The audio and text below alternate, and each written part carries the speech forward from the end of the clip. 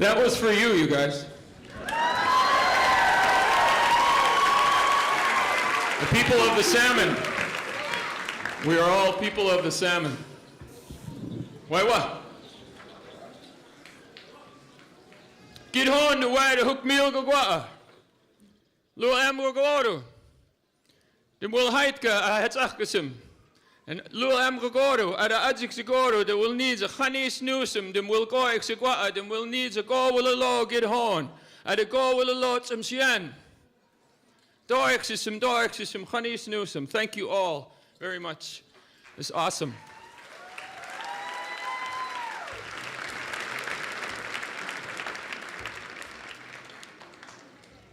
God will have hook meal.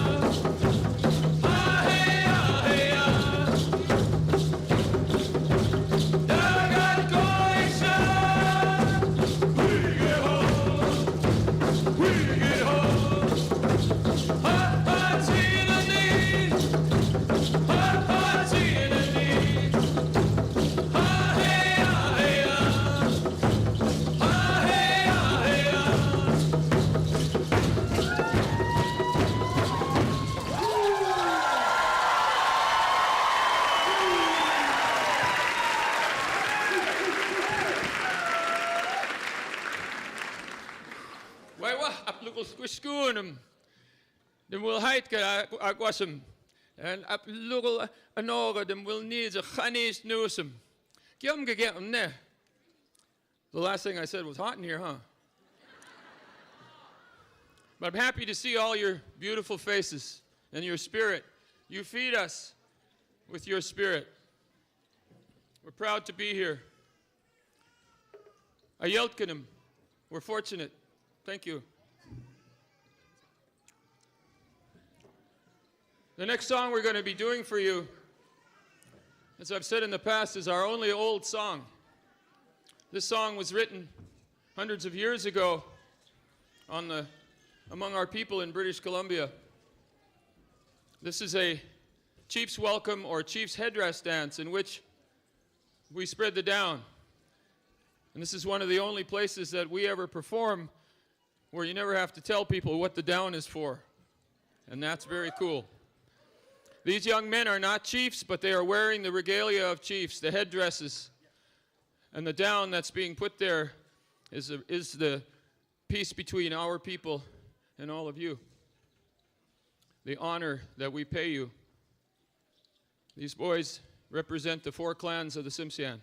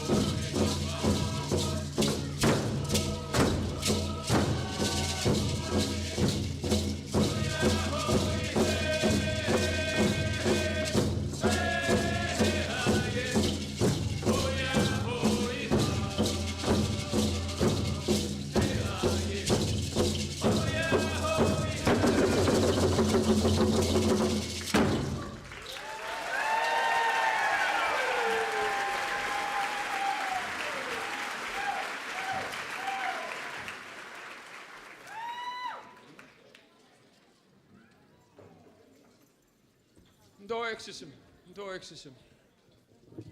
Really proud of all of our Tsimshian dancers that came from home and from Anchorage. Happy to represent with you.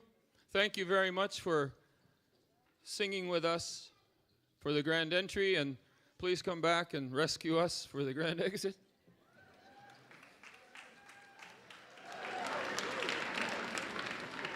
The next song we're going to do for you was written by this sometime model.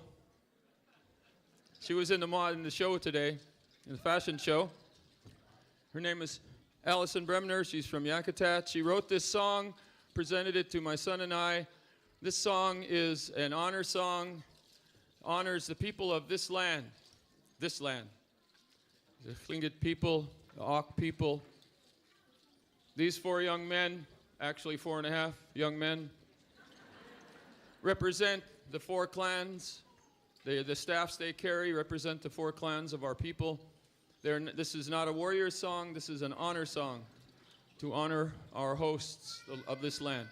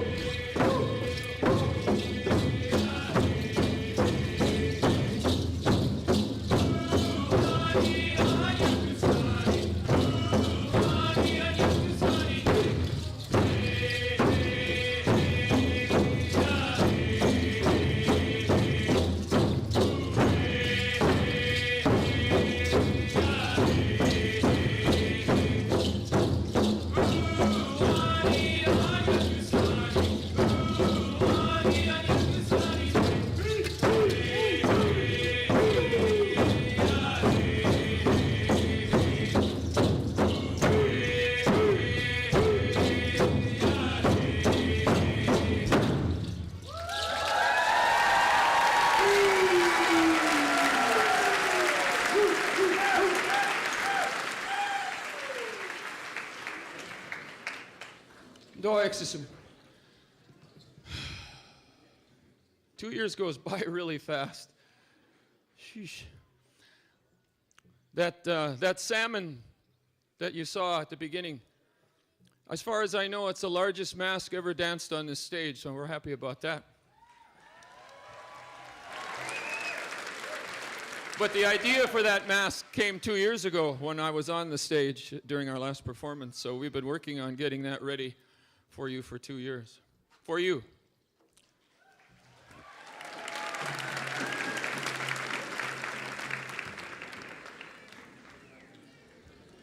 The next song we're going to do for you is called Walking in the Footsteps. Our women are going to sing this, are going to dance. We're going to sing for them.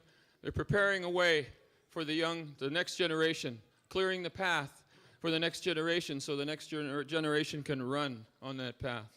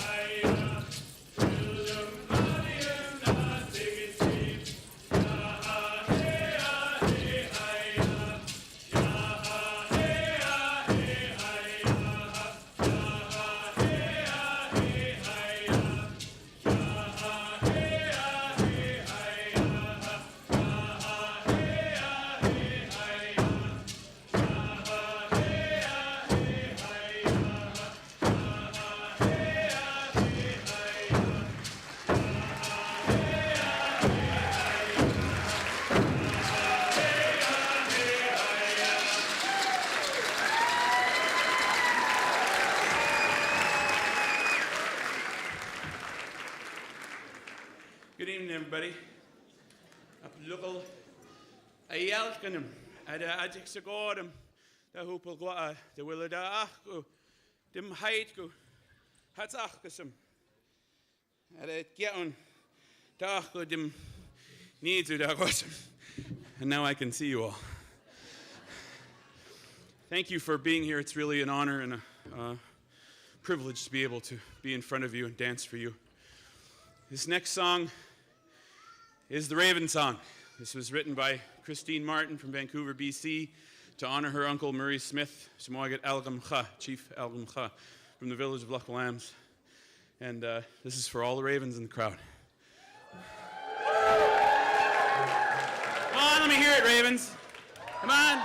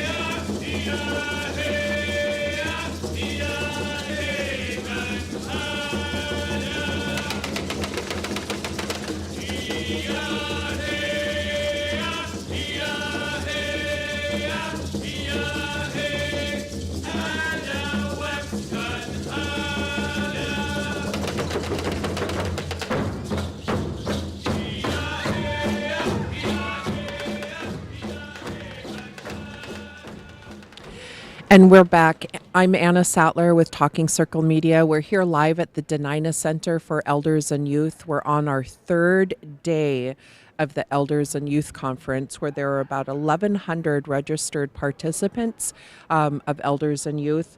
Right now, we are breaking out of our regional breakouts, and we're going to be going into our lunchtime session.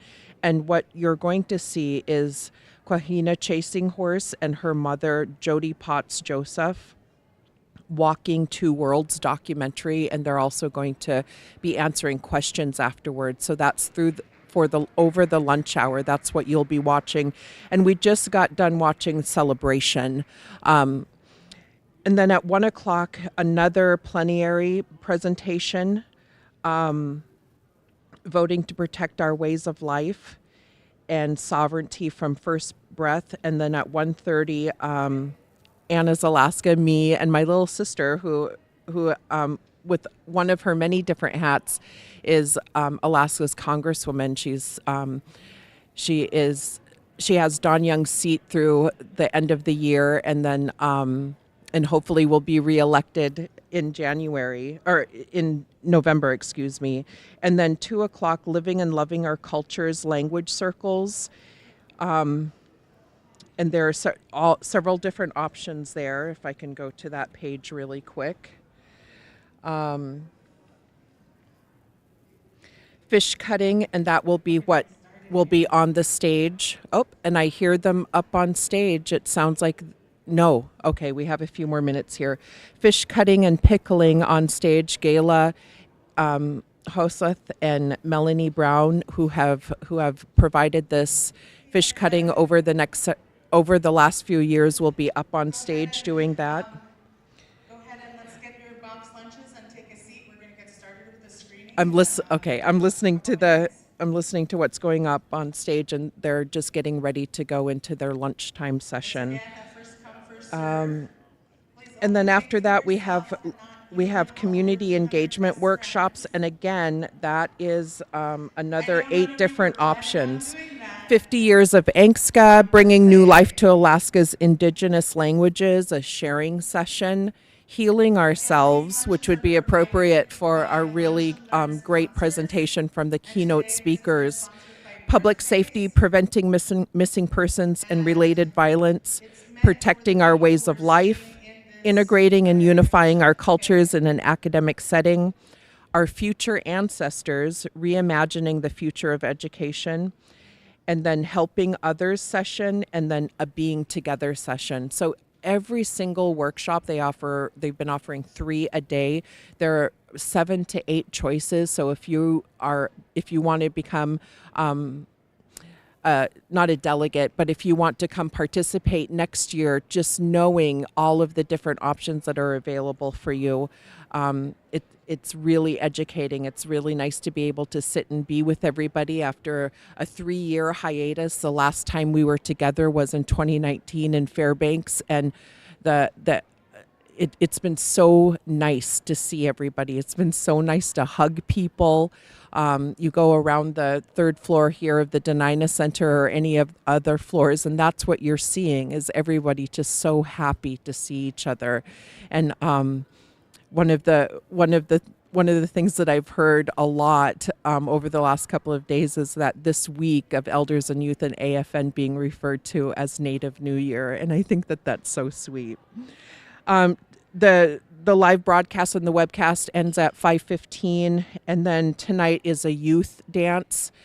So that's for the participants of the Elders and Youth Rally. And then tomorrow morning, the live webcast begins at 8 a.m., and then the live broadcast starts at 8:30. There'll be welcoming of the conference guides, opening protocols, and then a drum session at 9 o'clock. And then at 9:30 starts the healing houses.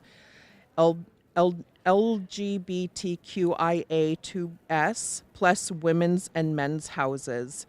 And that's from 9:30 to 11:45. Those will not be aired on TV. They're private. They're just for the participants that choose to go into those houses.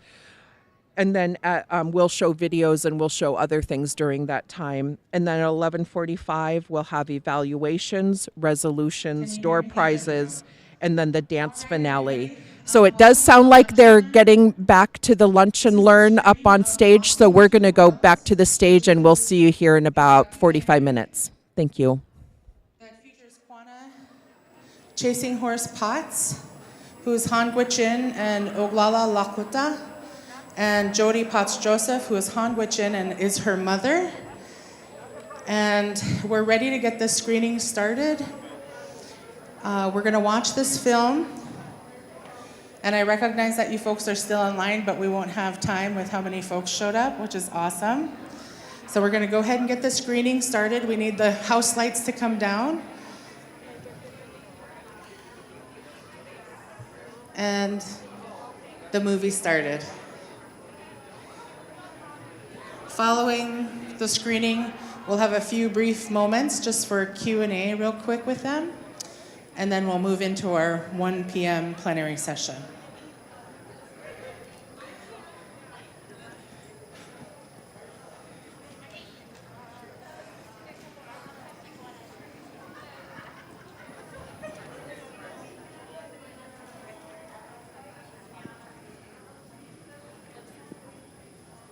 Hi, Aj.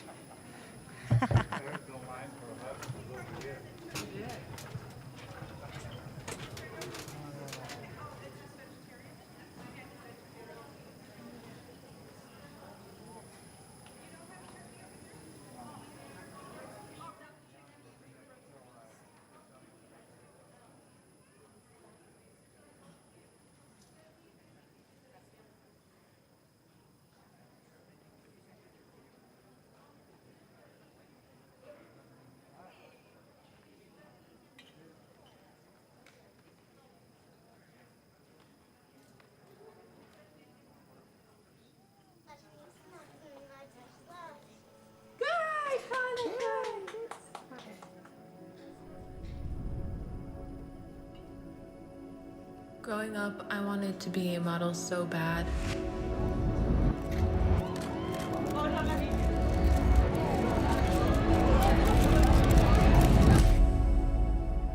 And now I feel like I'm losing my sense of identity.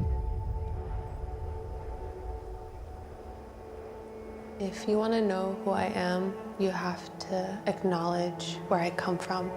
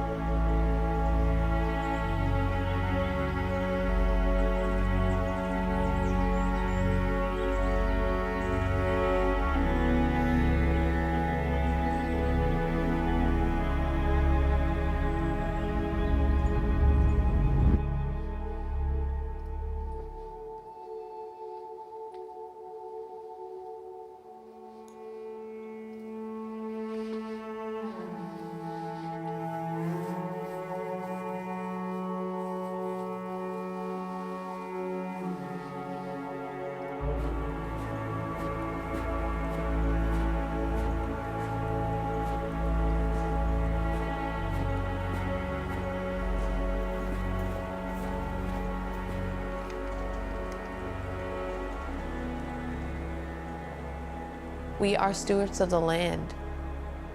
It has been embedded in us for millennia. I'm so grateful that my mom taught me how deep and sacred the practice of hunting really is. One thing that is a teaching of my people is take care of the land and it will take care of you.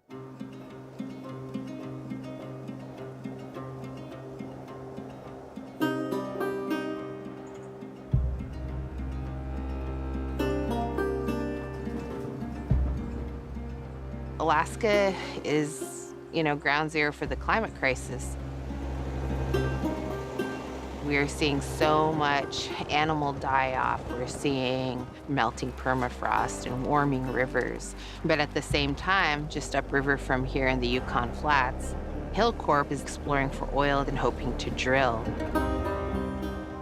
This is all the areas where we as Native people go out to hunt moose, go out to get waterfowl. It's a very fragile ecosystem. So any oil spills would affect the whole Yukon River and all the tributaries. There have been multiple generations of people fighting to protect our caribou, our culture, and way of life. Quanah is just one of the latest generation to step into that work. Defend the sacred! Defend the sacred! Protect the Arctic! Protect the Arctic! Me and Anej came here to fight not only for climate protection, but also fighting for our Arctic refuge, our animals, murdered and missing Indigenous women.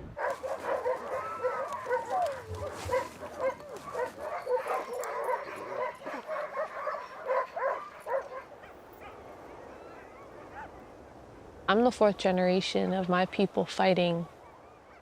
Hill, up and down. Woo. My mom and my grandma are the strongest women I know. That drive to protect and preserve, helped shape me into who I am. We're a matriarchy, and so having strong women is nothing uncommon. Like, my mom has always just been kind of a badass. She's just tough as nails, just like tough as they come.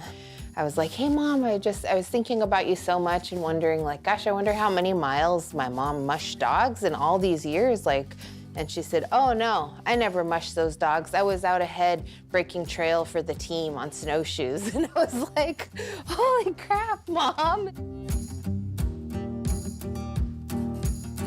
You have to have this mental toughness to be breaking trail for a dog team in Alaska for 70 miles. That's how I was raised. We used dog team to get around, fishing, hunting. That was just a part of our life. Jody picked it up. That's how we raised her, and therefore Quanah is doing it too.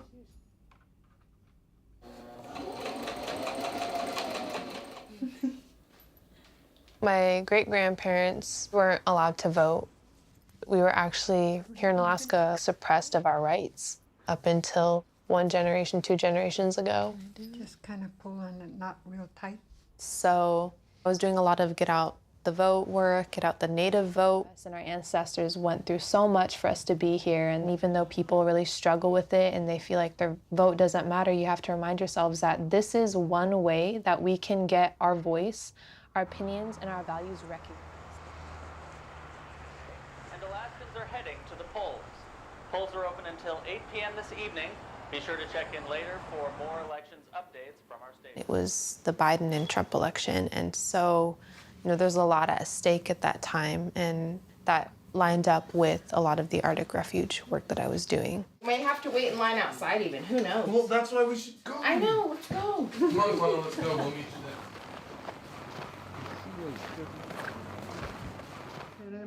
Quanah? Yes. That whole election was so important because if he continued to be the president of the United States, he would have moved forward in destroying our sacred lands. Okay, I gotta go. Go then. Love you. I'm proud of you.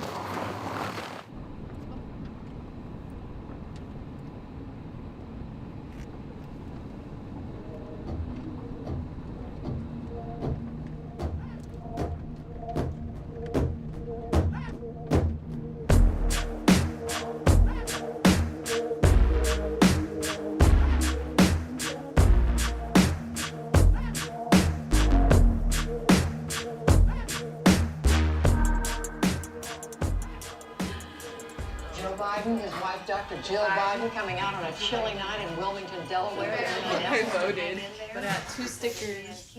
But I got 2 stickers for being good in school today. No, he's so cute.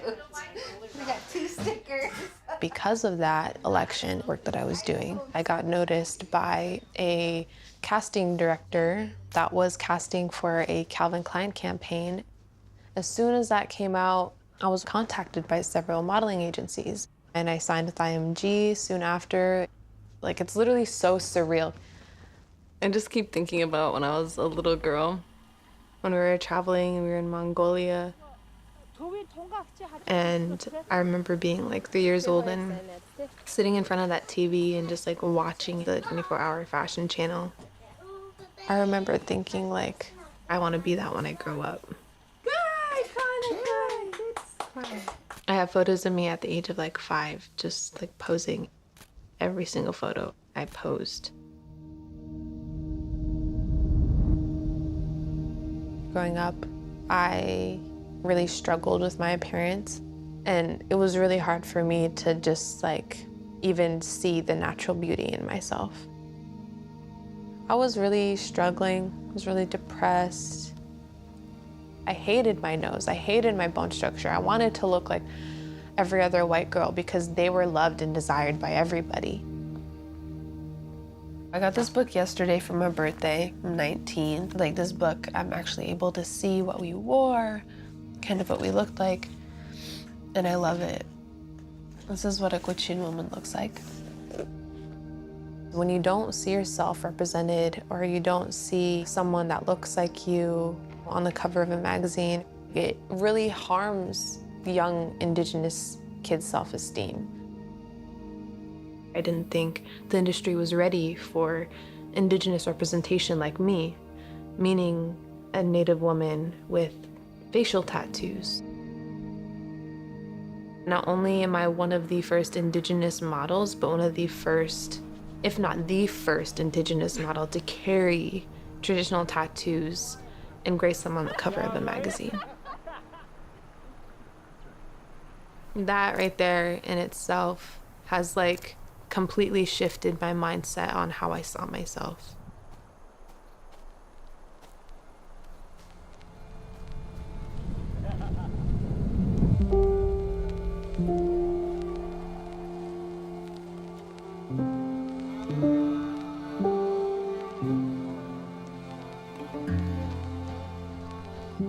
When my mom gives me tattoos, I always feel super empowered.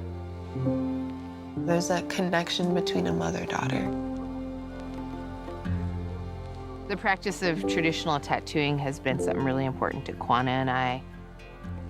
For us, it's been part of our healing journey, both as a family, but also as a people.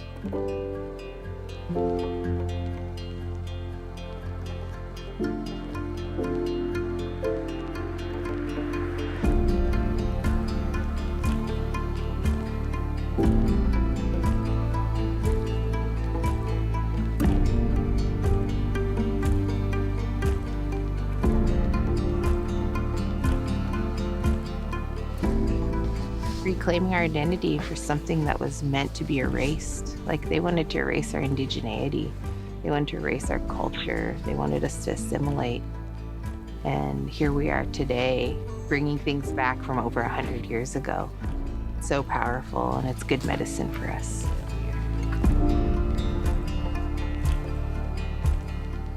I know this hurts. I honestly don't really feel it anymore. The first few pokes I felt, and then after that I was like thinking about like the pain is temporary. And it's just, I think it hurts, but to me it's like with each poke it's like another poke of power, mama power. That looks good. Now it's not a dream anymore.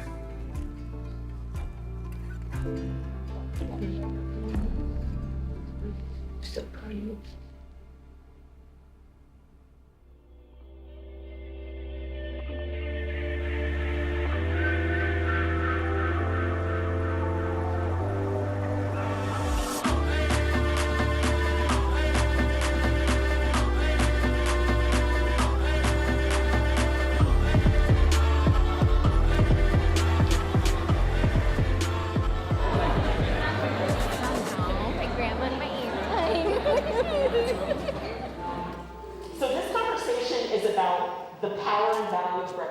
education, and what changes we have to really make to move the conversation and, dare I say, the fashion industry forward. It was really hard for me growing up in a world where I didn't feel accepted whatsoever. I always thought that I was ugly. I would cry to my mom begging for a nose job because I have a distinct bump on my nose, because my people carried that. But now I'm able to look in a mirror and see my ancestors stare right back at me. I feel like I'm one of the first, Native American models at this level, and I feel extremely honored and blessed to be welcomed, but also it should have been a long time ago. And I feel sometimes very alone in these spaces, and we've talked about tokenizing, and whenever I walk in these spaces, I want them to know, like, please, if you're gonna work with me, work with all of me. Don't try to take anything away. Don't cover up my tattoos. Don't try to cut my hair. Don't try to dye my hair. Work with me as me.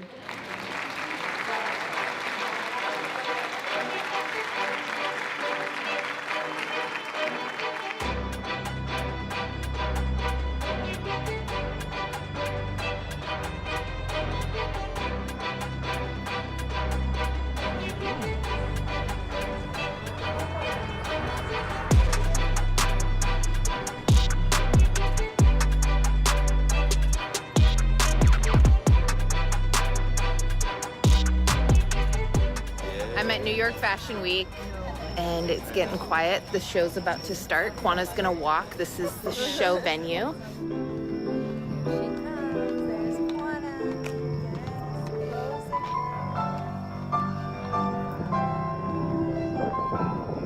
So Quana closed the show, which is like a very big deal in the fashion industry, the show opener and the show closing.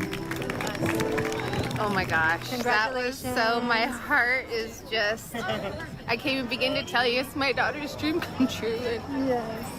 I'm so happy for her. It's just so beautiful and amazing and such a powerful, powerful moment. It was a beautiful show.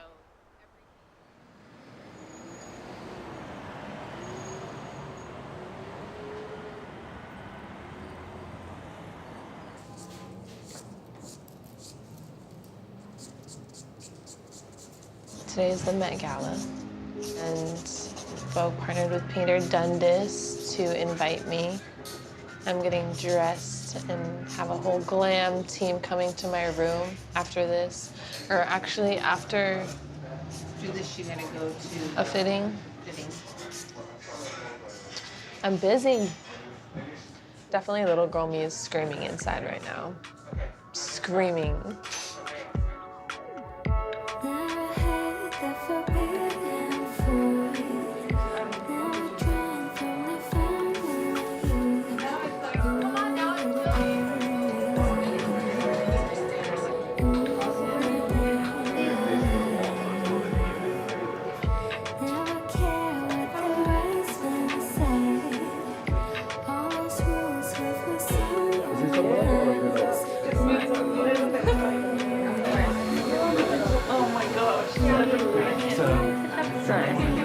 Okay, don't. Yeah. No, Mom, don't cry. Don't cry. Mom. I'm gonna do She's this. not crying. Mom, don't cry. She looks. She should be so proud. Yeah. Man, she looks like a queen. She looks amazing. Pretty. It's pretty.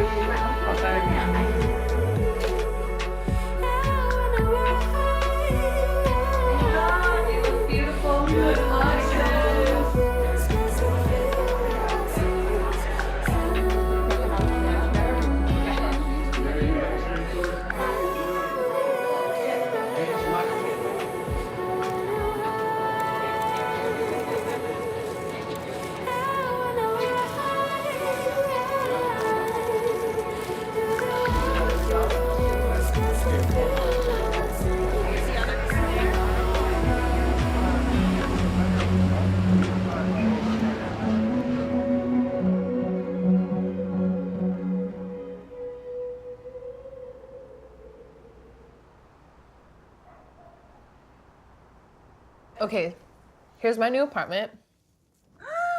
So beautiful. Show me what else. house? Is it 2 bedrooms? Yeah, so, okay, there's still work, but obviously, like, we've done a lot. It looks so good. So this whole place is brand spanking new, like marble counters, everything. The fridge is brand spanking new.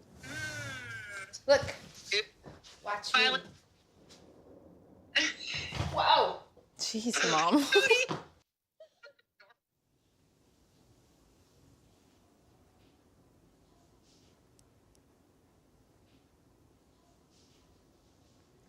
Can you tell me about your advocacy work? What are some of your biggest priorities?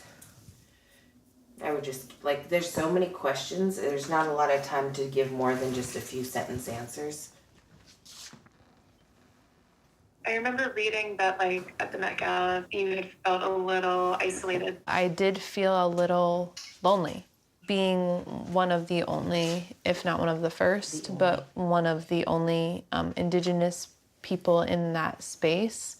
It can be scary sometimes, but something that I was reminding myself of was the reason why I went, and it was because I was honored with that opportunity to represent my people, and I wanted to do it in the right way. Knowing the theme, I just wanted to be myself and celebrate my indigeneity, and that's exactly what I did. Quanah is this rising star, you know, and she's getting to be now like somewhat of a celebrity. I'm only 19 and still processing my generational trauma. But I want to be able to help other youth in taking those steps. I just want to say I find it so inspiring that you have your traditional face tattoos, because I've earned mine, but I've been hesitating and going to get them. So seeing you normalize it, it's just really inspiring. I will be introducing the queen herself, Quanah Chasing Horse.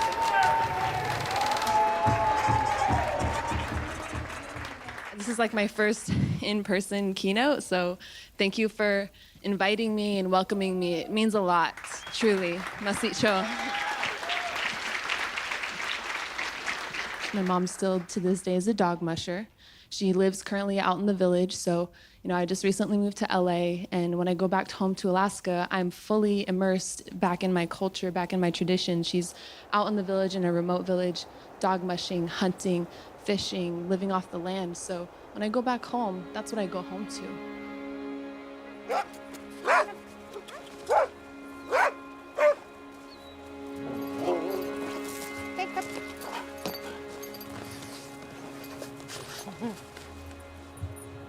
We're best friends, huh, Annie?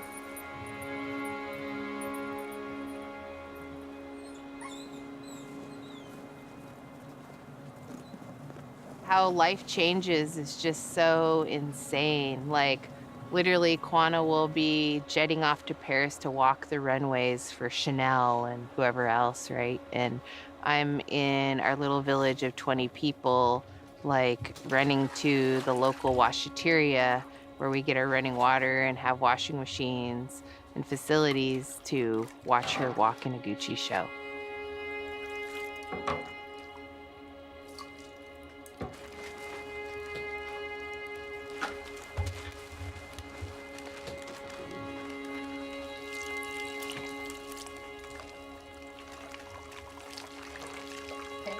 It's a really different life and world, and I use a satellite texting device to stay in touch with, my older kids. And I'm out here mushing dogs while Quanah's, like at the Met Gala.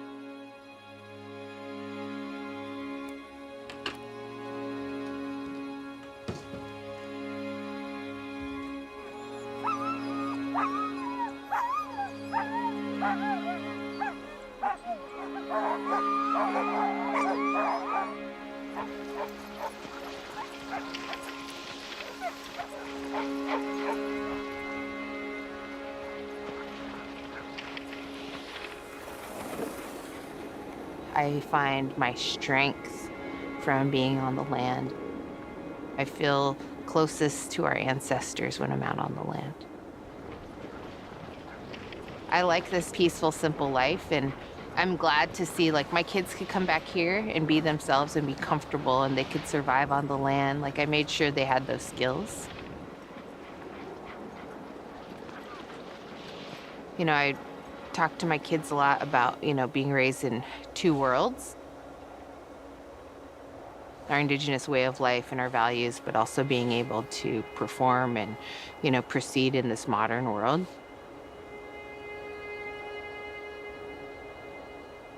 I just see a lot in Quanah that she possesses the ability to navigate both worlds with grace and humility and strength. It's hard to find a balance. It really, really is. Walking two worlds is hard. I've been having a lot more anxiety attacks because I'm not home anymore. I'm away from my family, and I'm mostly in this city now, and it's hard for me to reconnect. In my spirit, I felt a loss, and it was because all I thought about was missing out on everything, hunting, fishing. Everything is under threat, and if I am not gonna be able to go back home within the next few years, those things might be gone. Was it worth it?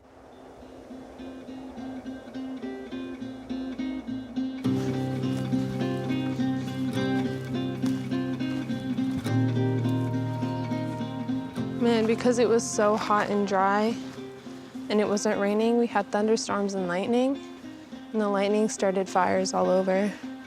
The fire was so close, you could even see our fish camp from here, and you could see how close it got. And I remember when we came out here, we were driving by on the boat, and I just saw, like, our whole camp was surrounded in flames. I just hope they don't burn down our outhouse. It's all right there.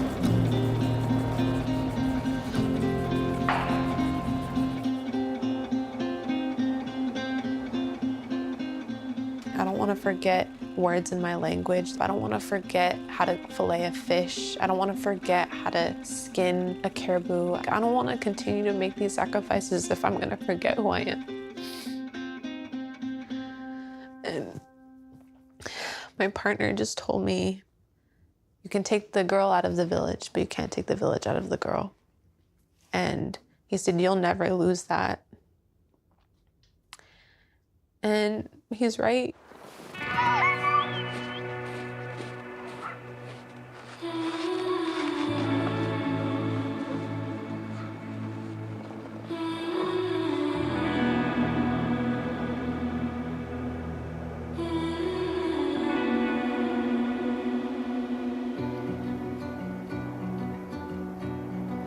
Don't run away.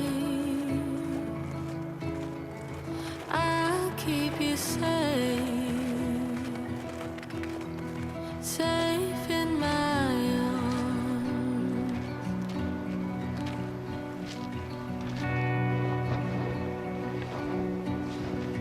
Don't be afraid. I feel the change within my heart.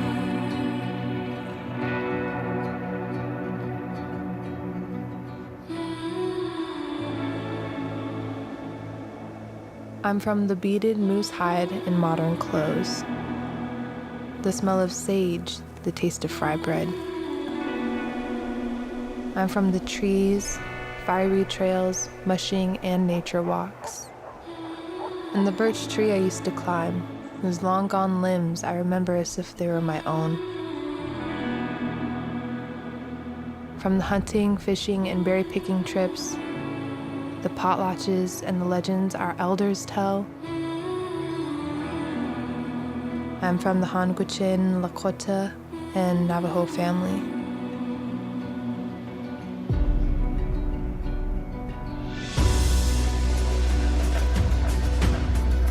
Don't run away. You keep me safe, safe here with you.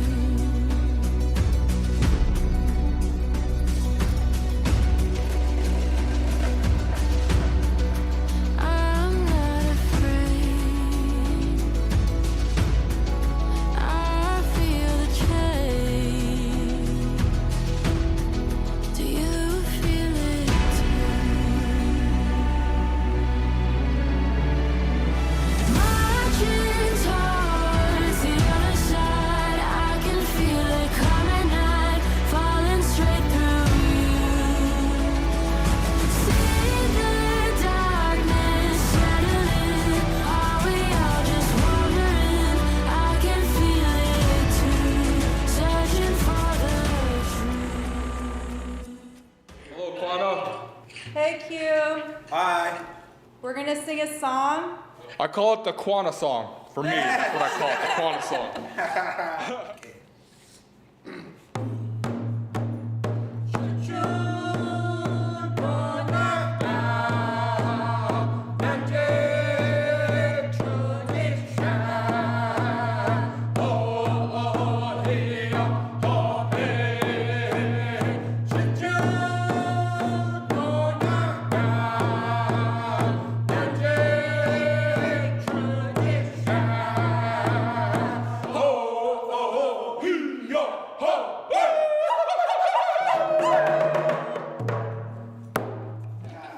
We love you. We miss you. Yes. Take these songs with you through the day, okay? Yes. Oh, we love you so much. Home is always here. Yep. You have fun in Hollywood, girlfriend. Yeah.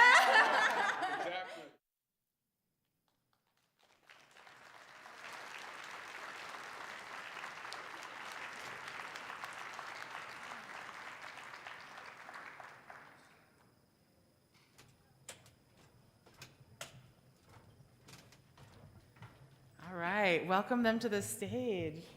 Can I sit on the long couch? Sit on the long couch or on that side?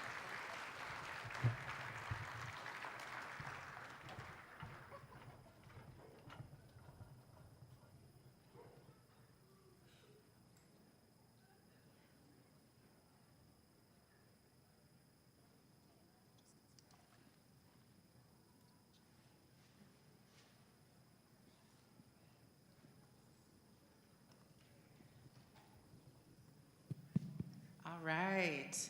Well, that was beautiful. I think I can speak for everyone else in this room who is watching it, because you know when people are really paying attention because you can hear a pin drop in this room. And that film was really well done. What a beautiful story. So we've had Quanah on stage already, so she's already had a chance to introduce herself. So I wanted to give Jody and Carrie a chance to say hi to everyone first. Hi everyone, Shalaknai, all my relations. It's so good to be here and see so many familiar faces and all of us be together again post-pandemic. I hope you liked the film. It started pre-pandemic. We started working on this film after meeting the North Face through some advocacy work. And so we're just really glad to be able to present it in person and share this film with all of you. So thank you all for coming and sharing this time with us.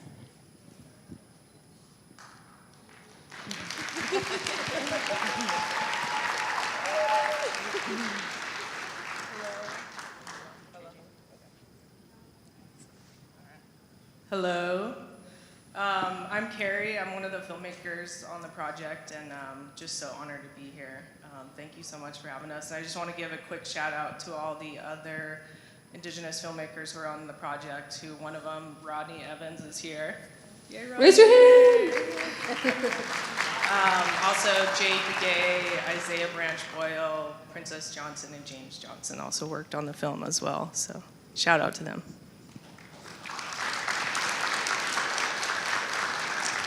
So in making the film, is there something that really struck you when you first saw it, that came up and you were like, oh, I didn't even realize that, and you had that connecting point?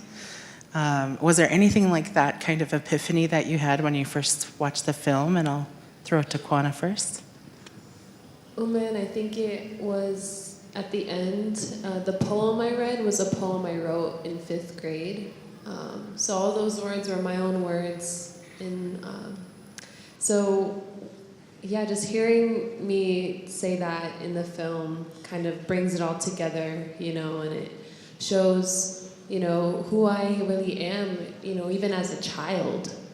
So yeah, I think my poem, you know, whenever I need a moment of grounding, I kind of go back to that poem, and it reminds me of who I am, where I come from. And that's something my mom always said to me growing up, was don't forget who you are and where you come from. And so I carry that with me everywhere.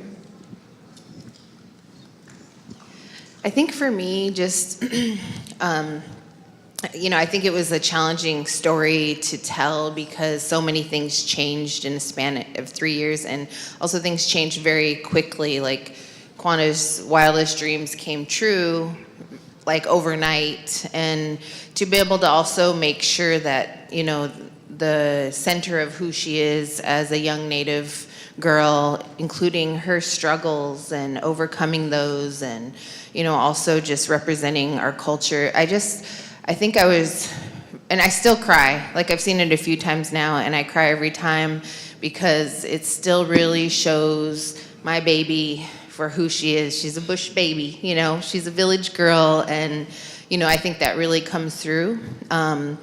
She may be walking for Gucci and Chanel, but I made sure that she knows how to cut fish and she knows how to hunt, and she's in there skinning caribou with us out in the field, like a pro. So, I just was really happy that that came through because, all this other stuff could go away, but we'll always have who we are and where we come from and also our traditional knowledge, and that's like the most important thing for us as Native people today, I think. Oh, goodness, sheesh. And that was something that really came through too, was the connecting link, no matter where you are, was about the connection to home and to land and to your people and community. Carrie, as a filmmaker, that was just really easy to do, huh? I was just along for the ride, just following her wherever we went. She was down for everything and anything. That's what we love about Carrie. She's amazing. Yeah, could you speak a little bit about the filmmaking part? Yeah, I mean, we started filming again before the pandemic and before Quanah, blew up and got famous. So, and we were supposed to be done with the film before the pandemic, but that kind of, was also a blessing because we were also to follow her entire journey on that. And yeah, it was challenging, but it was amazing to follow her from, fish camp to the Met Gala. Yeah, that is crazy. Well, I think that journey being documented, I mean, even though it may not have been planned, it sure was planned. Somebody was out there guiding things to happen the way they did. I'm curious, Jody, as a mom, watching your daughter and seeing all this stuff, it just must be so amazing. But at the same time, something else is going on. And I felt some of that in the film. Could you speak a little bit about what that feels like for you as her mom? Yeah, I think, oh wow, I kind of don't know where to begin because it's just so much. Like, I'm just so thankful, one, just to be blessed with motherhood and, for all of my children, but I think it was so important for me to raise my kids being super grounded in their culture and way of life, and to see Quanah kind of launch into all these different spaces, but to do it with so much strength and courage. I definitely recognize, like, especially in the beginning, Quanah, stepping into these new spaces where there's no other Native people, it can be really challenging. Like, we're all comfortable here, we're among our own people, and it was just like stepping into this different world. And so, I just always try to, keep Quanah just so in my prayers, and, she's out traveling the world, doing these different things. So it can be, it's just, I have every emotion, but, I think mostly I'm just like extremely grateful and thankful. And also, like, I worry less because she's not a party girl. She's just about, working and representing our people in the best way. And so for that, I couldn't be more thankful or more proud, Awesome.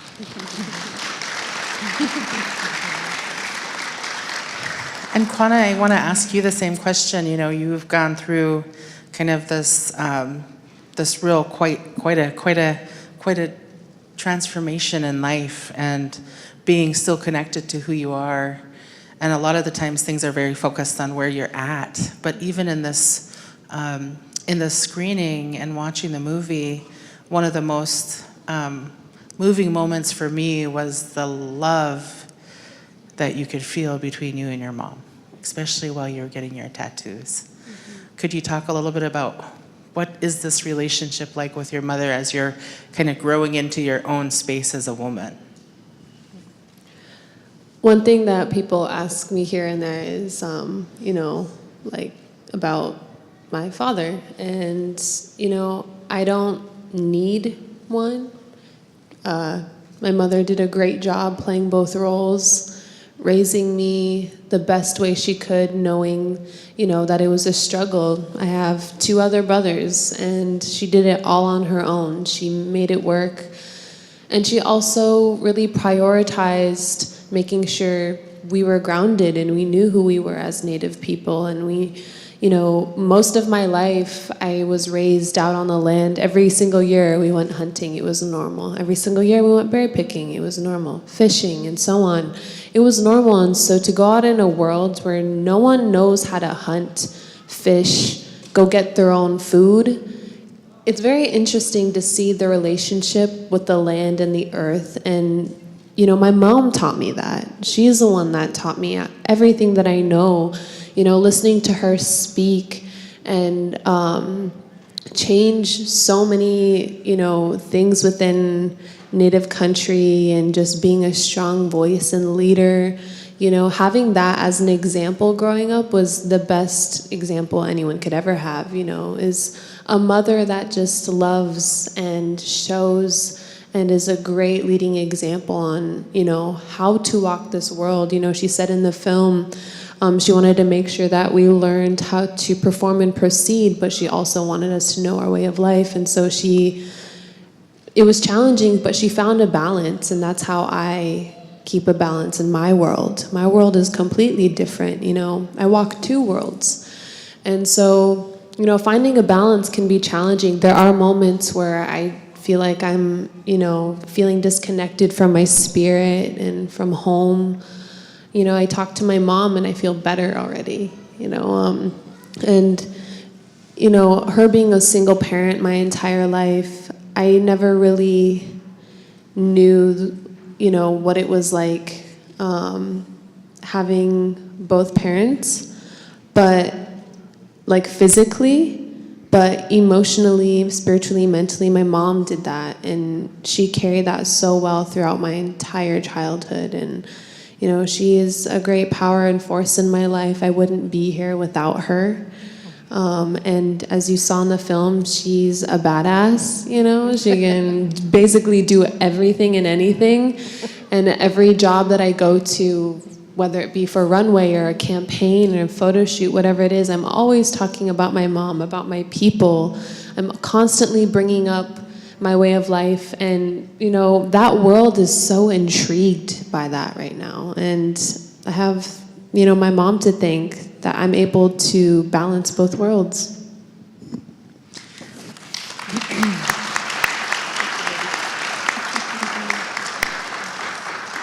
In thinking about how you stay connected and grounded, even when you're in those spaces, where, there's probably a lot of people you encounter who they're just there doing their job, trying to get things done. And sometimes that might feel isolating when you're seeking to connect with people. What are the things that you do when you're not at home on the land? What are the things that you do to keep yourself feeling connected and feeling strong? Because a lot of our young people who are here may already be in college, they might already be going out and leaving home, and it's such a comfort to have some ideas about ways that they can still be really connected to who they are. I think if, you really truly believe in,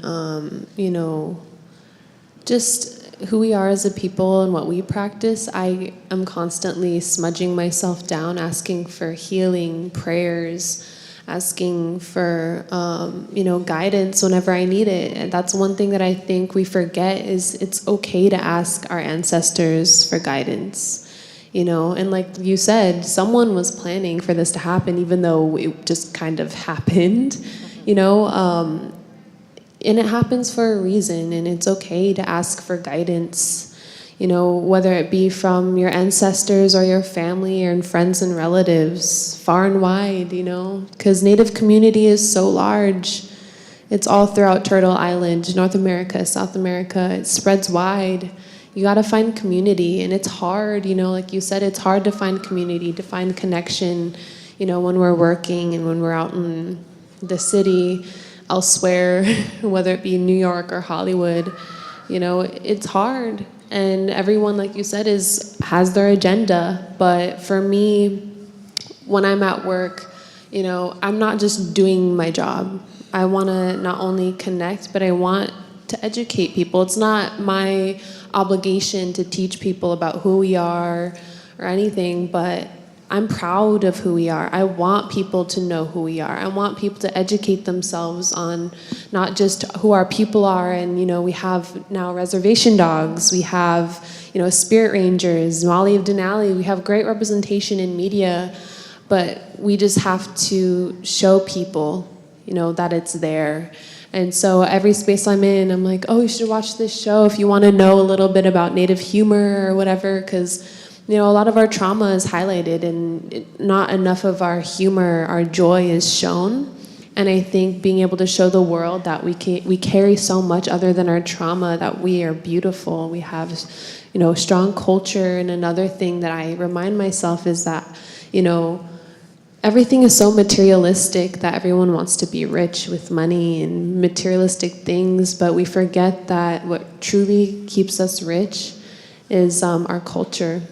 And growing up, when we didn't have all of the fanciest things, but we had what we had, and that's all we needed. I would always say and think that I'm rich in culture, I'm rich in tradition, and our way of life. That's what I'm rich in, and I don't need anything else. Everything else is just there. But I'm very grateful to be where I am and to have the things that I have and to be able to share it with the world and show people who we are. And it's an honor to be in this position. It can be challenging and sometimes feels a lot of pressure, especially not from the Native side, but more from the colonial side. I still sometimes feel like I don't fit into their beauty standards. But I think about, again, my ancestors, how to reconnect myself, asking for guidance, reaching out to family and friends. And, if you're feeling disconnected from land and home, go somewhere where there's clean air, crisp air. Go somewhere where you can feel the water. Go somewhere where you can feel the earth for real, not just concrete, where you can feel the earth. And breathe and just ask for that guidance, because it's there, and Mother Earth and Father Sky will align with you. And I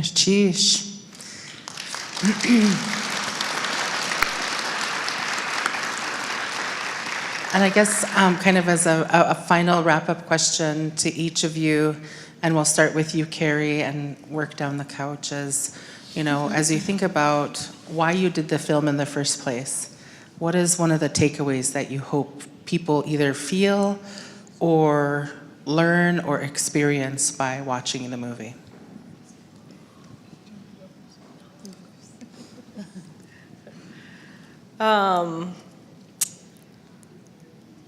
I just hope people see themselves in Quanah and feel empowered and know that, and I'd love to see also more Indigenous representation behind the camera as well.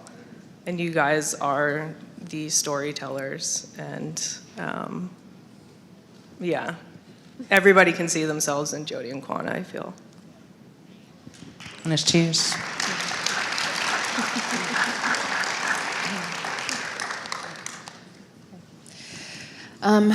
Why we did the film, I guess, when we were approached to work on this film, it was more to tell a story about our advocacy work on protecting the Arctic refuge and, climate justice. But it kind of, so much changed with the pandemic, and then so much changed in Quanah's life. And I feel like, this film came out and told a richer story, really about our people and, our culture and our way of life that's so important, and really what's at risk as we face impacts from climate change and other things. So, even though we kind of set out to tell a different story and things changed, I feel like it's still a powerful and important story, and, inspirational, I hope, especially to our young people, to never forget who you are and where you come from. And that's what I always told my kids almost every day as they left for school. But also to dream big, like shoot for the stars, but again, never forget who you are and where you come from, and stay grounded in, your culture and way of life. So, yeah, thanks.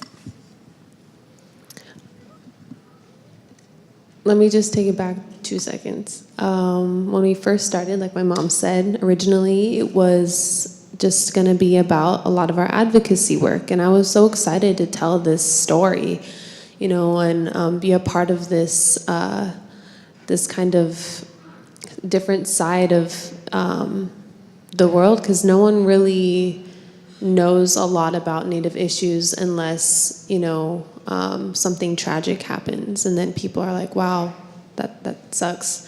But to be able to film this was an honor, because the North Face originally, we'd been working with them for a while, and when we just kind of pitched this out of nowhere, it wasn't like a well thought out process. It was like, hey, we have this idea. Do you like it? And they really liked it. So we just continued and was starting to tell this story. And like my mom said, so much changed in that little amount of time. And we thought of it as an opportunity to bring it to a different audience as well. And that's the fashion industry. The fashion industry doesn't talk about climate justice. The fashion industry doesn't talk about land protection, doesn't talk about Native representation. And to be someone to kind of bring those conversations to a different audience, to show them who we are, and talk about representation and why it's so important to have, BIPOC people in every space, because we belong in every space. We should fill every space. And to just show the world, not just the traumatic, sad parts of our communities, because they're there, but to show them the joy and the beauty of it. Because in the film you see, I'm talking about starting to lose my sense of identity, feeling like, if I don't go home and I'm not able to go hunting and fishing, those things might be gone because of the issues that we face. Climate justice, land protection, and so on.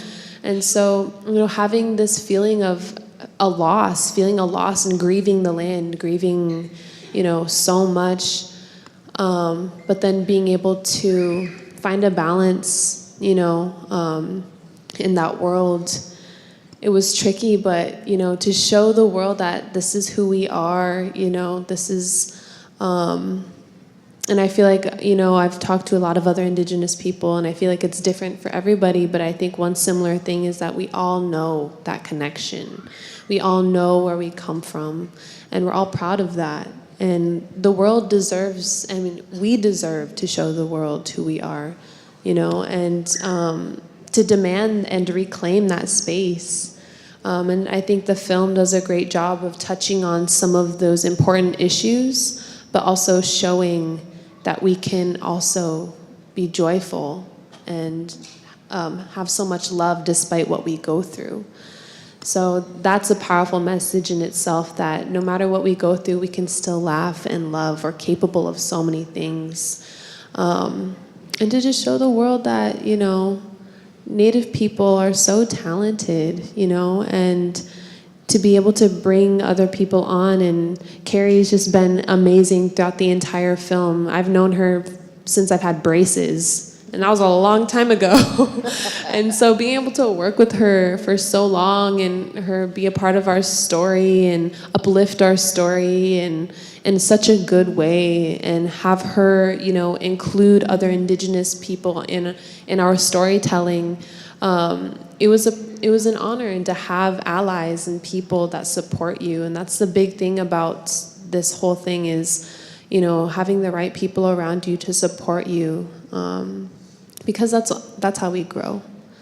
So, you know, I hope you all, you know, took something great out of this film. I hope you guys enjoyed it and learned a little bit about me. One quick fun fact, there's, you know, the clips in there where I'm talking on a panel with like Bretman Rock and a few other people at New York Fashion Week, and that was the day I met DeFaro Wunatai. So, you know, the part where I'm skipping and I'm twirling in my dress and I have my moccasins on, that was the day I met DeFaro. So, fun fact. Let's give them a warm round of applause and thank them for that beautiful film and sharing some of their story with us. Okay, well, Hawa to each of you for spending time with us, and to the North Face for sponsoring the lunch. We want to do a little crowd control.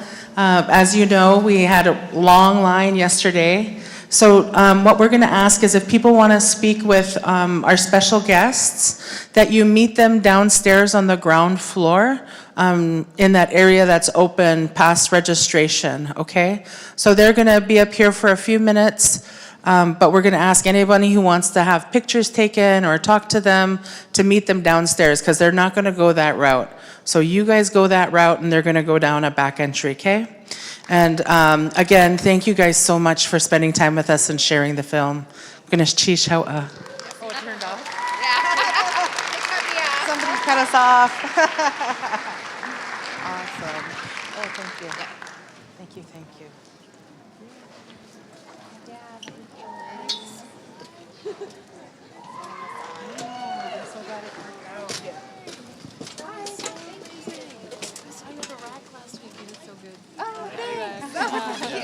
Oh, can I take the mics? Oh, yeah. I can grab one. This is up. Okay, just making sure. I grabbed it there.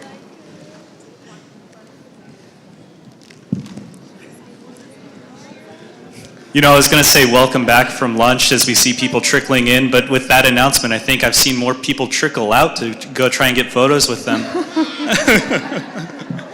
That said, for those of us staying in the room, welcome back to the afternoon session of the 39th Annual Elders and Youth Conference. I wanted to remind everybody that we will be doing door prizes tomorrow for those of you who finish the conference with us and complete the conference evaluation. We'll have 2 Apple Watches, 2 AirPod Pros, 3 Alaska Airlines round-trip tickets, my personal favorite, small woven cedar baskets donated by Della Cheney, who, as you guys know, taught the weaving workshop here. Again, just a reminder, must be present to win. I see a proud auntie taking your photo. At this time, I'd like to move us into a discussion about something very important to me personally. We'll be going into voting to protect our ways of life for this plenary. Our guests will discuss how voting is intimately tied to our ways of life. The group will discuss turnouts last election, how voting impacts those in power who make decisions, and ways we can all work together to #WarriorUp for our Native ways of life. Please help me in welcoming Native People's Action Steering Committee, board and staff, Jackie Boyer, and the Native People's Action staff. I'm super excited. I used to work for them, so give them a round of applause. I have some personal connections. I'm so excited to invite them to the stage.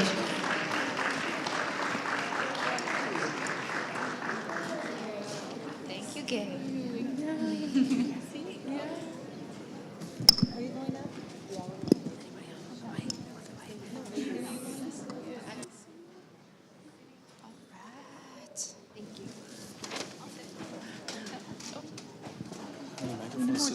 How many microphones? Excuse me. It's okay, you can get closer. I'm sorry. Sorry, Sam. I don't bite. Come sit. Harry, Jackie, what are you going to do? You want to stand? I can stand. good? So we go on to Jessica. Any more? Yeah, you can go. Yep. Hey everyone. That was super inspiring. I'm just still vibing off that amazing video and so proud of Kwana and her mom and Carrie. Just so amazing to see our young people out in the world doing fabulous stuff. So one more round of applause for Kwana.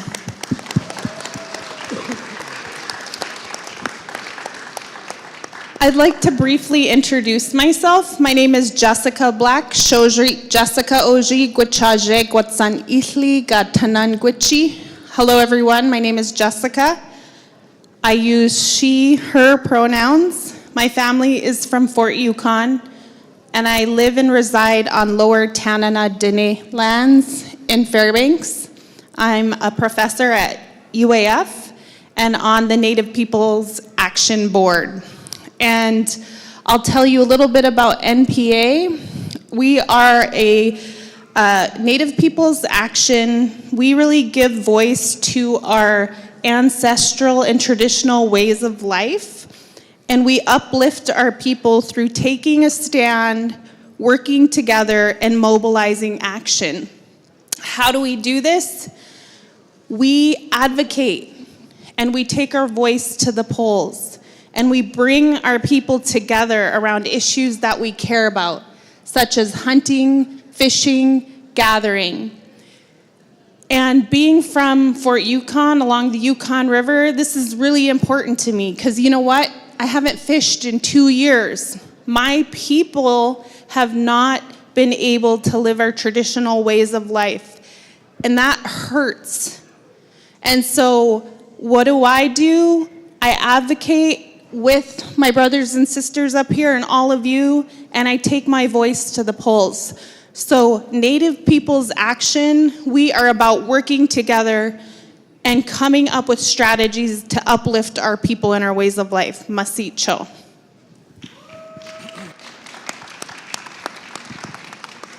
Koyana Jessica, and we'll just do a brief round of introductions. So my name is Jackie Boyer. My Yupik name is Akanajak.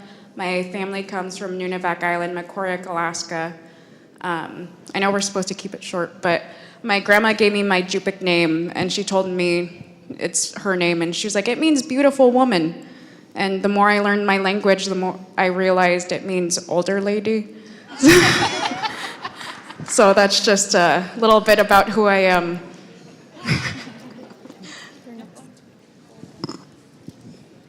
Hello, everyone. It's beautiful to see you all again, to be together again.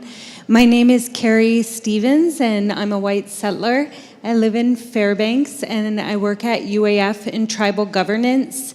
And I am unabashedly a total tribal sovereignty advocate, as well as an Alaska Native hunting and fishing rights advocate.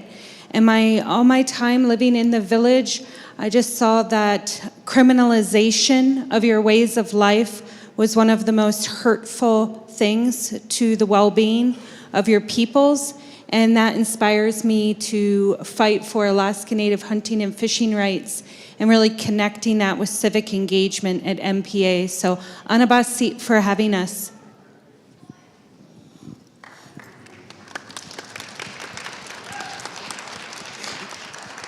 Gynnachish, Chakti Yukhatu at Sap, Tsagwedi Nakhat City, Kiksadi Yadi Ayakhat, Kachadi Ka Kagwantan Dachkan Ayakhat.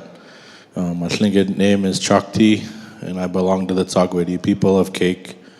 My grandparents are the Kagwantan and the Kachadi, and I'm the child of the Kiksadi of Shitka. I serve as the Secretary Treasurer for the C3 Board for Native Peoples Action, and I also help with the Protecting Our Ways of Life working group as one of their staff people, and that's a group that's dedicated to just protecting our ways of life and making sure that our people's voices are heard.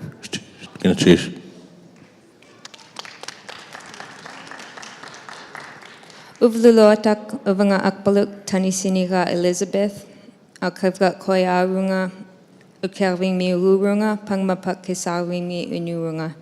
Damna denaina nuna. Angayukaka Ethala Kivoglu, Fernando Ortegoglu. Hello, my name is Elizabeth Kivok. My Inupiaq name is Ukbaluk. I am from Barrow, but I now reside on Dena'ina land in Anchorage. I am the Accounting and Office Support Specialist at Native Peoples Action, and I vote to protect our ways of life.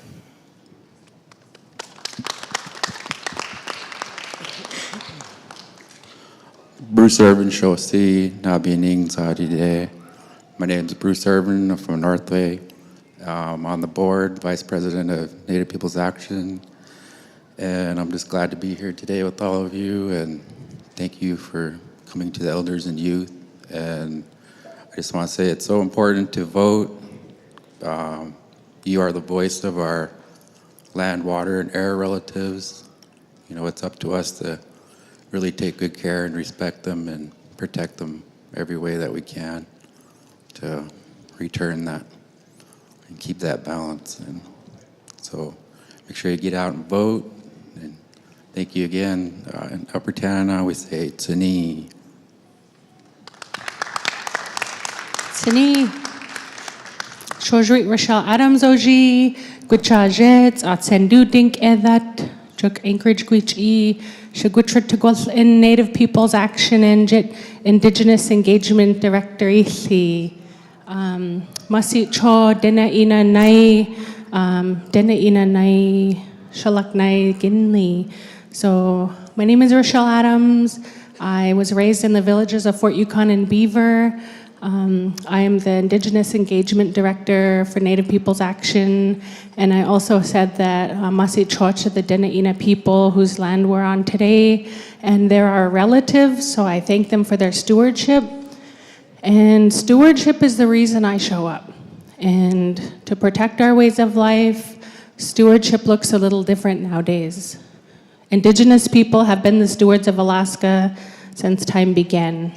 And nowadays, one of the ways we show up is in the polls, and it's in advocating and being in those spaces where decisions are being made for our hunting, our fishing, and our ways of life. And so I really encourage you because you are the experts. You are the stewards, and your voices are important, and that's what matters. So Masit Cho for all of you here today, and thank you.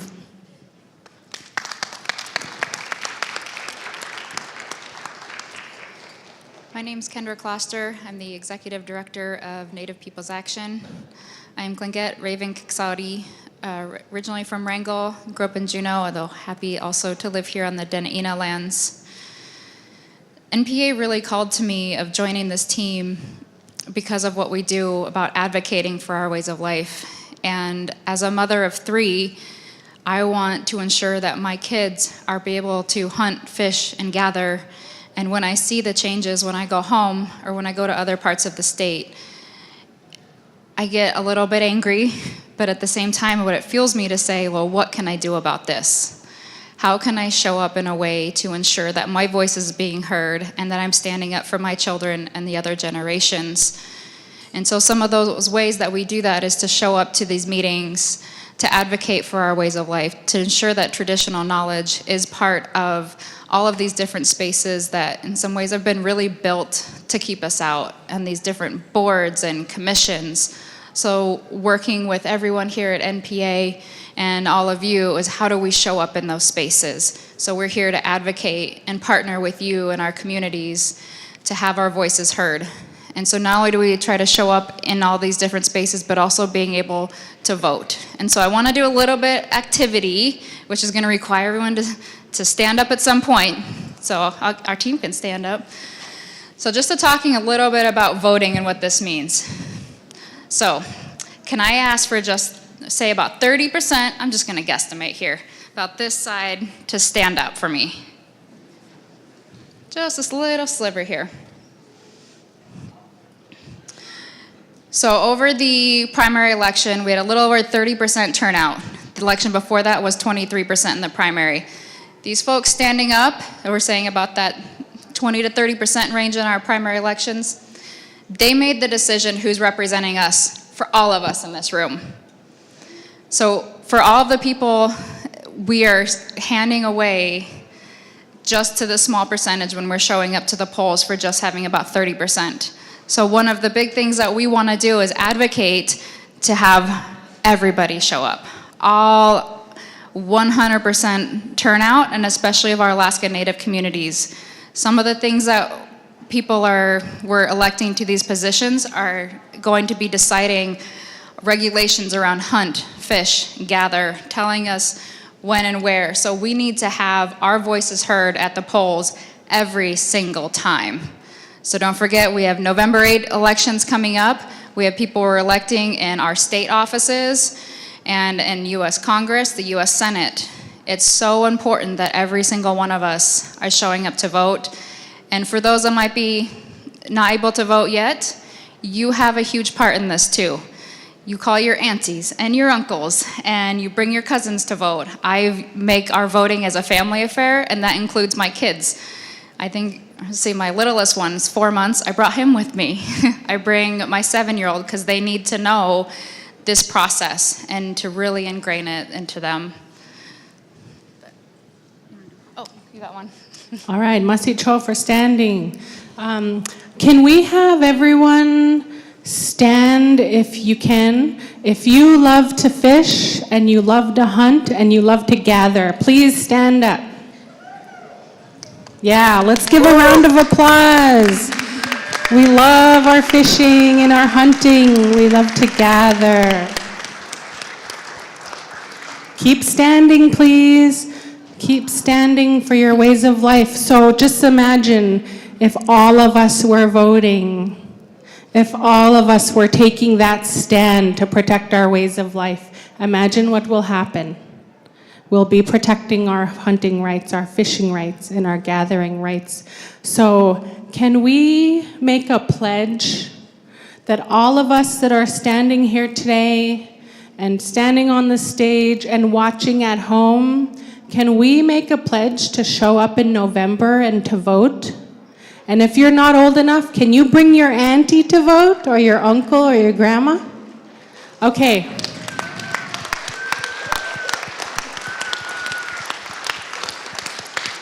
Masicho. So, just to close it out, 1 in 5 Alaskans are Native. Just, you look across the room and saw everyone committed to voting, and you think about 1 in 5 Alaskans voting to keep traditional knowledge in our legislature, in Congress, in our board and game, on the North Pacific Fisheries Management Council. I think, just imagine the power of our voice. Anybody else want to close?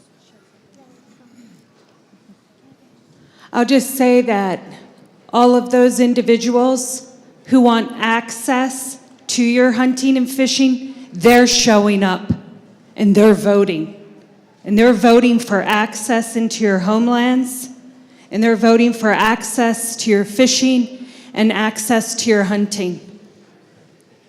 They are in all of those spaces. And showing up, even if you're shy and you don't know what to say, when you're just in the room, you keep them honest.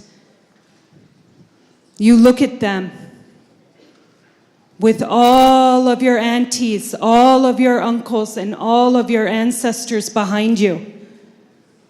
And you stand firm and you use your voice, because they are counting on you not showing up. They are counting on you not voting for your hunting and fishing rights and not asking them to be accountable to you, the first stewards, the people of this place. So I just remind you to show up in those spaces, even when it's uncomfortable, and to vote for your values. Make sure you know where your candidates stand on the issues most important to your people that provide for your wellness. So Anabasi for having us. We're here to uplift all of your voices and help you navigate civic engagement. Just like Miss Karen Linnell back there. She tirelessly served on the Board of Game, facing direct racism on a daily basis. And it's showing up, worrying up, showing up in these spaces that weren't meant for you, because they're always going to be showing up. So Anabasi, show up. Goodness Chish, and I just wanted to add on, we have a table out there if you're interested in talking with us, and we are excited to share information if you want to know how to interact with any of these Board of Game, Board of Fish, Alaska Legislature. All of these spaces are there for you and there to help make your voice heard. And so we want to be there as someone, as a supporter, as to be with you in just throughout this journey. And so please visit us at our booth. You can also check out our website, nativepeoplesaction.org. And we'll put out, or npacommunityfund.org, as we have 2 organizations. So please feel free to take a look at that. We have Facebook, Instagram, Twitter, all the different ways we can possibly reach out, and we want to share information with you and just have that one-on-one time. We're here to advocate for you, for your communities, and just be a resource for you. So, Gunas Chi Shawa. Yeah.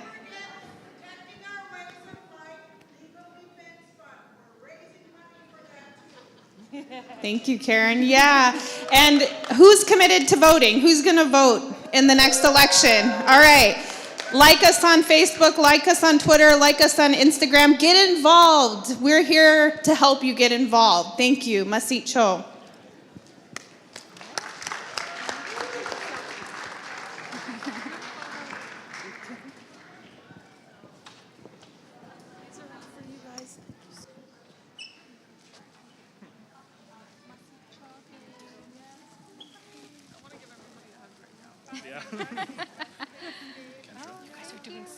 Thank you. Appreciate it. Oh, you can hold that. Oh, thank you. Sorry, not for you.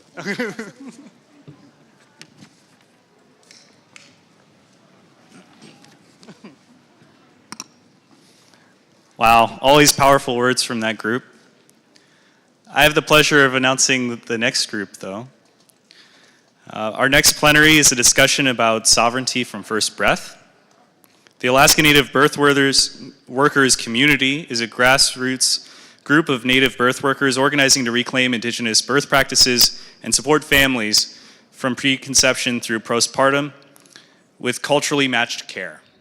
Today, we'll gain an overview of who they are, what they do, how to access their services, why it's important that as Indigenous peoples that we organize and self-determine the responses to the needs in our community, and the importance of community coming together for sacred rites of passage, including birth, as a part of supporting our collective wellness. Please help me welcome to the stage Lena Jacobs, Arbor Pakatak, Margaret David, and my auntie, Dr. Akpik Charlene Apok.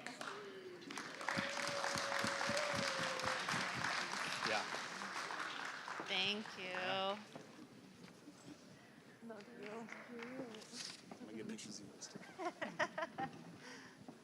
We'll get cozy. Let's get cozy on one.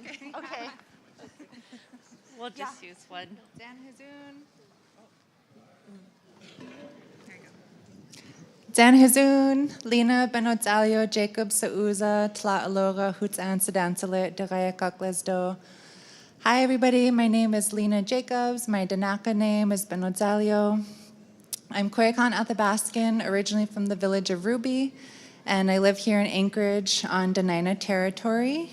I'm married to Torin Jacobs, who is Yupik from Bethel, and this is my Sada, my older sister Margaret. We're all going to introduce ourselves before we jump in. Gi'ido Dano Su'uzat, Margaret Olin Hoffman David Su'uzat, Tlayega Udan Islan, Bitzikde Udana Islan, Tla Loga Udan Sedansalit, Dagaigat Listo. So as Lena said, I'm her sister Margaret. We come from the interior village of Ruby and Cochrane area and are grateful to live and work here in Tagayakak on Dena'ina lands. My partner EJ and our youngest Tala are back there, and we have 3 other kids, or one that's here is a registrant, and then 2 other kids at school. I'm grateful to be here with you all. Uvanga Charlene Apak, Anupak Siska Akpik, Chinik Mugarunga, Sulina Chirvik Mugarunga, Akaga Sandra Baby Lu Apak, Ikhlaga Evan Luklan. My name is Charlene Apak. My Anupak name is Akpik. My family is from Gullivan in White Mountain, Alaska. My mother was Sandra Baby Lu Apak, and I have a son. He's 7 years old, and I get to be Samuel's auntie as well. Uvanga Nungasuk, Utkeagavig Mugarunga, Patkatat Kuyagarunga. My name is Nungasuk or Abra, and I'm from Utkeagavik from the Patkatak family. And I'm really happy to be here with you all today. Yeah, Abra.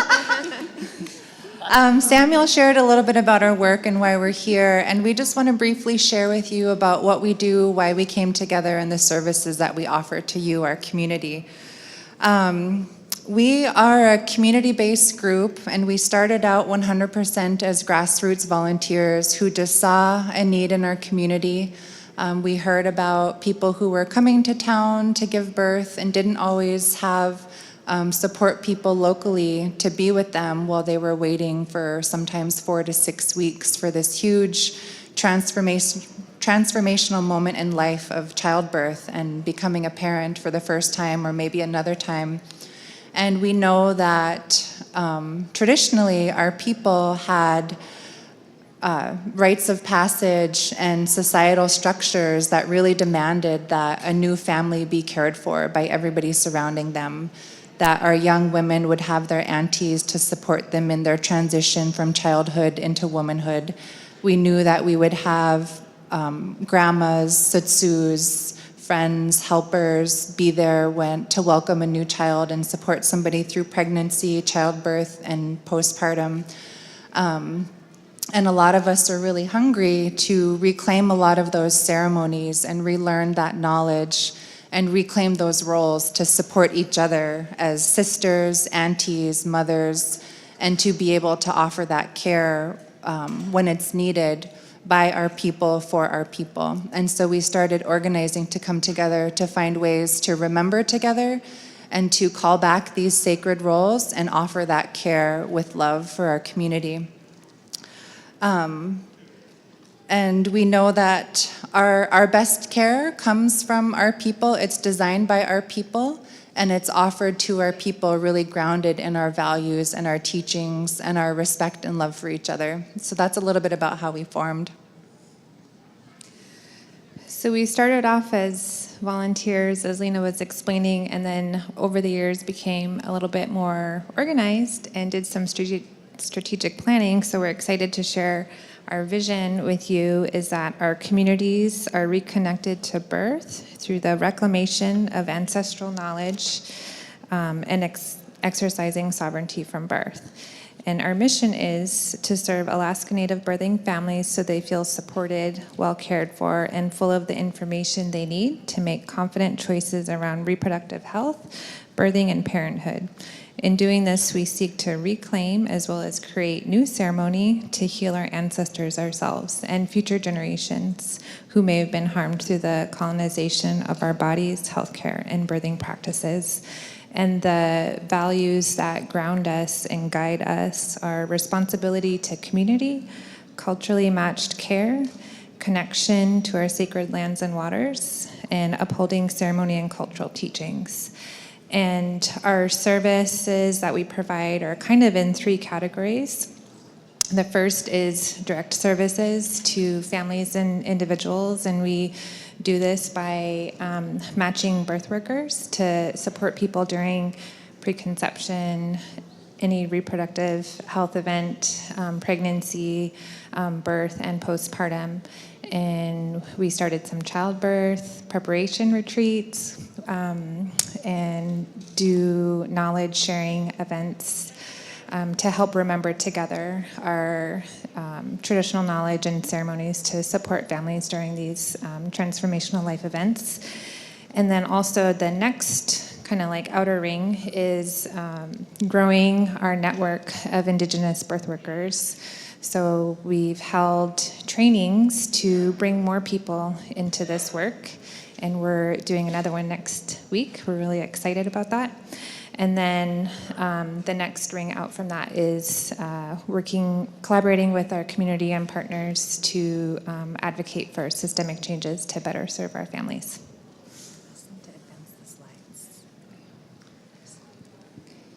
Maybe we can move to the event, the community wellness event slide. So I'm just going to share with you a little bit about our events that we bring people together. So we have bi-weekly virtual talking circles where we have folks from all over the state who can join virtually and receive support anywhere, again, from preconception to postpartum. And you can find those events on our Facebook, and Aubrey will tell you about that later. We also do traditional arts and crafts workshops, so we're really blessed and honored to work with actually Rochelle. We have a medicine bag workshop coming. We've done earrings, and those are meant to have healthy and healing events for our families who are expecting and welcoming babies into the earth side. And then we also have Mo mentioned childbirth retreat in preparation, and so we just had our first one, and we're going to have another one coming up, and just again filling our families with the information they need to make decisions about their health care and reproductive health care.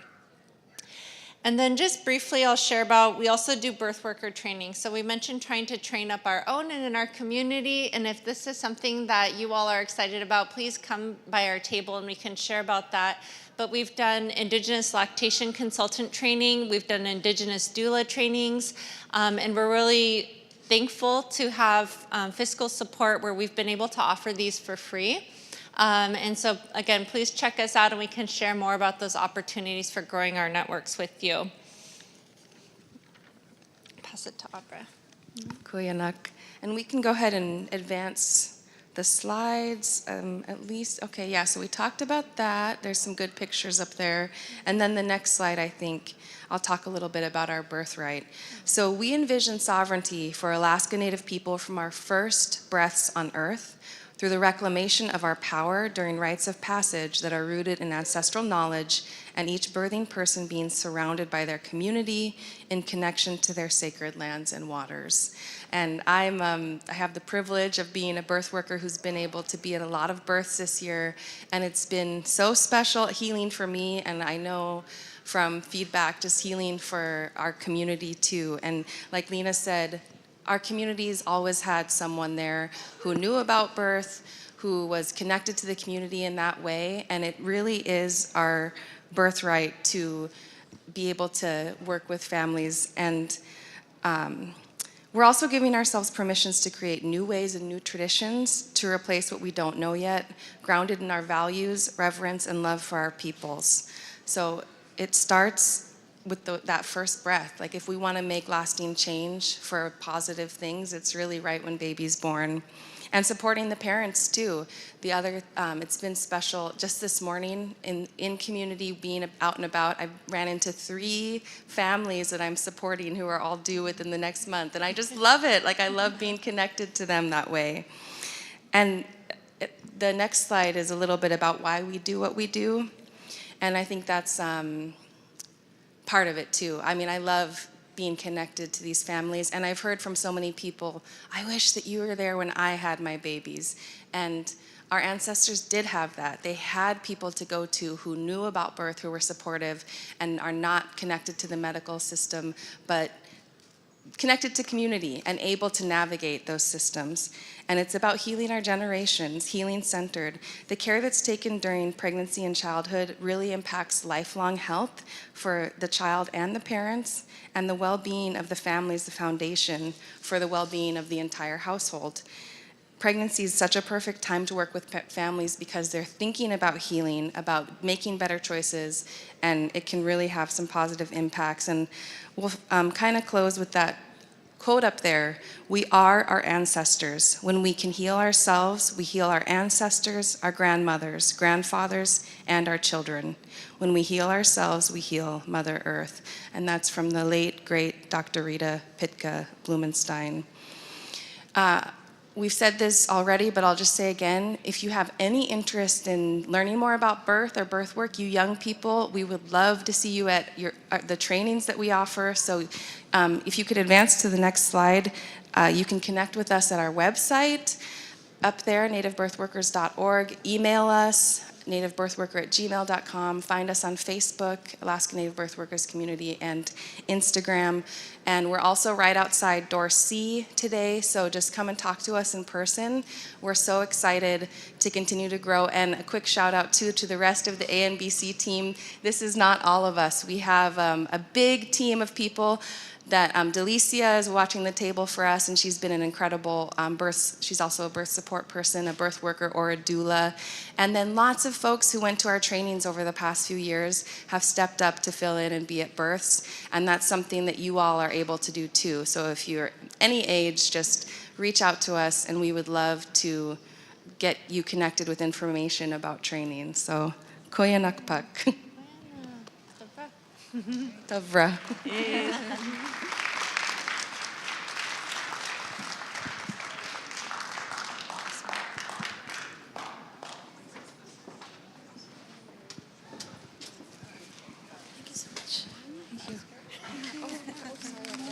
Like the longest talker.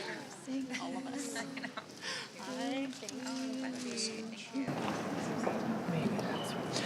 Goodness, sheesh, that was such an amazing presentation on the Alaska Native birth workers and voting to protect their ways of life.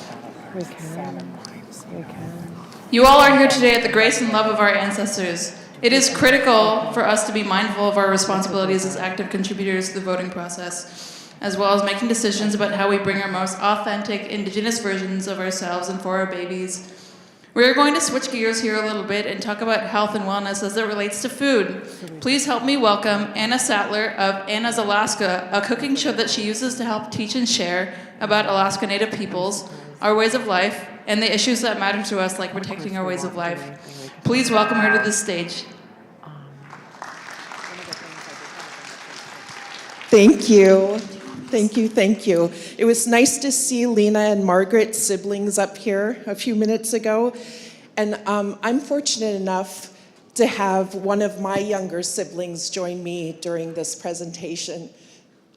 She's the Honorable Congresswoman of the state of Alaska, Mary Kapsner.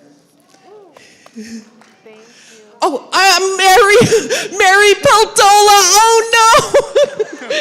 Oh no, I'm so embarrassed. Mary Peltola! That is awesome. That's very funny. I am so sorry, I'm so nervous. Thank you everybody, Mary Peltola.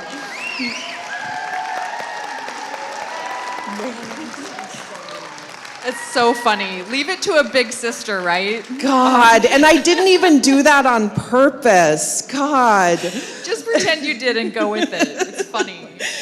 I was so moved by the keynote speaker that I've actually been a little bit off since then. It was so touching.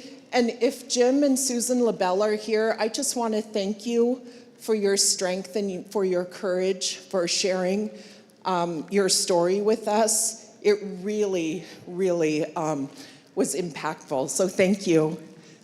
We're gonna make a guruk, and I was hoping to have a youth come up and help us. Yay. Gabe? Okay. Wonderful. So do you wanna, we're gonna talk about the importance of our food. Do you mind while I help Gabe? No. Yeah, and I'll just start out with some introductory comments. Agaskunga, Yupigo, Mamdrisha Miungunga, Guskukfak Miungunga. I'm a Gothok, I'm a Yupik Eskimo, I'm from Bethel, I'm from the Kuskokwim River. Shout outs from Kuskokwim people and Yukon Delta River people. It's such a wonderful event. I'm so thankful that AFN, we're able to meet again this year. It's so good to see elders in person, to see our young people come out. We really missed each other. We're pack animals and we really need each other. So it's wonderful to be together again. So big round of applause for First Alaskans for putting all of this together.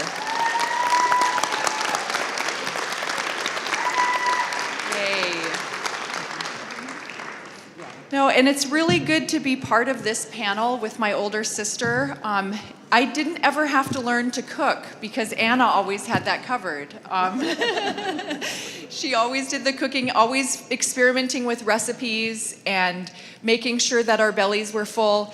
I really, when it comes to food, no matter what culture you're from, nothing is more important than food and feeding your family and making sure you make it through the seasons together. And this is certainly not an exception for those of us from Alaska. So much of our culture is just all about food. When I worked in Juneau for 10 years, I said to my 5-year-old one night when we were sitting down for dinner, "Akum luten." And he stood there and he just stared at me, and that's a command, sit down. And he did not know what akum luten meant. And I thought, oh no, like my 5-year-old doesn't know this basic command. And it made me realize that my kids growing up in Juneau were from a different culture than the one I grew up in. And it was so important for me to move home and make sure that my kids grew up hunting and fishing and most importantly, sharing. Because you are not practicing subsistence unless you're sharing and working together with your family, working together with your network. Even those of us who may not live in rural areas, when we are helping with buying a motor or buying a gun or ammunition or gasoline, all of that is helping. And like I think about fish camp, it's an enterprise. There's no fish camp where one person is able to do everything alone. And we really grow up understanding that there, no matter how old you are, there are really important chores that you have to be doing. Just, and let me just say this, because Anna's very happy over here making a gudak, but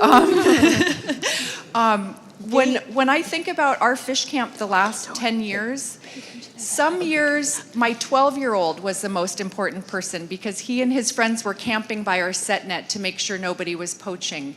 Another year, we had to put up fish really late and the maggots were out. And my father-in-law could not see them, as well as my younger children who were 9 and 11 that summer. And so my father-in-law and I, we'd comb through them and wipe off all of the maggots to make sure they were good.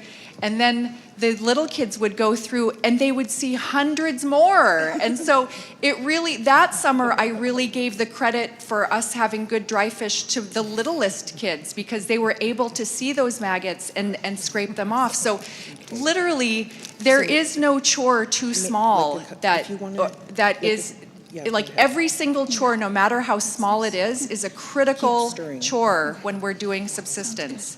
So, do you want to have a turn? No. I'm actually, Gabe, this is the first time that Gabe is making a gudak. Yeah. Yay. So talk about totally teaching and sharing, right? Yeah. Gabe is originally from Ketchikan, but her family is from Nome, right? Mm-hmm. And Wales. Yeah.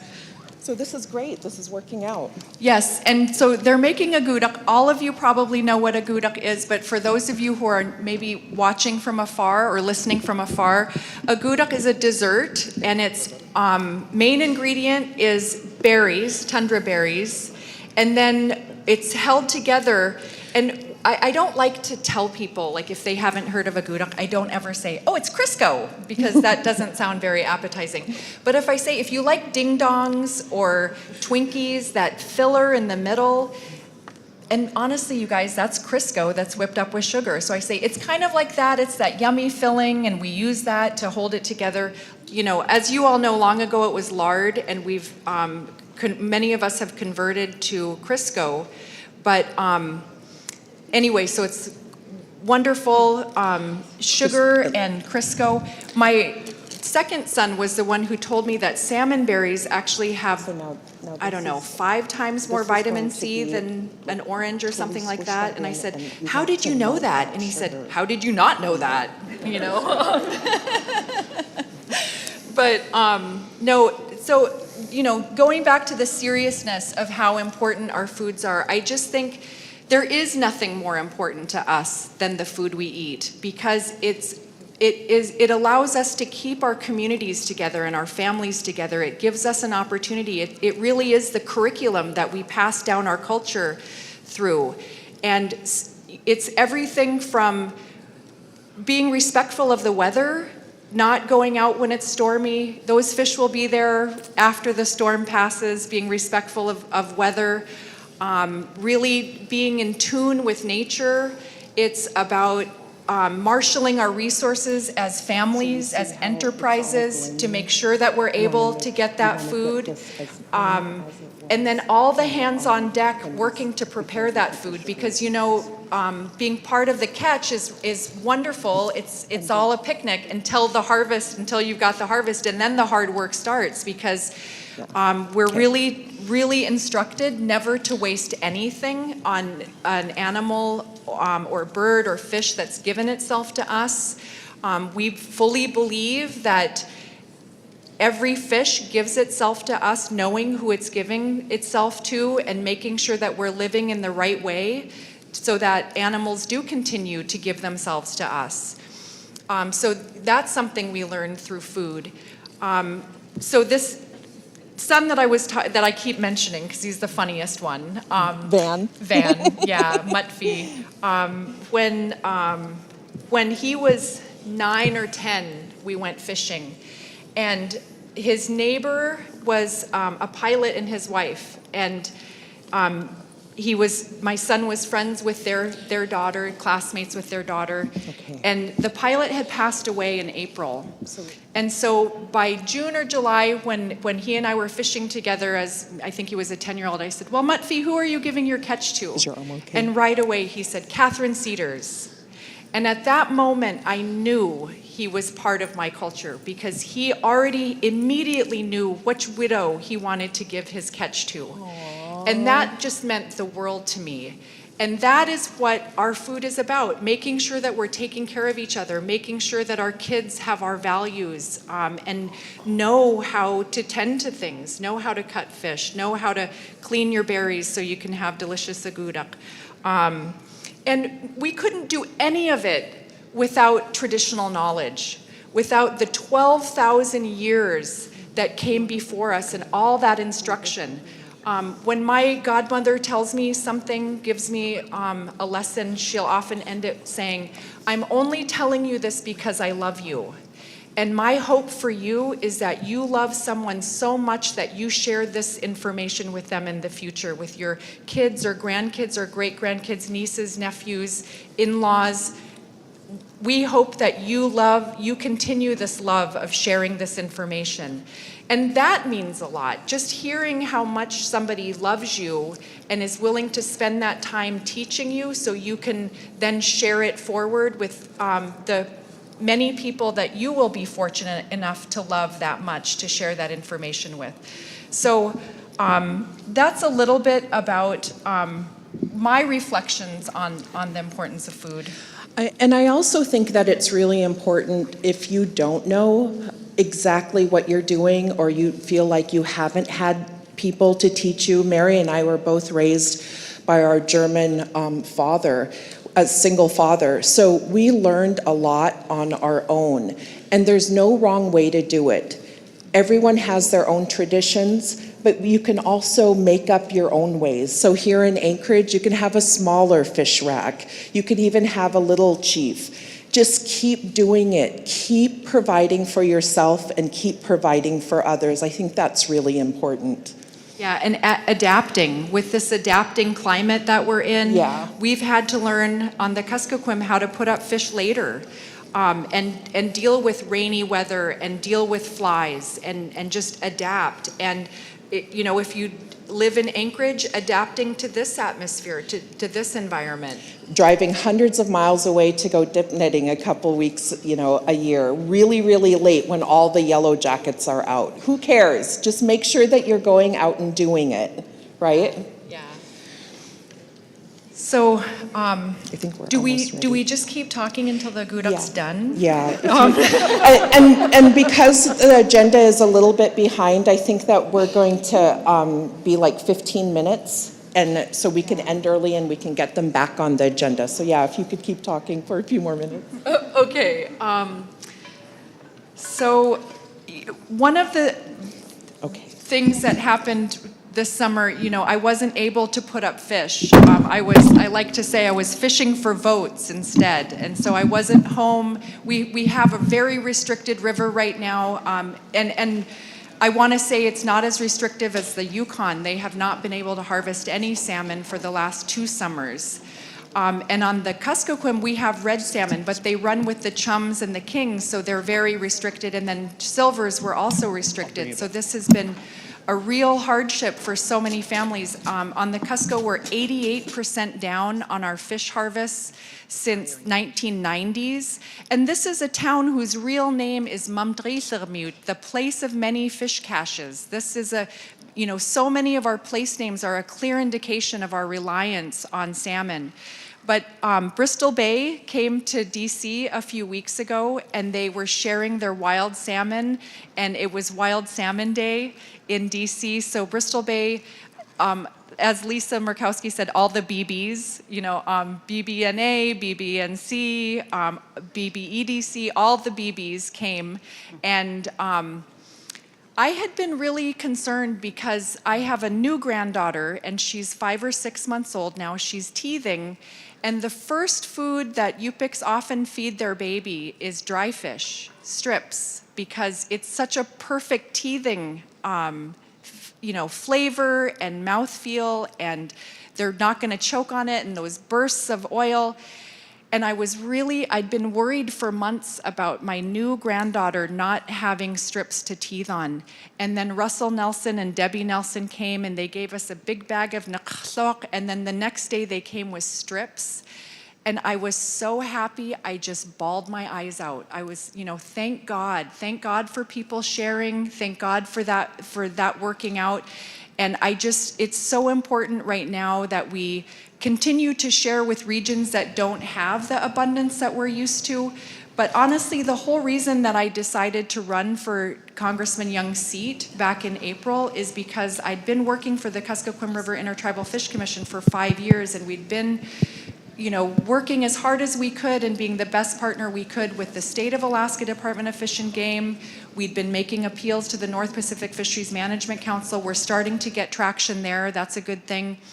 We'd been working with the Federal Subsistence Board, who had been more receptive to our issues. But I really felt like it's the best kept secret that we have this food insecurity issue throughout Alaska. So I just wanted to run to elevate that issue. And as it turns out, that really resonated with a lot of Alaskans. We're salmon people, we're fish people. We want abundance across all of the gear types. The importance of food is not lost on me. I agree. There's nothing more important to us in Alaska than our food, as it is everywhere. This is not unique to us. Food is the most important thing for everyone. So I'm just really thankful to have been able to come up and watch this delicious agudak being made, and joining you all today. So those are my closing statements. I'm very grateful, and thank you all for being here. Thank you.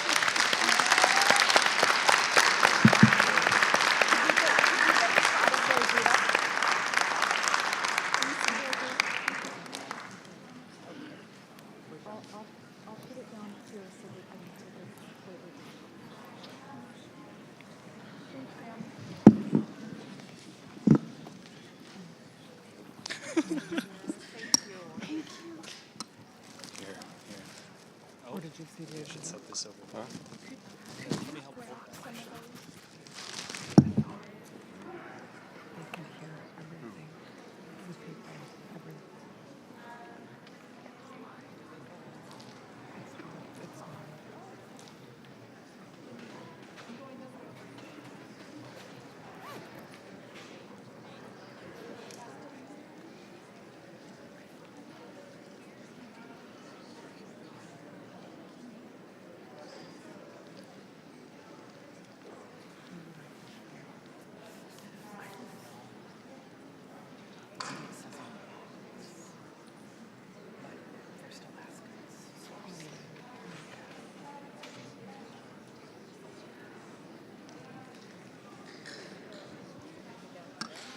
Sorry about the bit of a gap there.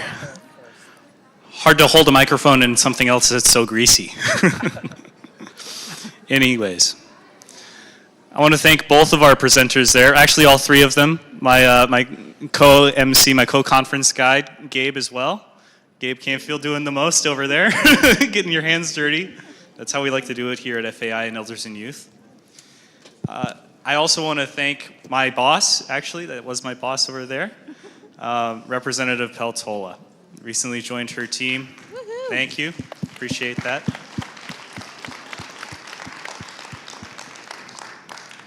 My job over the course of this conference is to guide you all, but outside of that, some folks have asked me what I do otherwise, and spending that time out in DC, also working for you directly in that way, it is such an honor, and I'm so happy to help represent you guys. And so as the rest of the crowd mobs her. You started as FAI fellow, right? I did start out as an FAI fellow originally in the office of U.S. Senator Dan Sullivan, working on Indigenous affairs among so many other things that are important to us in our communities. Fishing, housing, small businesses, you run the gambit in those issues when you work with Alaska Native Affairs. And so I've been able to take that experience that I first gained with FAI through FAI and then apply it now in the office of Representative Peltola. So it's truly such an honor and a blessing. That's so amazing. Yeah. Woohoo! Our young Native leaders. Yeah. It's about coming up. But I also want to announce that tonight at the Alaska Native Heritage Center is the youth dance. We'll also have Native Youth Olympics there as well. All youth must attend with their chaperones. This event will take place from 8 to 10 p.m.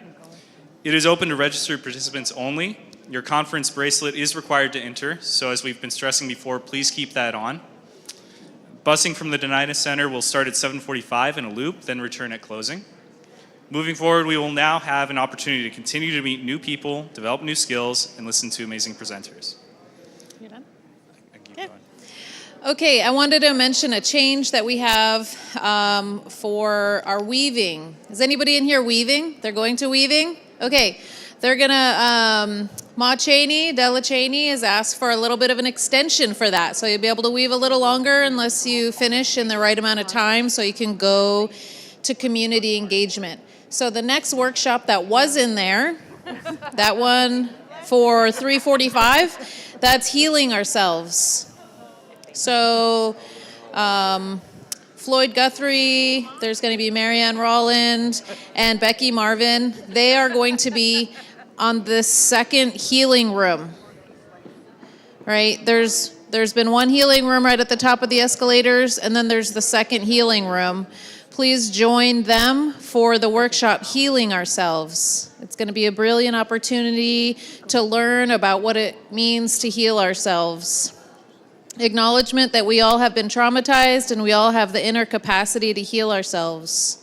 A description, history, evolution, and discussion of the energy healing techniques that result in a profound shift away from suffering and an experience of inner peace. Personal trauma or personal testimonials from 2 Alaska Native participants who have healed themselves from intergenerational trauma.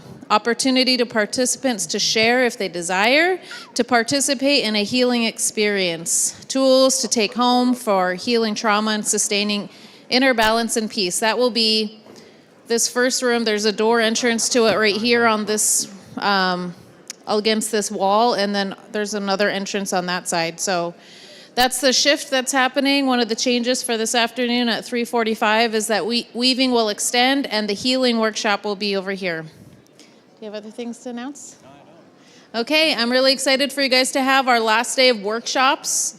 These are 2 workshops and we won't reconvene after this. I hope you have many memories to make and you enjoy your time.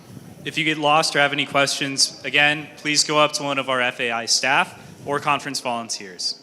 And I hope everybody goes to the dance. Boogie's down. See you there.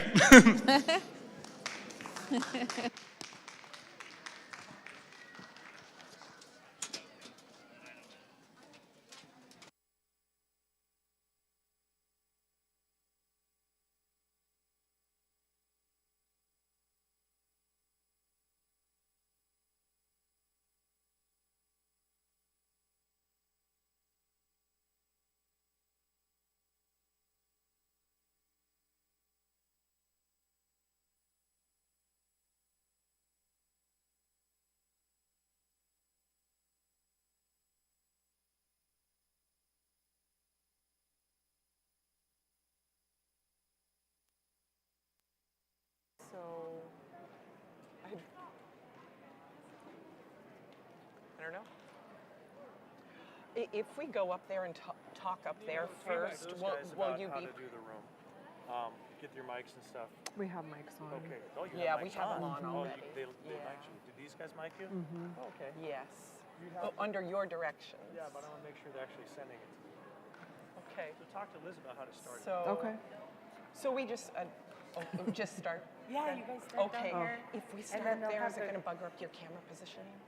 They'll Okay. have the camera on you guys, so you're going to be broadcast anyway.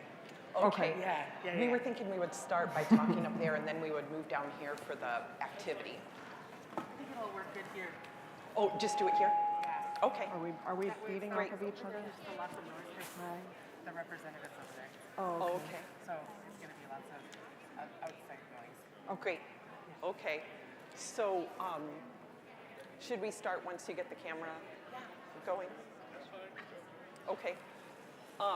Hello. Hey, any of you who are here for the fish cutting activity, we're gonna be working over on this side of the room.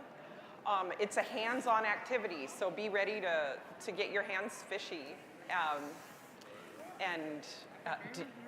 Okay. Hello, testing. Hi.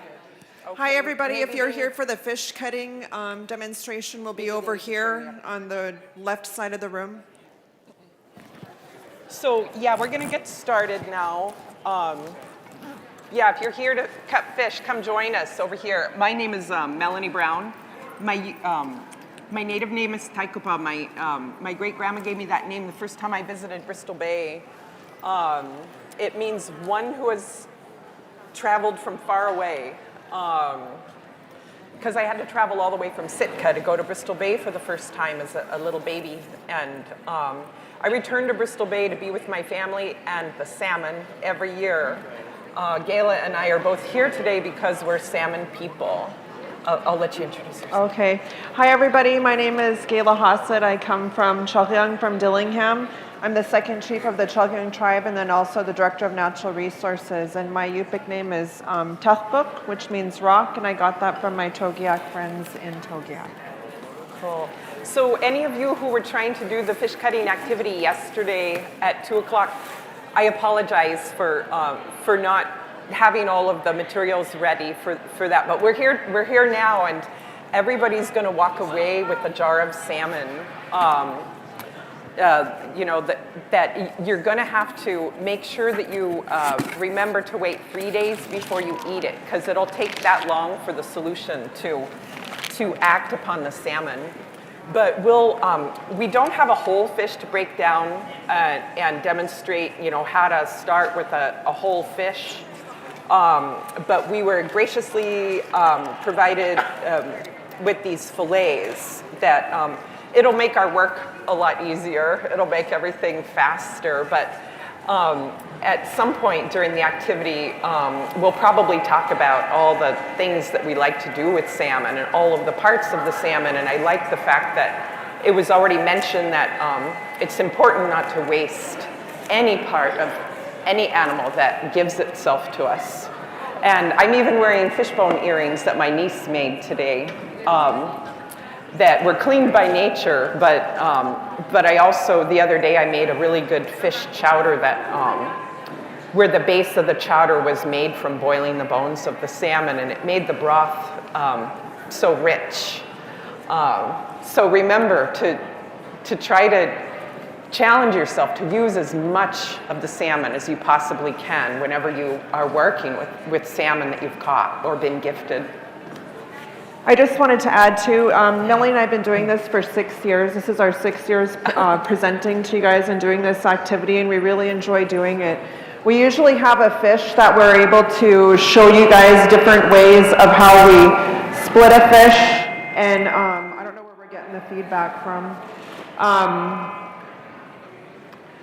But just so that I wanted to make sure that everybody knows that there is no wrong way of how you were taught. I know sometimes when we're around the fish cutting table, when we go to help people and you're helping people, I always just out of respect cut fish how they cut fish, but then also to encourage people to get out there and try to cut salmon. I know a lot of people sometimes don't know how to cut fish, and we don't have a whole fish to show you guys, because Melanie and I do it differently, but there is no wrong way, and just it's a matter of practicing our tradition, our culture, our way of life. And us being from Bristol Bay, we've grown up around the splitting table, and just like a lot of you, learning from your grandmas. And being a grandmother now, I just really can't wait till I could teach my grandbaby how to split fish and do things how we were taught within my family. Yeah, so I really want to give a shout out to Lagunai for encouraging me to create a proposal with Gayla the first time we ever did this activity. She was talking about how the Elders and Youth Conference was shifting from just working in a headspace to actually, having hands-on cultural activities, where you actually get to live and practice your culture. And have teachers to demonstrate. And I happened to sit next to Lagunai on the airplane, and she said, you should do a salmon activity. You should cut fish. And I'm like, I'm not very good. I can cut fish good enough to make a meal for my family and friends, but I'm not good like the women who are at the tables cutting lots of fish every day, so that they can feed their families all winter long. But I felt so encouraged that I felt like, well, I'm an expert in my own way. I know enough that I can teach others who don't have any knowledge to bring forward around cutting fish. And so that's what we've been doing. And it's wonderful, especially when we know that we've shared the experience of people who maybe are urban natives, who've never been given the opportunity to cut fish, or maybe their aunties or moms or grandmas feel so responsible for cutting the fish they don't, hand the knife over to you or something, because my mom always liked to prepare fish her own way before we would eat. And so eventually I just, little by little started learning. And we want this to be a safe and inviting space where nobody feels self-conscious no matter where you think you're at in the spectrum of ability. And I love that we came on right after the Akutuk section too, so that we're celebrating the foods, we're celebrating our relationship and connection to the land, and it's wonderful to do that together. And so, even though Melanie and I she's from Naknek side, I'm on the Dillingham side, but we get together and we connect, and we just have this really great connection and bond. And one thing, a lot of times when we're doing pickled fish is that we have fish in our salt buckets. And it really works out great with this recipe that Melanie has that we're going to share. We have copies that we're going to give to everybody, but we're using unsalted salmon. And it will cure, and we'll go through the process and everybody's going to be able to grab a jar and some salmon, and we're going to teach you guys how to make pickled fish. So it's pretty exciting, and it's really rewarding when we have sometimes elders come up to us and says that they've never made pickled fish before, and there's different ways of making pickled fish, just like there's different ways of filleting a salmon. So we're really excited to be here with you guys today to get you guys busy in making pickled fish. Yeah. So one of the restrictions that there is at the center here, or most convention centers, is that sure, there's catering services, but they have to be done in a, like cooking has to be done in a commercial kitchen. So we didn't have the opportunity to have some kind of oven where we could bake fish with you, or a flame or a hot pad so that we could, cook right in front of you. So this recipe is perfect that way because the salt and the pickling is already prepared in this jar. We started with white vinegar and then added salt and sugar and water and boiled it to fully dissolve the sugar. And so this started out as a white vinegar jar, and this is the color that the ingredients added to the jar after cooking. I used a nice raw sugar, so that's why there's a little more color than there would be if I used white sugar. But Just if you could be really mindful when you're handling the pickling liquid, the pickling solution, it's the last thing that you'll do to your jar once you assemble your salmon with all of the other ingredients that you layer into the jar. Just please be careful with the pickling solution. We don't want to pickle the carpet or the tablecloths. So, yeah, are you ready to get started with the demo? Yeah. Okay. So I'm going to cut this fillet open.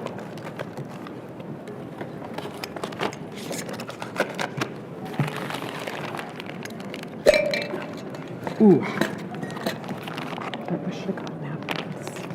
Yeah, maybe paper towels would be good if we can find some paper towels. Where's Elizabeth?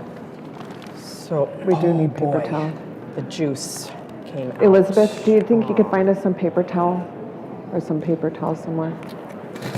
So we're gonna pull these fillets out of their packages, and you'll each get about 1/3 of a fillet to fill your jar with. And what you can do is you have the option of leaving the skin on or peeling it off. So what I'm gonna do is I'm gonna take a piece. I think about 1/3 will fill the jar. It's really important not to fill the jar too full, because if you make everything too tight in there, the pickling solution won't be able to touch the entire surface of the fish and start, curing the fish and basically cooking the fish with the solution. So I'm gonna take part of a piece and leave the skin on and cube the fish into, you want each fish to, or each piece of fish to be about 1 inch by 1 inch, or just a little under one inch, and cube it into these pieces about this size. Oh, good, thank you. Okay, so you have a sense of what size that is. And you start with a layer of fish, and then you add some cut onion. Just put a few pieces on top of the jar. And then, oh my goodness. It's okay. Sorry, I didn't see it there. I was getting everything ready for her. So we have some cut up onions and some pickling spices. Basically, the ingredients are the salmon, the onion, the pickling spice, and then the vinegar solution. So we're doing it in layers. Yeah, and so then you add some pickling spice, just a light layer. And then you add more fish. Oh, will you grab me a bay leaf, please? I'm not quite sure how many bay leaves are in these. There should be enough. These cans, so hopefully I have enough. Ideally, each jar would have a whole bay leaf in each jar. If it turns out that we don't have enough, you might have to just snap your bay leaf in half and just put a half a bay leaf. We'll be good. And so for this piece, I'm gonna skin the salmon. I want to demonstrate how to skin the salmon. So what you do is you cut lightly with your knife. You don't want to cut through the skin, but you want to get all the way to the skin. And then you take your knife and you take a turn. I'm right-handed, so I'm going to take a right turn. And you want to push your knife down against the skin as hard as you can while you cut to the right. If you're left-handed, I bet it'll work better cutting to the left. But, I left some meat on the skin. I'm going to see if I can get that off without cutting through the skin. There. So I have a kind of thin piece that might, so I'm going to kind of fold it up and just throw it in there. And then I just turn the fish around and then do the same thing, bearing down on the knife, bearing down on your cutting surface, but you want to just have it be really straight so that it doesn't cut through the skin. And then cut the fish into pieces again. And then for any of you who know how to how to tan salmon skin. You're welcome to take the skin if you'd like. That's another thing that you can do to not waste your salmon. Yeah, more onions. So you just keep filling your jar with more, more of the ingredients, layering the ingredients. More pickling spices. A few more pieces of onion. And just keep going till your jar is full. I need to cut a little more fish. I might need to sharpen Well, that should be these good with that knives, jar, too. with the saving the salmon for. We have about 20 fillets that we're gonna spread to where everybody can try to get a jar. We have about 50 or 60 jars here, and we have some little jars if you wanted to do a little jar or a pint-sized jar. Maybe I'll keep some back. Yeah. Because, yeah, again, you don't, whatever you do, don't push the salmon down so that you can fit more. Because then you're going to have the issue of not being able to, for that pickling solution to touch all the salmon so that it can cook all of the salmon. And the salmon that we have here today are sockeye, so that's the fish that we're using. And you could also do it with kings. A lot of people do that with king salmon, and then also silvers and or sockeye. So now, to finish it off, I'm just gonna gently pour. You just make sure you go slow so it doesn't splash. And it has time to kind of trickle down through all of the gaps. And then fill until you get to that lip just below the threads, like if you were canning salmon, except, we're not going to be pressure cooking this. So, but now it's ready for the lid, and then you just have to be patient and wait 3 days before you can eat it. And it's really good on crackers, Sailor Boy, or any other kind of crackers, your favorite crackers, with a little bit of mayonnaise. Or if you like sour cream, it's really good with sour cream on bread. The Danish people really like to put pickled fish on black bread. I don't know if any of you have Danish relatives that turned you on to black bread, but that's another way to do it. Or just straight from the jar if you're really hungry. And this is already starting to, it's going to change color a little bit with the solution of the vinegar solution that Melanie made. And then, so just in 3 days, this will be good and able to share with everybody, but everybody will be able to make one. And we should get started so everybody can make them. So another thing that you can do is don't shake your jar because you'll end up, with little fish pieces sort of, clouding the liquid even more than it's already sort of clouding. But if you're worried about the solution touching all of the fish, you can just kind of go like this. Just turn your jar really gently. And, and then it'll help distribute the juice, in the jar. But yeah, let's get started. We'll probably be talking at you as we go. And our friend Elizabeth is here to help if any of you are having a hard time getting the knives around. Sorry, I don't have enough knives for everybody, so you're going to have to kind of take turns. We do have some ulaks here too, if those of you who want to use an ulak.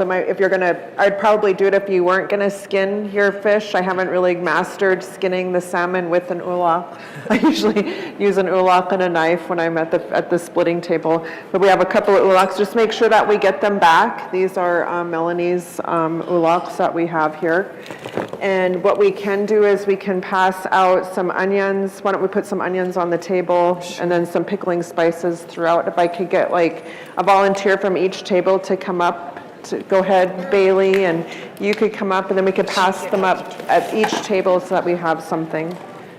So if you wanted to grab some, put a couple of onions on each table and a pickling spice. Thanks everybody for being here. Let's have some. I would say probably 2 or 3 onions at a table. Making food together. and Here's then some pickling spice for pickling you. spice, and then we have there's a pickling pickling, spice. Yeah, are you at a pickling. table that's nearby with the thing? And then here's a knife. Absolutely, yeah. Where we have another bag of onions. So here's some pickling for you. Yeah, go ahead. Melanie, did you have the other bag of onions? Oh, there's the bag of onions right there. 3 days. They're looking for the onions. 3 days. Do we need a... Yes, yes. You don't have to do anything else. A jar. So if you want, It's almost like ceviche. You know how ceviche? do you have pickling spice at your table already? How lemon. Okay, then we'll share. Oh, here's one. It's like that, except instead the vinegar Yes. is cooking fish. Yeah. You have onions already? Okay, all these. One more, I think. No. Do we get this jar? Yes, if you want to make a jar of fish, come and grab a jar, and then we'll pass out the salmon to your guys' table. So, should I start cutting into pieces? Yeah. We'll cut them, and then you guys can grab your fish up We here. might need something just to get the excess Yeah, we liquid got into. paper towel here.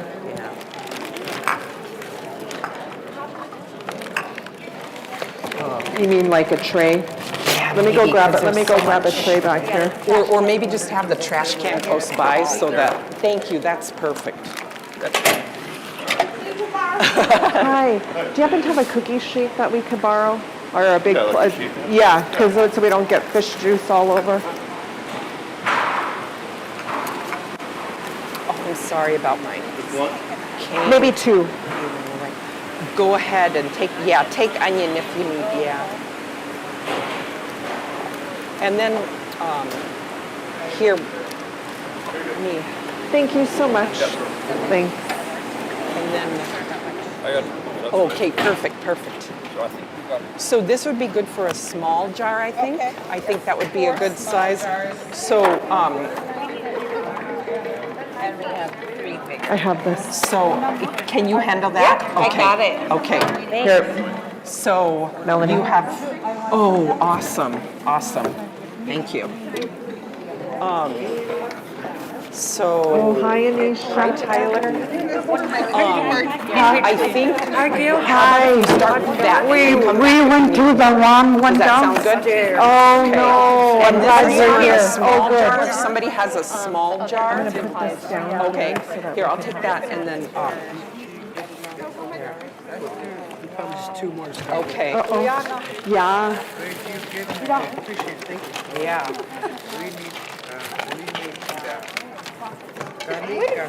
This, ooh, is that the onion? Look right there. Huh? Already cut up? Yeah, already cut up. Already cut up onion. Kayla, is this serving you? No. So, you just need it for 1 jar? Is that right? If any of you are interested in the recipe, we do have some If copies somebody of has the a small recipe. jar, this would be a good for a small jar. Do you have a small jar? Yeah, pick that up. Hi. Yes. Thank you very much.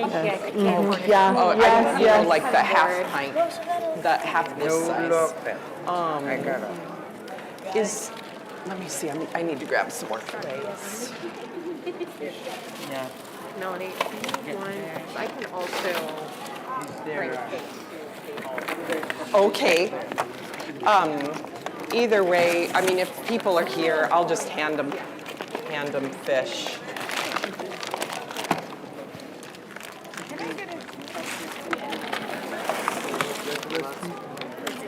This one is frozen, but you can still, it won't be bad to handle. It's just going to be real cold. Yeah, we got it. Yeah, we Okay, could so have here's a some good more piece if you for a have big some. jar. That'd be awesome, thank you. Okay. You already have a big jar? Yeah, we have a next. Okay, cool. Do you know where the knives are? You might have to wait. As soon as I'm done with this, then I'll bring it out for people to use too.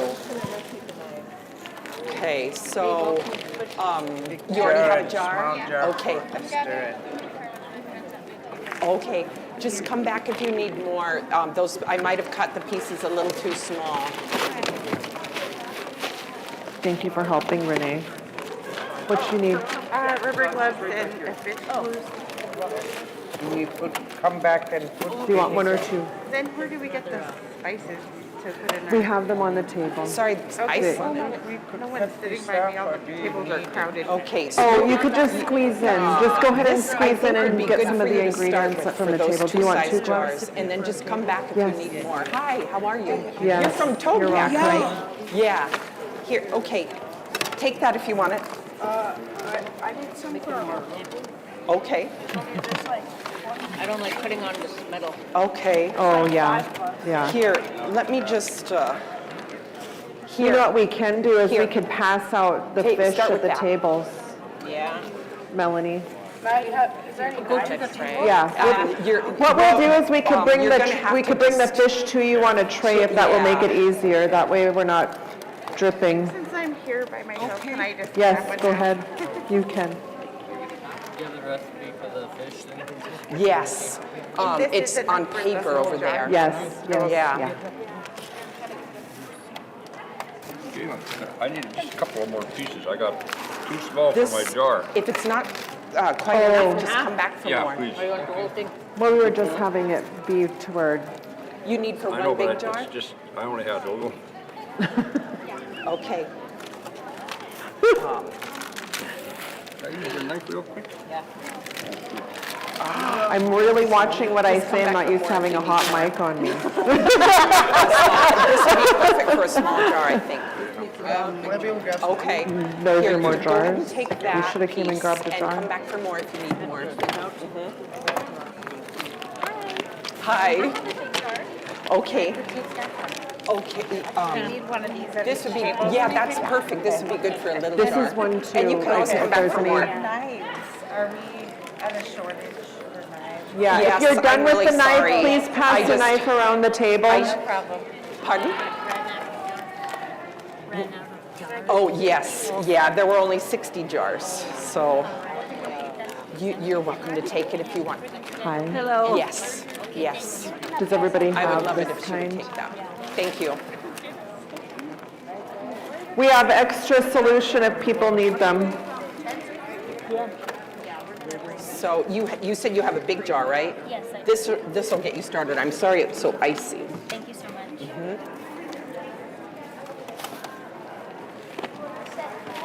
There you go. What you need? Here you go. For a big jar? Oh, okay. Okay. Okay. We're waiting for fish too. Okay. There's no more jars left. Sorry. Will you hand me some more fish, please? Thank you. Yeah. 11. It's going to be 11 people at our table. You need 11 pieces Yeah, of 11. fish? Okay. I'll get some for her because she wants some. What about you? I'm fine. Thank you, Miss. There aren't. Yeah, I brought 60 jars. Do we just Yeah, need I'm a sorry bay there leaf aren't or more. 7. We have pickling spices, and you could put a bay leaf in there if you want to. There's some bay leaves right here. Okay. How are you? I didn't realize you And were I'll here. go Are you around here and with mingle your around and dad, make too? sure people need help. Yeah, I came with the airman. Oh, cool. Cool. Yeah. You might want to watch Oh, the gloves are right there. Like all youth and all elders over here, and Okay. Yeah. they're really getting. I'll bring it to my table. They haven't Okay. used the Uber knife before, I don't think. You might want to. Okay. Here's She another has, she section. has this. Do you need more? Okay. Okay. Okay. Okay. Thank you. Yeah. Okay. It looks like we're about to cut our fingers, but we're fine. Does anybody need any help? You guys are good? Okay. So you said you need for how many more? You're together. Yeah. Oh, okay. You know, here. Yeah, I'll get it. I'll be How are you guys pretty doing? soon, Good? and then I can bring it One here. more? Yeah. More fish? One more fish. Okay. Okay. That's a Okay, good that's all size. the fish. That's Yes. good. Whoa. It's still, even if it's, oh boy, that's a tough one. Oh. They needed. Okay. You don't have to refrigerate it? With What's saluna, that? Is there a way to if pickle you where you don't have to salt it with refrigerate? salted fish that's cured in salt. I think it always has to be chilled. Really? Okay. Yeah. No. So, Not unless you use saluna. Yeah, you use saluna could be different. Use salted fish, saluna. I'm gonna give them one It more doesn't have piece to of be fish. chilled. So you can pickle Did you use it and for that then- table over here? so Did you So use there's, one? we've been hearing that I'll get there you are a rubber named glove. ways of doing We it. do. Like if you do saluna, you can Excuse me. salt and cure to the extent where you don't even have to refrigerate it. But with this recipe, it's important that you refrigerate it. I don't need rubber gloves. Anybody else Again, want gloves? I want to remind you that you need to wait 3 days before you can eat this fish. Because it, You guys want one or it won't two? be fully cooked until it's Yes. been in the solution for 3 days. If anybody has any questions, just let us know how you're doing. I needed the spices. Okay. Olive oil, is it olive What's that? oil? It's the Yeah, but there was just solution. one that was Let's frozen. get you some And it's pickling still, spice. it'll be just fine. Yeah. It'll thaw in the solution and then it'll, yeah. I'm sorry, I haven't wrapped. Oh, okay.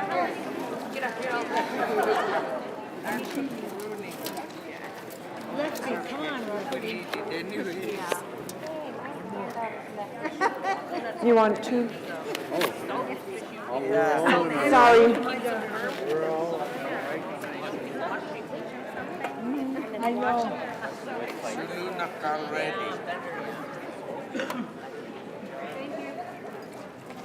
What I think I'm gonna do is have, you want gloves? Thank you. I'm gonna, here, I'm gonna bring that so people can If you have a wanted knife. to come join a table that And, has, I can get you the so pickling she can spice. cut it, oh, okay. If you want to come Okay. squeeze in at a table that has it, it would be good. Just fine. You're here from Togiak?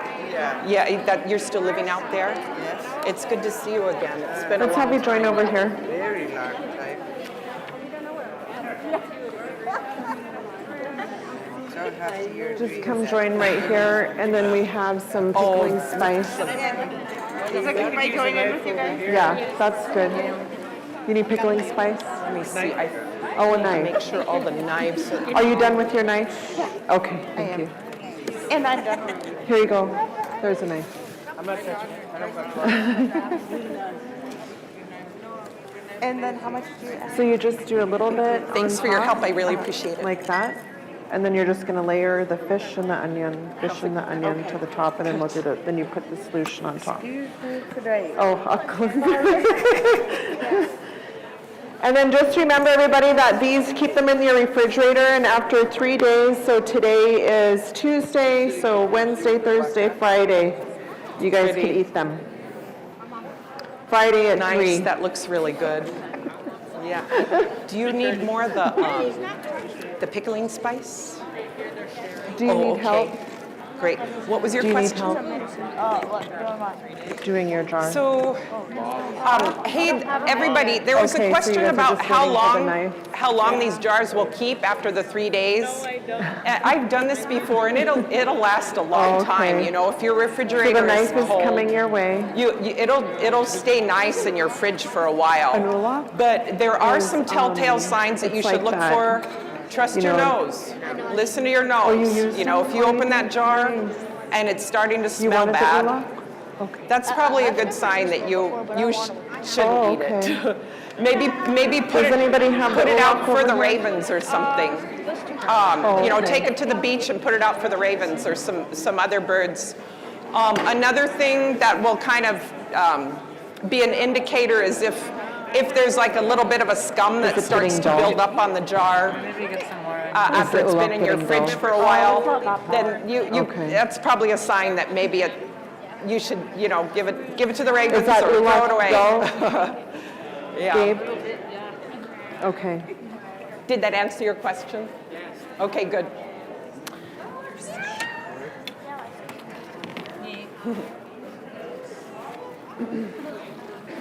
So if you give it to me, I'll sharpen it for you. You're still waiting for a knife? Yeah. Oh, good. You guys have one at the table at least. Oh, good. Cool.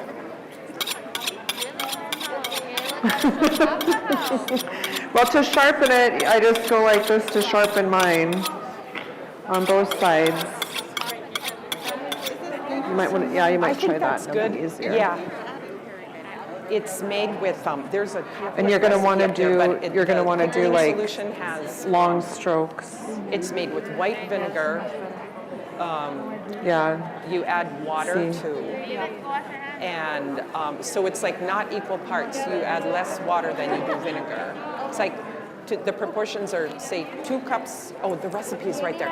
2 cups white vinegar, 1.5 cups of water. That's perfect.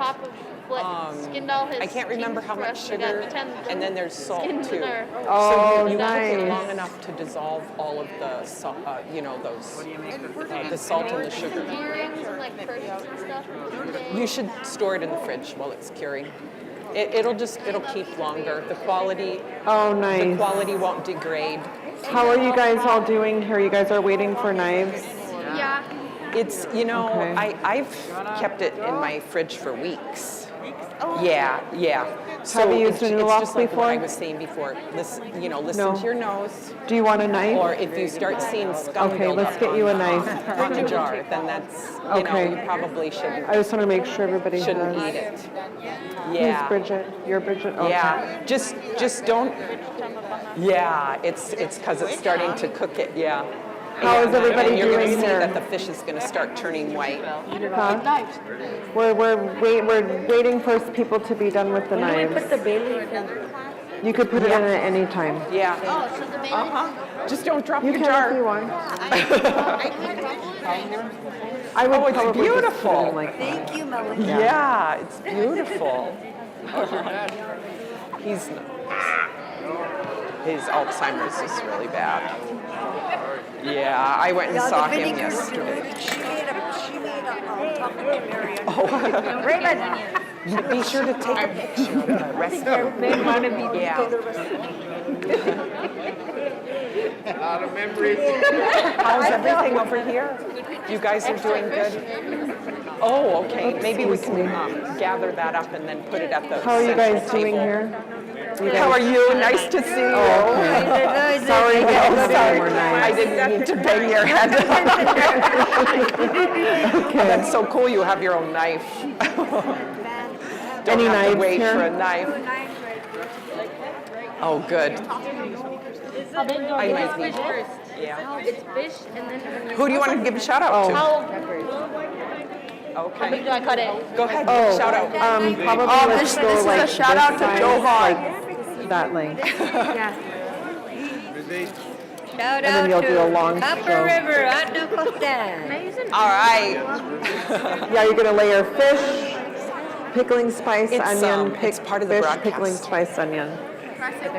Sure. Make sure it's good, something good. Just Anyone what's on from the table. Metlakatla's watching? Yeah. Hi. Is there needing extra? Shout out to Metlakatla. That table is out. Okay.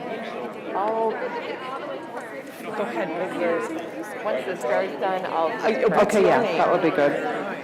Layla wants to say hello to Flora and Pardon? Dana. She looked like Where a are new they school at? teacher. Oh,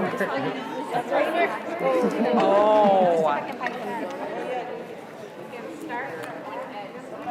How are you guys doing over here? huh? Good. Do you? Oh, good. You have a knife. All right.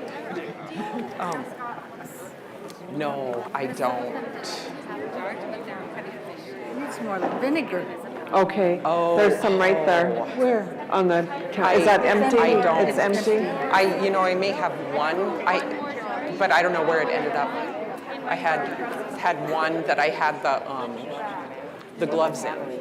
Yeah. Yeah, I do. Okay, we're looking, well, we're You want looking me to for text some. it to you? Okay. Because I have Let's it. I see. have it right here in my photo roll. So. like this, like my Oh, mom. okay. Where's Melanie? Oops. I got to turn my Wi-Fi on so I can airdrop. Hey, I can airdrop the recipe to you if you make your airdrop be on. I'll airdrop it to you. We're short on solution. Oh, no. Have you been to all the tables to see if there are bottles? Yeah. So,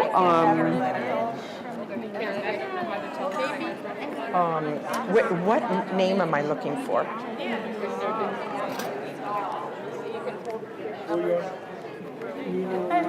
It says it's sending. Oh, good, you got it. You got it. Okay, cool. Where'd your guys' bottle go? I don't know what to do about the solution.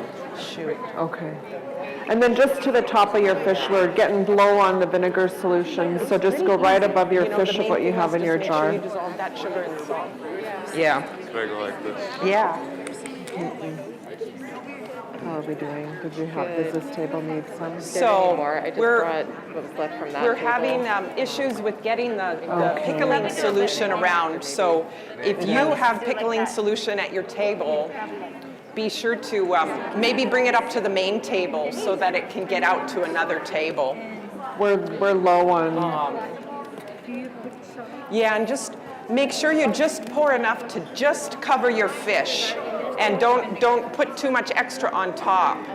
Otherwise, there won't be enough solution for everybody. This one here. Sorry about that. They said I wasn't allowed to go. Oh, thank you. Yeah, we can get it. It broke. Okay. Here's a full one. Hopefully it will solve be some. Maybe a wine opener? Yeah, we have one. How's everybody doing over here? Oh, it doesn't matter. Just make sure you don't shake it too much, otherwise the fish will start breaking apart.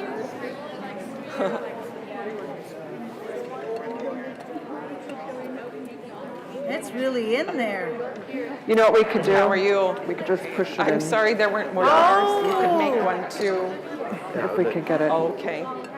I hope you heal up. Yeah. We do have a corkscrew, so let's just, hold on just a second. Melanie. Hi. Melanie. Yeah. Do you have the corkscrew? Yes. No, but it's too dangerous. Yeah. We have a corkscrew. Oh, vinegar, that's vinegar too. Let me see. I I think don't I know remember where where it I went. put it. There you go. Yeah. Oh, there she goes. I gotta go say hi to Joel. Okay.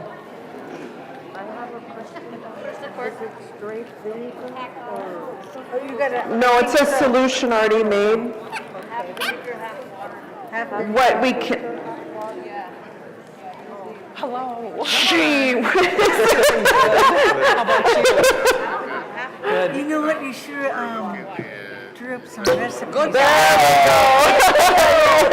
No, it's pickling solution. Okay, you guys be conservative on the vinegar, Pickling just over the solution, fish. yeah. There's some tables that don't recipe? have some Here, I'll solution. airdrop it to you.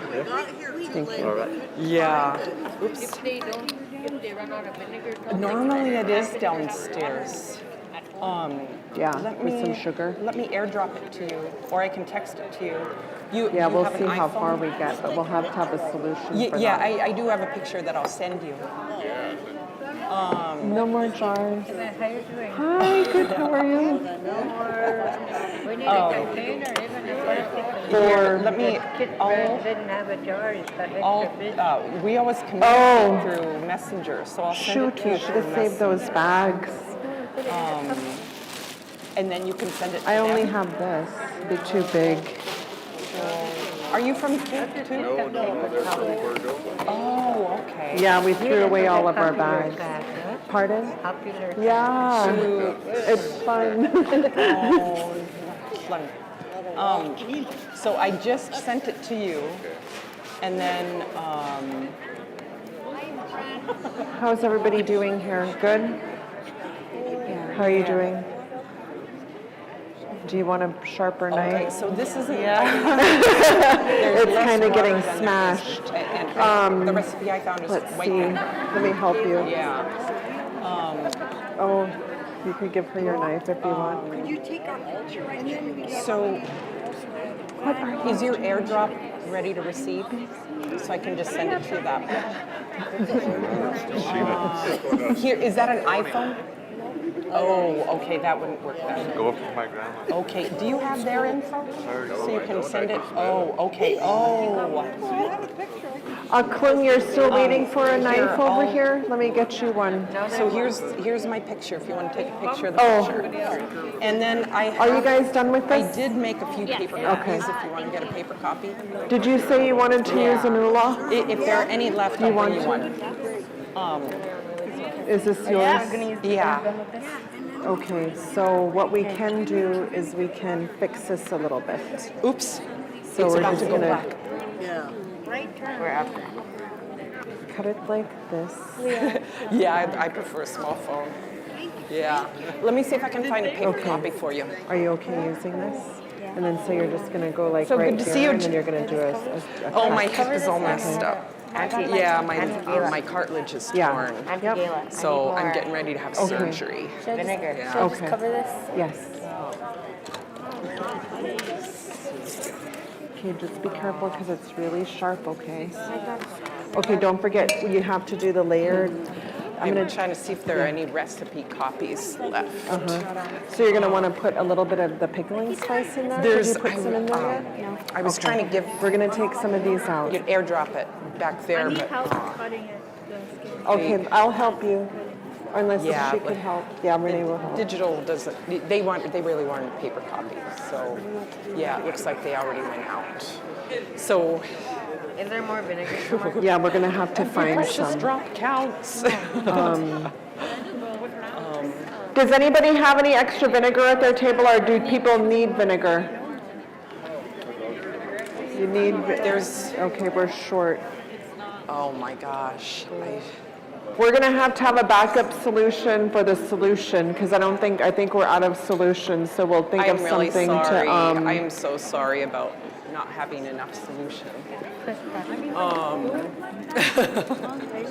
what we're You might gonna have to just do cook is it possibly. if you don't, just take it home and put it in a stew.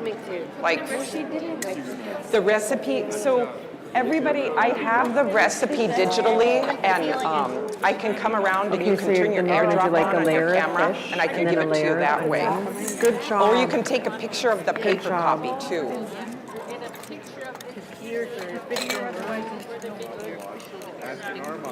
So, does anybody here want me to airdrop it? Because I can do that right now. Oh, yeah. Yeah, that's the recipe. If you So want don't to just forget take to a do picture. this. Okay, I'll airdrop it to you.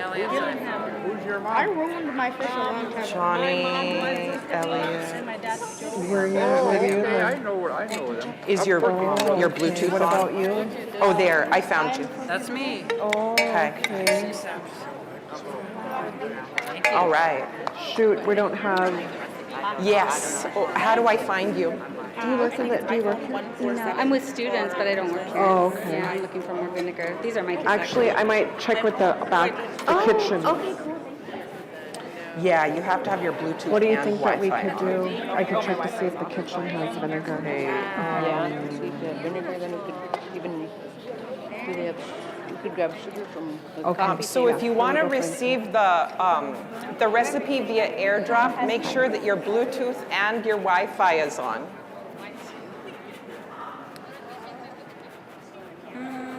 I'm still not You finding guys, it. good to see you. Good to see you guys. Do you know if the kitchen has iPhone vinegar? We're out 147. of solution, and we were gonna do like vinegar and water with some, because we're out. Making a. Just go in here. Okay. Okay. What is your name so I can find you?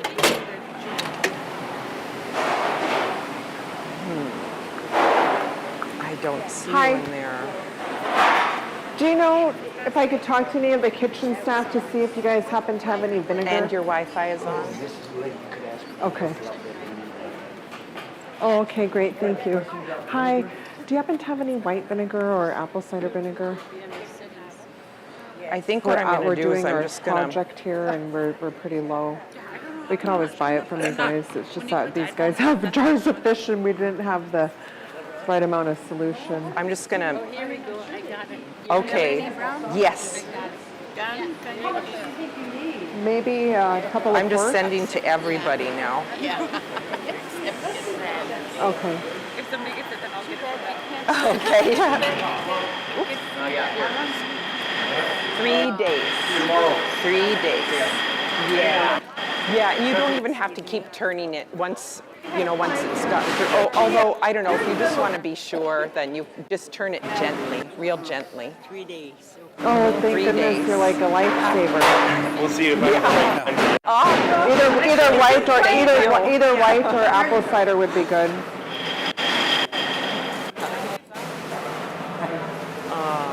Let's see.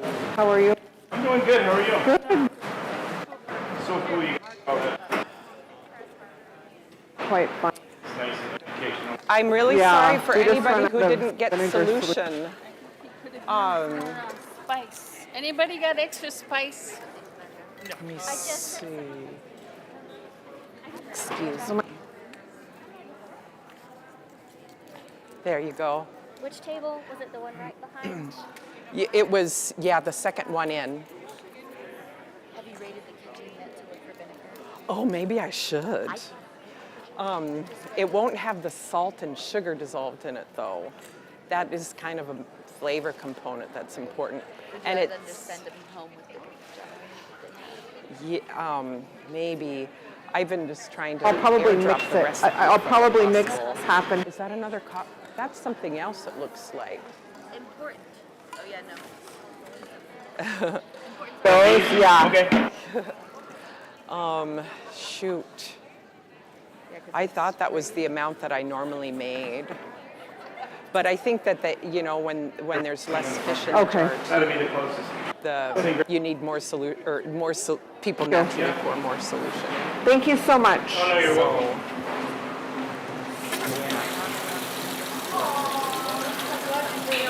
Yes, thank you. Maybe it'll if work. you freeze it, then you can do the recipe when you go home. Or you can do something else with the fish too, like make a chowder with it or something. Yeah, I apologize. Yeah, I'm just so sorry that we didn't have enough pickling solution.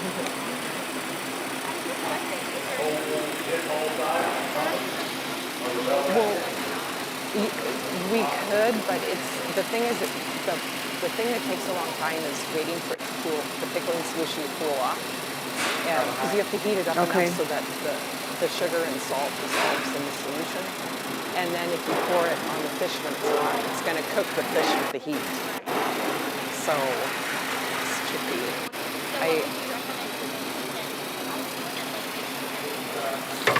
Maybe make a chowder or a stir fry. Yeah, it would be really good in a stir fry. Any cooking things that you normally do with salmon. Okay, Yeah. cool. Well, thank you so much for sharing Yeah. today. I really appreciate it. Did you get a copy of the recipe? I did. I found good. some. Okay, good. Amazing. Yes, thank you. Thank you. Melanie, Yes. I scored some apple cider vinegar and water. We could do a solution, and is we're gonna there have to improvise. sugar So we and can maybe salt? we could probably do We some need sugar. sugar. How much and sugar? Salt. It's oops, that's not the recipe. There's mom. Somebody donated these So containers. Just vinegar, water, and salt. Sugar. there's. Just a little bit of sugar. You want to take a picture Yeah. of this one? I have that. Okay, so it's less water, and then there's, that much sugar and salt. Not much salt compared to the sugar. Okay. Yeah. Do we need white sugar? White sugar, any sugar would Yeah. work. And yeah, how- and then and like some a cup? salt. Yes. Let me see. I could What ask is that the chef. volume here?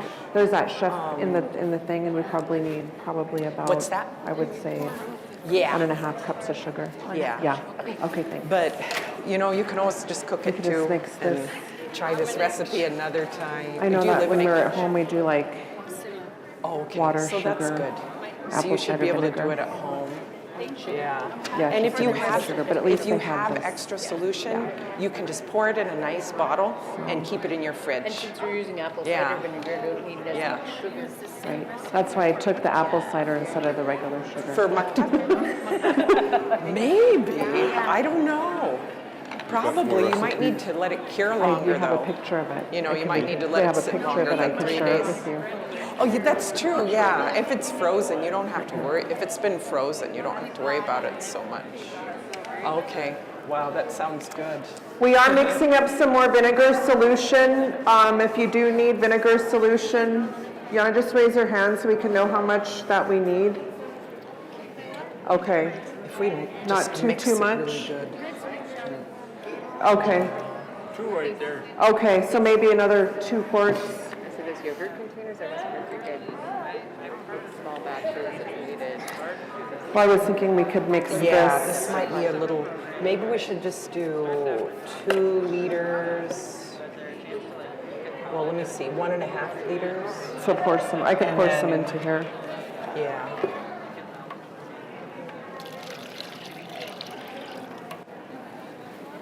We'll just call when it's ready. I'm gonna go. Okay. Okay, yeah, we will, we'll mix it up. Thank you. That's about 2.5, huh? Or is that 3? Let me see, if we do, maybe pour a little bit more off. Because the proportion is, 1.5 to 2. Okay, so you want it down to 2? Yeah, maybe go under. And Still a little bit more. We're adapting. we are a resilient people. Sugar? Thank you. Awesome, thank you. What's happening here? We're going to try to make some more solution. Probably gonna be done. Cleanup gonna be done. Cleanup gonna be done. And how much sugar do we need? Let me see. Gosh, I don't know how to. I don't want to waste this. Oh, okay. Oh, thank you. You're making now. We're gonna making try more to make some solution more because we're out of solution. solution. So this one is Salt, that's is- sugar. This is the sugar? Yeah. Okay. Let me see. 6 tablespoons.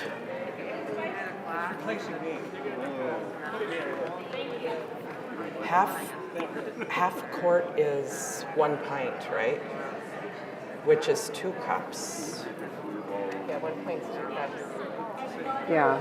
You know what? I have a cheat sheet somewhere for adapting volumes. I would just put all that sugar in there. Melanie.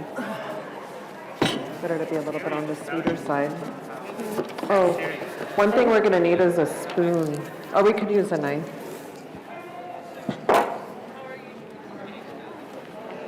Little like 8-ounce Yeah. cups by the water. Do you want that? There's what? Little 8-ounce cups by the water.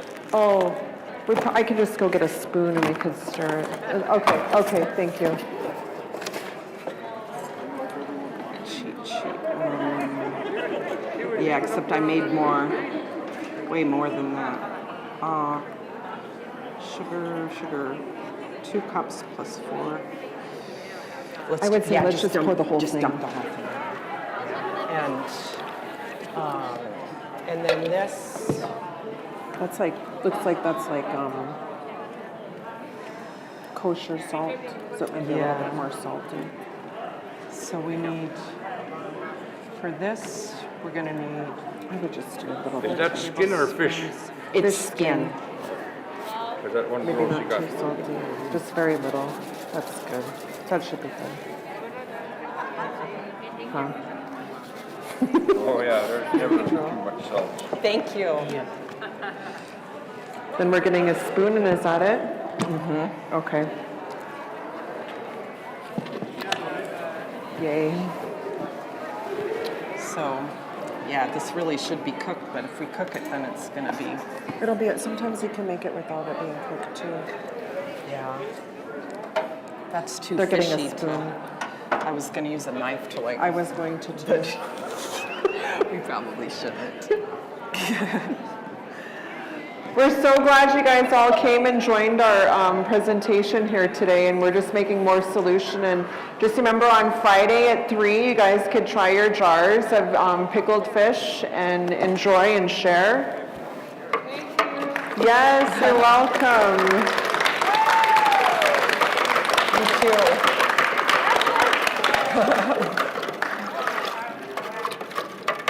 I'm just going to stir this for a while, then dissolve the sugar. Normally this should be cooked, but we don't want to cook the fish with heat. We just want to cook it with the solution.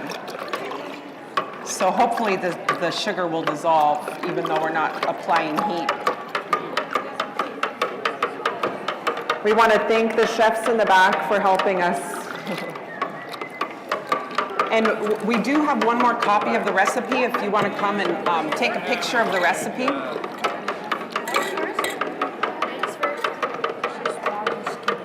I'm so excited for you guys. Is it okay if it's mixed with this? Yes, yes, it'll be okay. Should we want to taste this to see if it's sweet enough?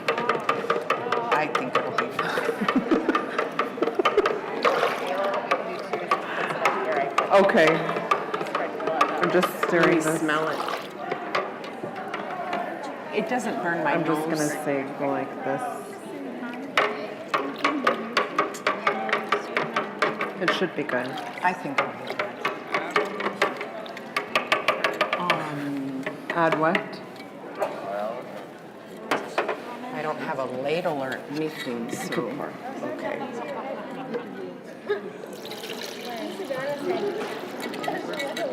Good job. Yeah. Okay, let me top you off a little bit. Yeah. Oh, I see myself. I look dumb. Hola. Six. Oh, Matt. Thank you. I changed the camera angle. I'm so glad you guys were able to do that. I think. Is this enough? I think so. Yeah, that will be, as long as it covers the fish, you'll be good. Beautiful. Yes, you got the big Oh, I'm sorry, my cane is right in the way. Oh, you just. I think that'll be good. I know I said not to push it, but if you push it down just a little bit, I think then it'll get covered the way it needs to. Here. Gotcha. There you go, you're welcome. Here, I'll go ahead and pour some on there.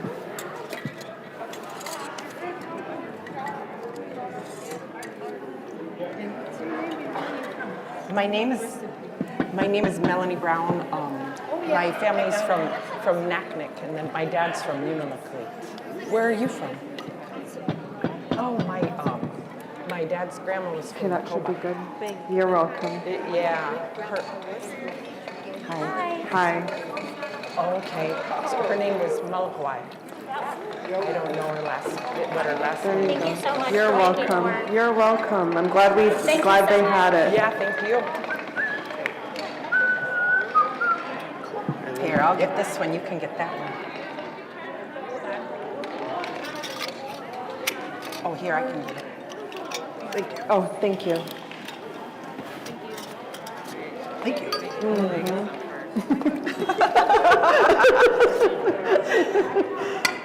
Jinx.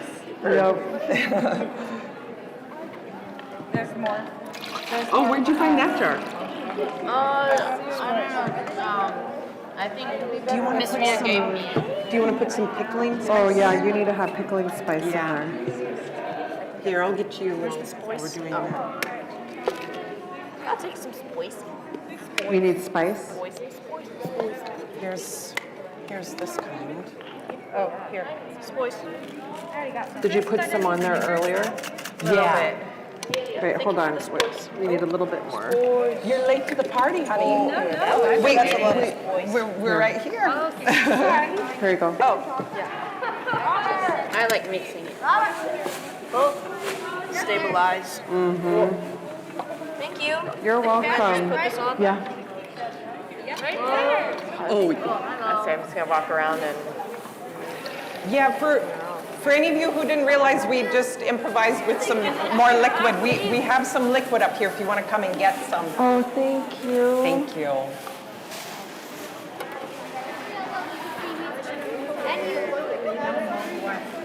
Oh. No. Yeah. Cool. Yeah, thank you. Yeah, you're welcome. Oh, you know what we did was we always did a picture. I don't know if we wanted to do a picture. Oh. Hey, you guys should come up and hold up your jars in front of the video so that you can get a nice image with your jar. I don't know if it's possible to get still frames. If you guys want to bring your jars of fish up here and we'll do a group photo. And it would be nice for you to just come and get in front of the lens and get a nice portrait with your jar, because they can pull stills from the video. You got enough solution and everything? Okay, cool.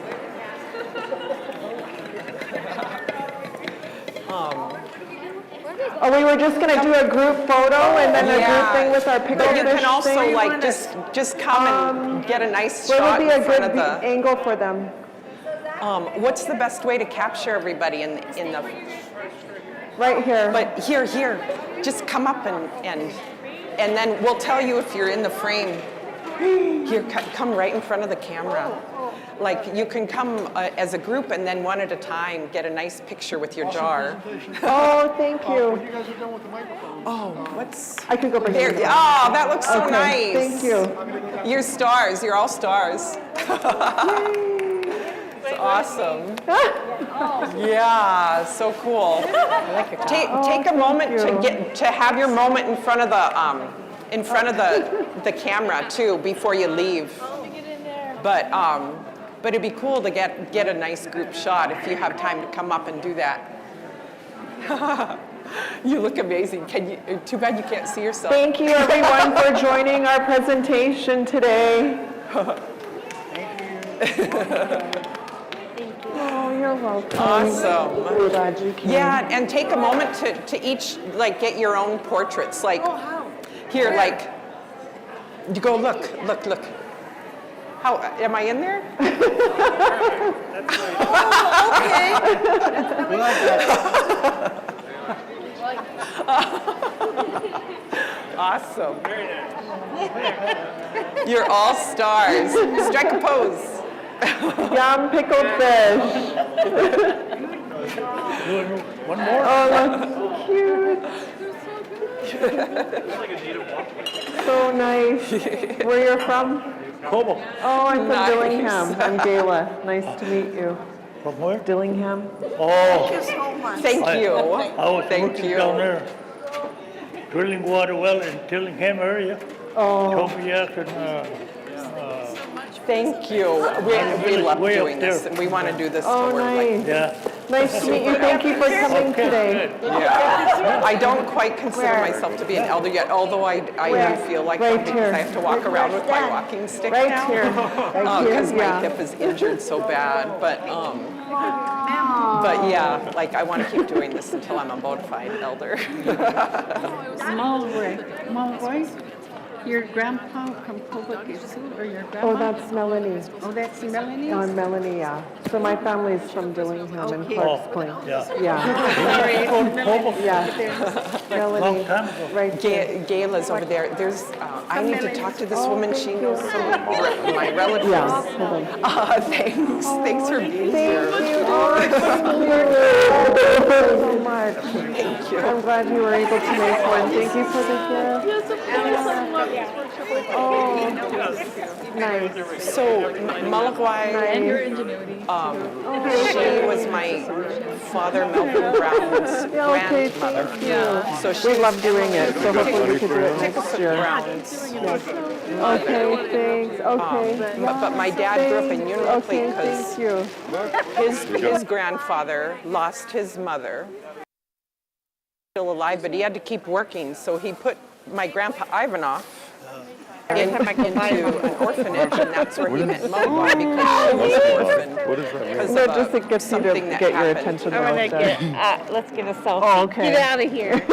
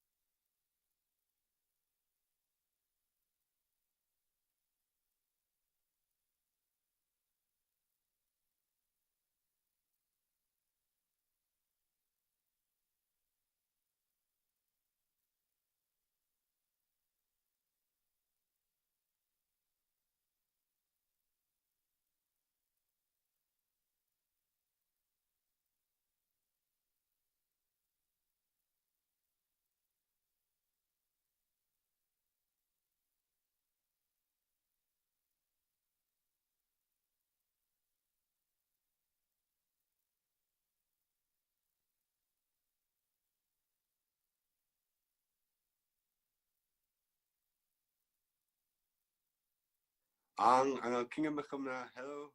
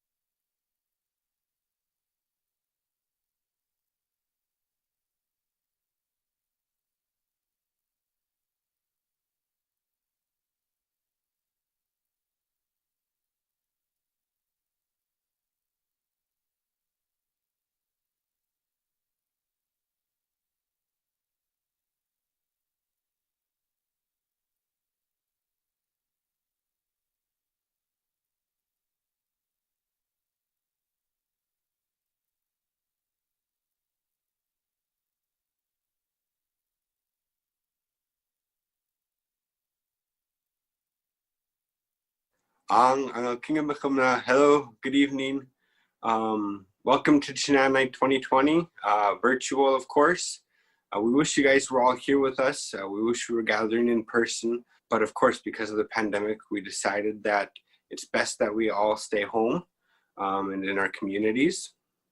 I hope you guys are ready for a fun-filled night with amazing dances, along with a really exciting evening of dancing. It is Indigenous Peoples Day, as we all know, although we're Indigenous every day. We have a hashtag online right now, and it's called hashtag Regalia Up. We'd love to see you guys with your regalia on and post pictures onto social media, Instagram, Facebook, Twitter, and yeah, we'd really love to see those images. We went through the past 5 years of Chinan Night. It is amazing to see old faces, people that have passed on, past relatives, even older pictures and videos of myself.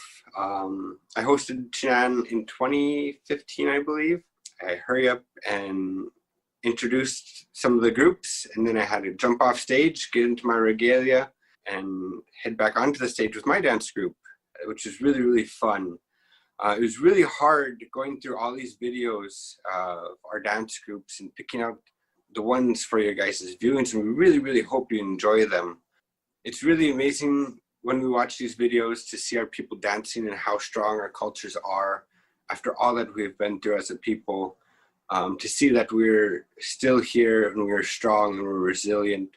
Our elders are amazing, our youth are amazing, and it is because of you guys that our traditions are going to continue on. I know you guys are excited. I won't keep you any longer. One last thing, we want to say kagasa-kung to GCI and to Alaska Pipeline for you guys' support for Chinan Night. Good evening. We are the Alaska Native Culture Charter School Choir Group from Anchorage. Please stand as we open with the national anthem in English, then Yuhtun. Please remain standing as we sing the anthem in Yuhtun. Kuyana.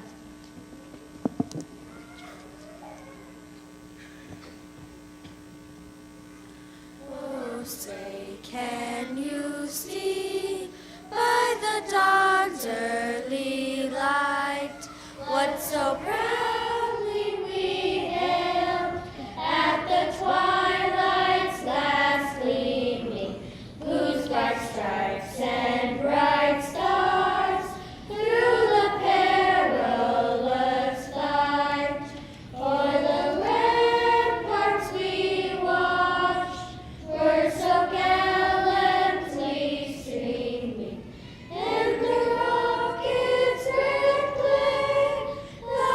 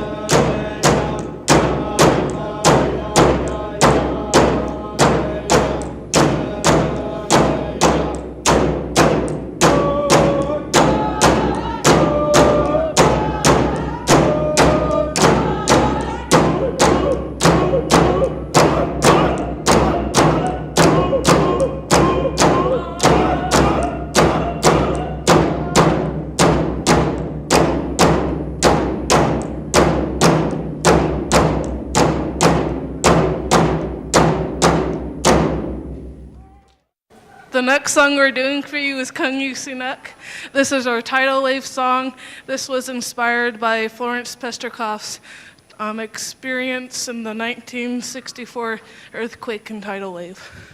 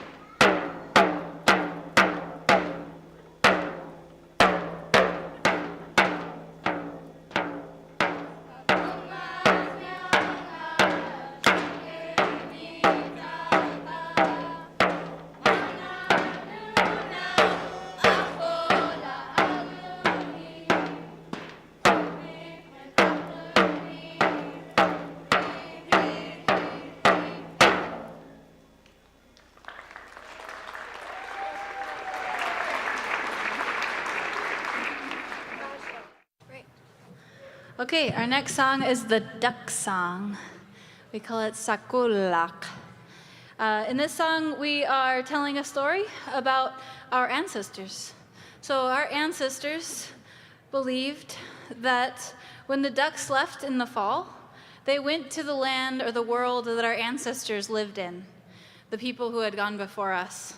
And so with them, with the ducks in the fall, we would send our prayers and our messages so that they could be delivered to our ancestors. So here is our duck song.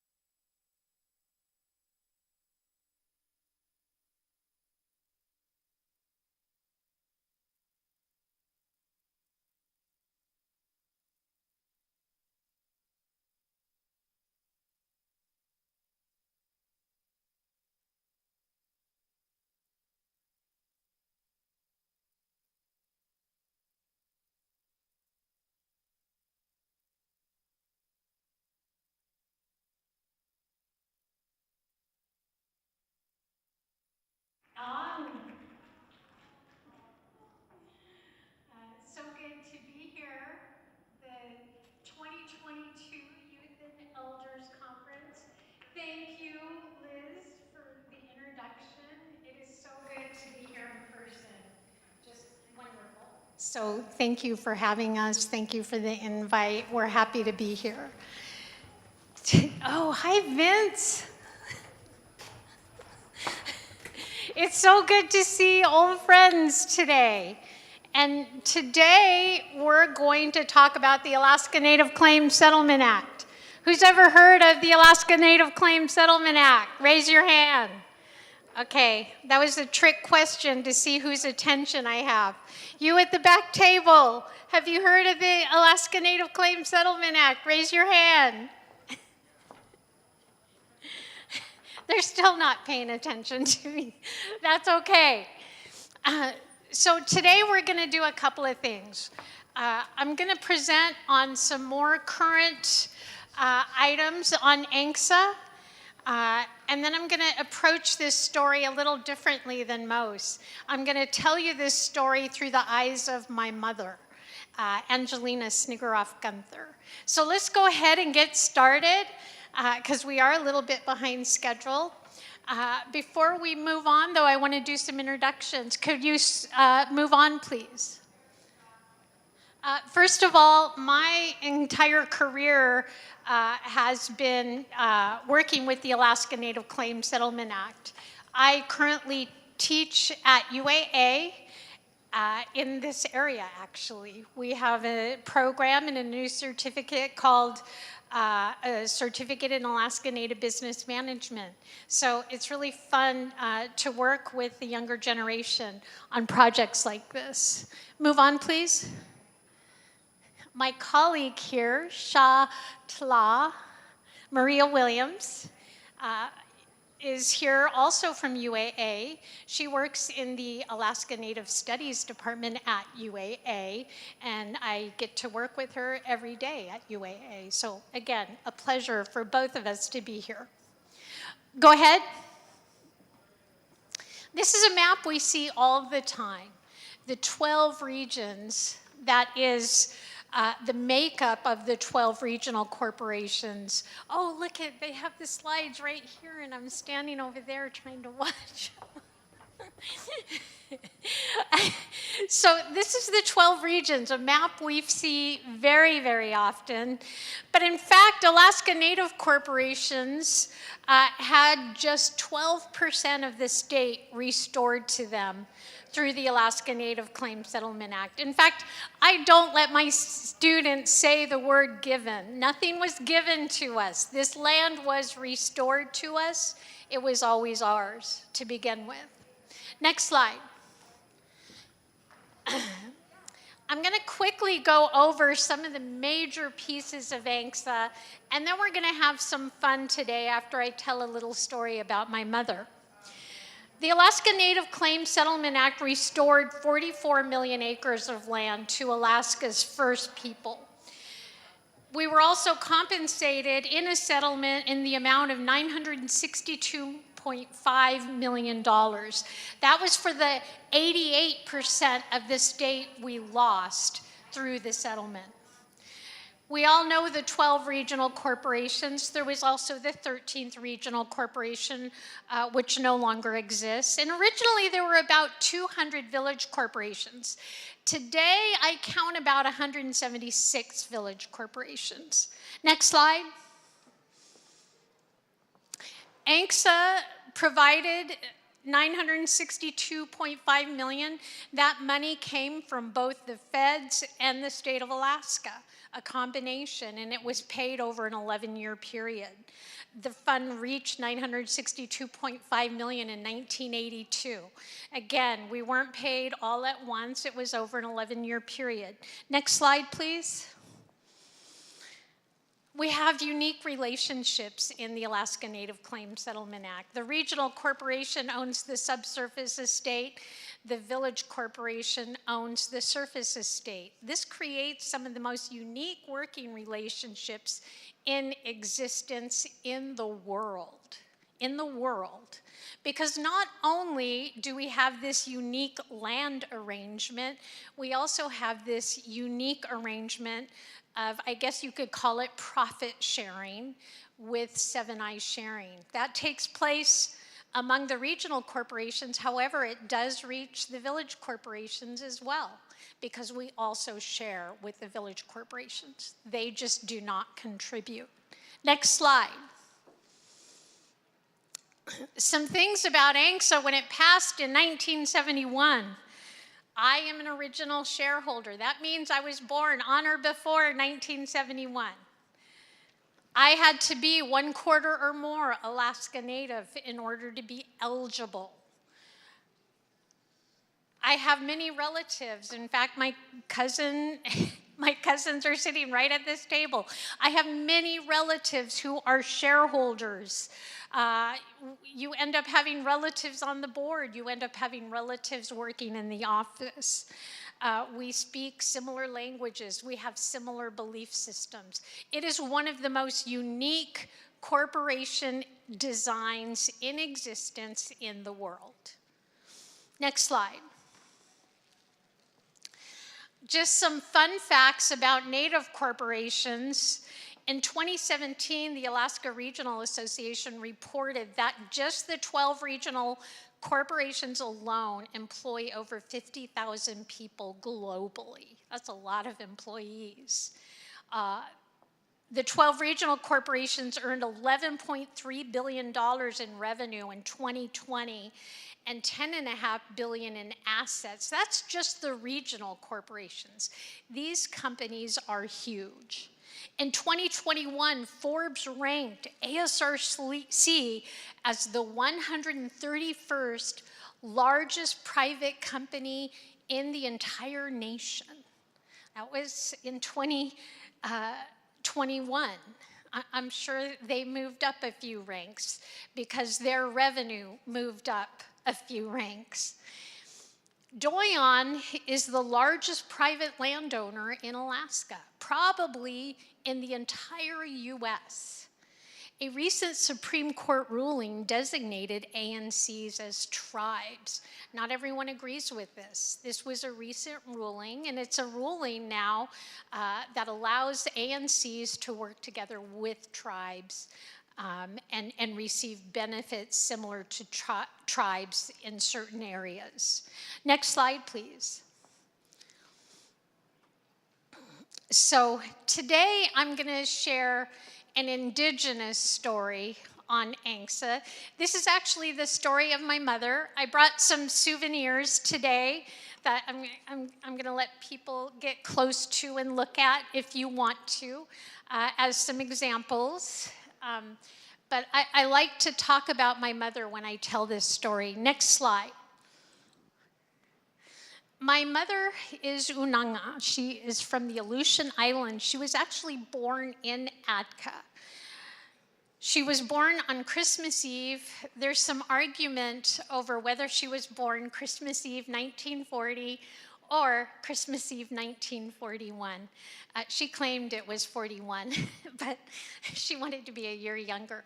But my Aunt Clara and my cousin Alice argued that date and said her birth certificate's wrong, and she was born in 1941. But she was born and raised on the Aleutian Islands. The Aleutian Islands were actually the first islands exposed to outside influences. The Russian explorers landed on the Aleutian Islands in the 1740s. We were the first region to this outside exposure. In some cases, our exposure to the outside world happened over 100 years earlier than some of our northern Alaska Native brothers and sisters. So we were exposed very, very early.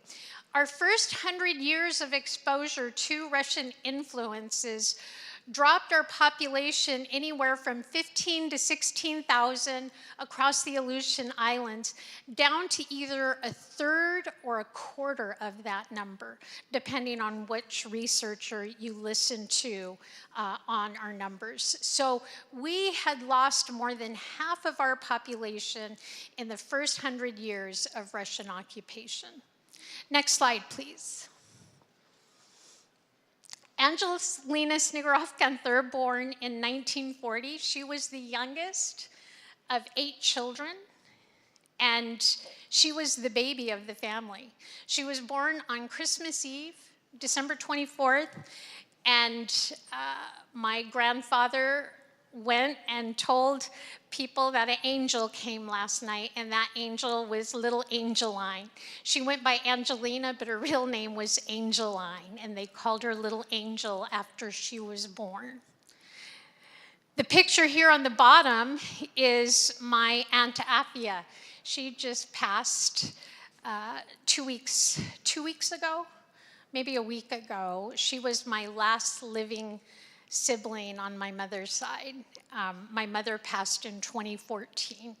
But little Angelina was born, and she loved living in Atka, Alaska with her mother and her father. Next slide. My grandparents, Andrew and Mary, my grandfather was older than my grandmother by 10 years. He was probably born in 1894 on Atka Island. My grandmother was probably born in 1900 on Attu Island, Mary Prokopiev. She was a basket weaver. They were artisans, but they weren't called artisans back then. They were just practicing their traditional artwork, their traditional practices. My mother, like I said, was the baby of the family, and she was removed from her home at a very young age, at the age of 7. Next slide, please. This is our family tree. I actually bought the service of someone to do our family tree. I bought it at an auction, and they went through old church records. My family tree goes back a little further than this, but I think it's remarkable that I can go all the way back to the early 1800s looking at my mother's side of our family tree. Next slide, please. Again, my grandparents were artisans, but they were never called artisans per se. Back then, they were practicing their traditional values, their traditional artwork. My grandfather made baidarkas. If you Google the word Andrew Sniggeroff, they still use this as a model for designing the ikyak today, which is amazing to me. You can Google this and find Andrew Sniggeroff's baidarka frame online. This basket was made by my grandmother, Mary. I found it in a museum in Juneau, actually the only place where I can see my grandmother's work today, because we own no piece of my family's work from the past. Next slide, please. So we always remember the date, December 7th, 1941. December 7th, 1941 was the year Pearl Harbor was bombed. What we often forget is the date, June 3rd, 1942. That was the day that Dutch Harbor was bombed. In fact, I was able to go to Alaska for the 75th anniversary of the bombing of Dutch Harbor. It was a very remarkable gathering. They had Aleuts who were part of the Aleut internment. They had war veterans who were on the Aleutians during World War II. And yes, they had representatives from Japan at this gathering. Again, it was a remarkable gathering. Next slide, please. In June of 1942, Atka was hastily evacuated from the island. Basically, the people had to leave the island with only what they could carry, my mother's family included. Other villages would follow suit, and what is referred to today as the Aleut internment started. And Aleuts were being evacuated across the entire Aleutian chain. Next slide, please. My mother's village was taken roughly 1,500 100 miles away from where they originated, to Killisnoo, a dilapidated old cannery. It was so run down, they had no business housing anyone in this infrastructure at all. Yet they put the entire village of Atka in this one building. Next slide. This is a picture of my mother's family. The reason we know this has taken place in Southeast is because of the trees. For anyone who has been on the Aleutian Islands, you will know that we do not have trees in the backdrop like that. This was taken at the end of the internment, probably. Now, portions of my mother's young story was captured in a book called Journal of an Aleutian Year. The people were taken back to Atka in 1945, but during the evacuation, they burned the village down. And the reason they burned the village down, and when I say they, I mean our US military burned the village down. They burned it down because they did not want Japanese forces using any part of the village as an asset for anything military from the other side. Next slide, please. So in the book Journal of an Aleutian Year, some of my mother's childhood is captured, and it's remarkable to look at and read some of her childhood. But it's also remarkable to remember some of the stories she told me when I was a little girl. Next slide. So Ethel Oliver was taken to Atka right after the war with her husband, Simeon Oliver. And the reason they were taken to Atka was to help the village rebuild. You have to remember, the internment was devastating to Atka, where my mother was from. In the book, When the Wind Was a River, it's documented that 83 Atkins moved to Killisnoo. 17 people died in Killisnoo. 17 of the Atkin villagers died. That's over 20% of the village. 20%. Imagine losing 20% of your community in less than 3 years. It was devastating. Death eliminated the elderly, the repository of community honor and wisdom.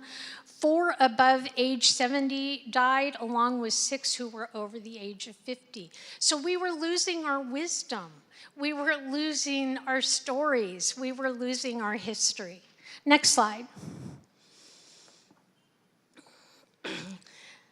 The Journal of an Aleutian Year, Ethel Oliver describes the death of my grandmother Mary when she passed. It was a difficult moment for my mother. She was lost. She was confused. Her other siblings were older than her. She was much younger. She felt alone. She felt scared.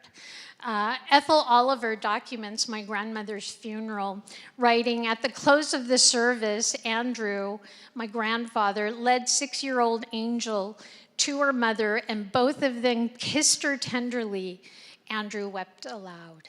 That was my grandparents. Immediately after the war, my grandmother contracted the flu, but she had already contracted tuberculosis during her internment at Killisnoo. When the flu hit her, she was too weak and she could not fight it, and we lost her then. Next slide.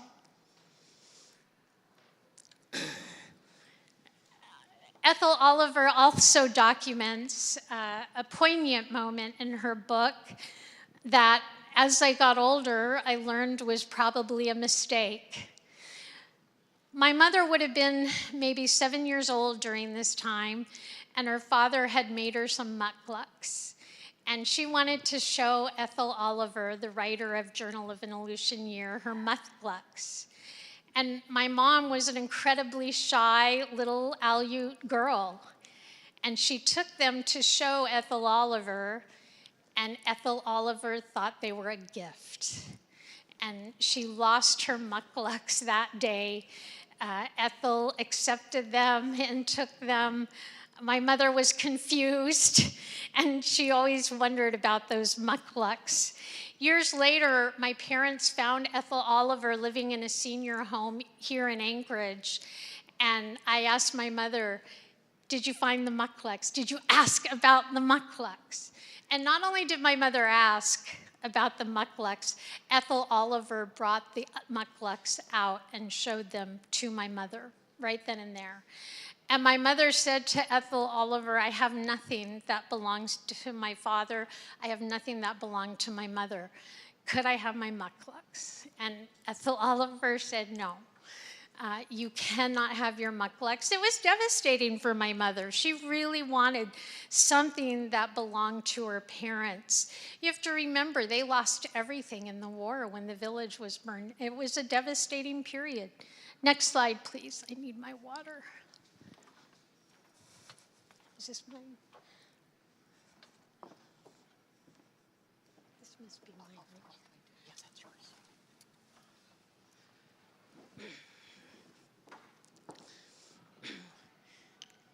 The next phase of my mother's life consisted of a lot of tragedies, and this is true of many Alaska Natives from her generation. I don't tell these stories as woe is me. I tell them because they're the truth and because it was my mother's generation of Alaska Native leaders who championed the Alaska Native Claims Settlement Act. The hardships they had been through were tremendous. At the age of 7, probably 1948, my mother was sent to Wrangell Institute. Now, this is where I characterize her culture as being stolen, because BIA was determined to beat out any remnants of culture from the students at Wrangell Institute. And they were particularly harsh at Wrangell Institute, And my mother lost many things. She lost her oral tradition, she lost her language, she lost her Unanga way of being. She would then move on to Mount Edgecombe High School. She pretty much was raised in BIA institutions. Next slide, please. Possibly in the summer of 1951, my grandfather, Andrew, sent for his family to come home. My mother would have been maybe 11 years old at this time, and she remembered that call. And she went to the BIA instructors, the people who she thought were looking out for her, and she said, my father wants me to come home and for the summer, and I want to go. And they convinced my mother that this was not the time. This just wasn't the right time to go home. And I'm going to venture a guess, a lot of it had to do with cost associated with sending my mother all the way from Wrangell Institute to Atka Island. Next slide, please. So my mother would look at this picture at home and she would grimace. And I took my mother, this was the summer everyone went home, and my aunties are all standing around my grandfather. But in front of my grandfather, and my mother just had a hard time telling me this story. She thinks that little girl should have been her, not her niece. And because she wasn't able to go home that summer, she lost the last opportunity to spend any time with her father, because soon after, her father would pass. And so this family picture that we all cherished, come to find out years later, it was also a source of pain for my mother. And now I struggle to look at this picture with a smile on my face because of that. Next slide.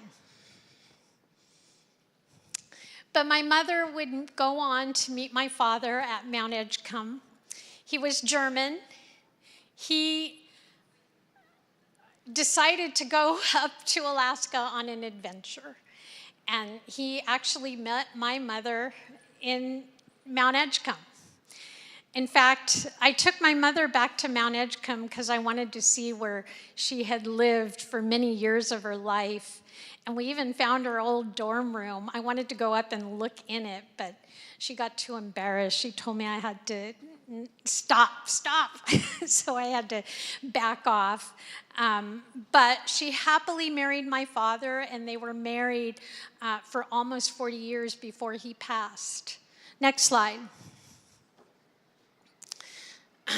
The reason I tell this story is because it was people like my mother who were the average Alaska Native during the passage of Angsa. I'll be honest with you. My mother, I asked at the beginning of this presentation, have you heard of the Alaska Native Claims Settlement Act? My mother didn't know what it was. She didn't know. She didn't really know what a corporation was. She wasn't sure what was going on. All she knew was that it was important. And wonderful leaders during that period, like Willie Hensley, Sam Keto, walking in right now, were the champions. It's like you guys timed that or something. Were the champions who made Angsa happen for Alaska Native people. But my mother was the average Alaska Native, and although she didn't really understand what was happening, she knew it was important. Now, there was a strong resistance of some of the original designs. Students always ask me, well, why didn't they go with the reservation model? You know, when you look at my mother's story and you talk to people like Willie Hensley, you understand there was a very strong dislike of BIA. And under the reservation model, that relationship would continue in perpetuity had our lands been held into trust by the Department of Interior, which was one of the plans during this time. So we decided to go a different route, a new route, a route that was a very novel approach to Indigenous land reclamation. And that novel approach was the Alaska Native Claims Settlement Act. Now, I'm very pro-Angsa. I think that's very obvious. Not everyone agrees with the model, how it's designed. That's okay. The wonderful thing about the Alaska Native Claims Settlement Act, oh my gosh, I'm going to walk off this stage. The wonderful thing about the Alaska Native Claims Settlement Act, and Alaska Natives today are proving that time and again, we are making it our own today. We are making it our own, and that's important. That's why it's so important for you to know this history, know the process, and we're going to do an exercise today. But first, I want to talk about a couple of things for your toolbox, starting with leadership. Leadership is such an important ingredient. I brought my gavel. This is my gavel when I was chairman of the board of the Aleut Corporation. I am currently the longest serving chairman of the Aleut Corporation, and I am a woman. Wow, you know, I never would have had this opportunity had it not been for my Native corporation. I think about leadership often, and a lot of the decisions I make build my character in my leadership qualities, and I think about that often. Even some of the smallest decisions you make affect the characteristics of your future leadership qualities. Think about those decisions before you make them. They will impact you down the road. The other item I brought for show and tell today was this teddy bear. It says, "A hug from me to you." Vince is sitting here, one of my ex-fellow board members. In leadership, you're going to make mistakes. You know, it's so important to step out and go for it. But you have to recognize that you're going to make mistakes. The good news is you're going to learn from those mistakes. And what you learn is another thing that will build your character as a leader. On the day I received this little teddy bear, happened to be the day that I was the shortest serving president of the Aleut Corporation. I was president for all of 24 hours. Now, some of you may laugh at that, and it's true, but at the time, this was very devastating for me. And, you know, there's a lot of politics involved. You have to have thick skin, but you know what? I got back on board, and I got back with the program, and look at what I get to do today. I never thought that back then when I received this teddy bear, but I think about it all the time today. So you are going to learn lessons. And the last thing I wanted to share with you all was this education. This is my tassel from my graduation. I just acquired my PhD so I could go back to UAA and run this program. But thank you. But I want to remind you of the importance of education. I also want to share with you, when I was in high school, I actually had a guidance counselor who told me I wasn't going to make it. That's what he told me, that I wasn't going to make it.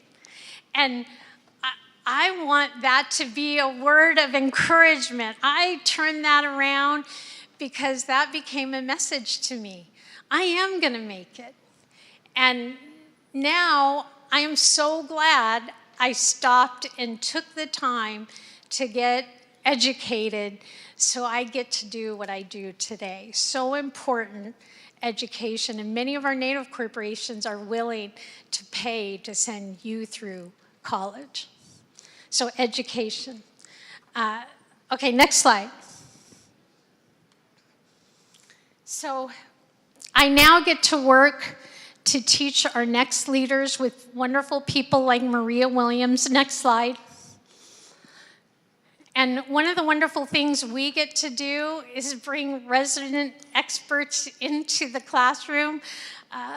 Maria gets to work with such talented linguists in Yupik, in Athabaskan. I get to work with various president CEOs of various Native corporations. Believe me when I tell you, all of these people care about your future. So take that very seriously. Next slide. I wanted to end on a couple of happy notes. This is a picture of me probing the Juneau Museum, looking for anything that my grandmother made, finding that picture of her, but also some of her baskets. Next slide.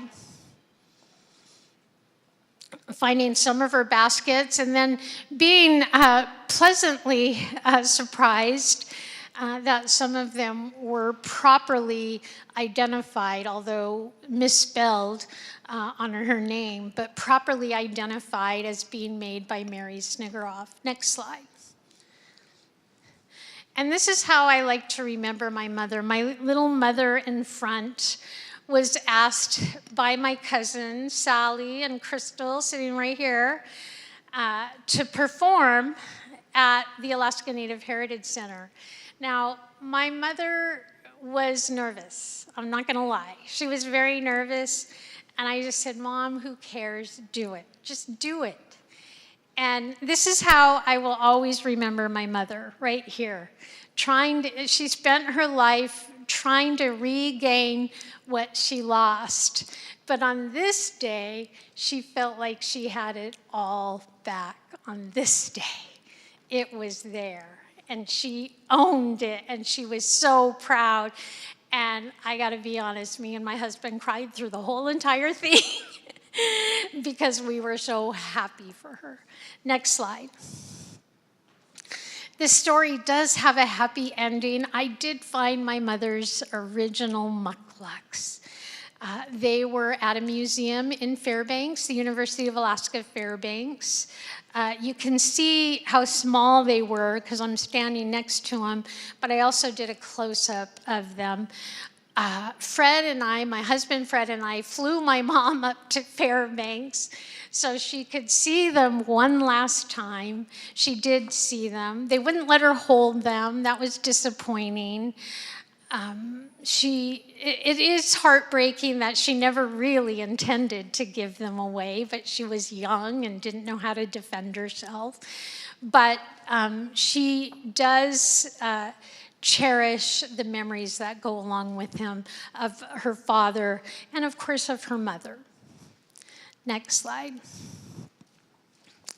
So that is the story of my mother. And the reason, again, I tell that story, I know I started with all the facts of Angsa, but I like to do storytelling. And again, my mother was a typical Alaska Native during the passage of Angsa.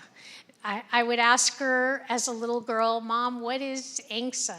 What am I supposed to know about the Aleut Corporation? What is this? And because she didn't fully understand, she would simply respond, it's your future.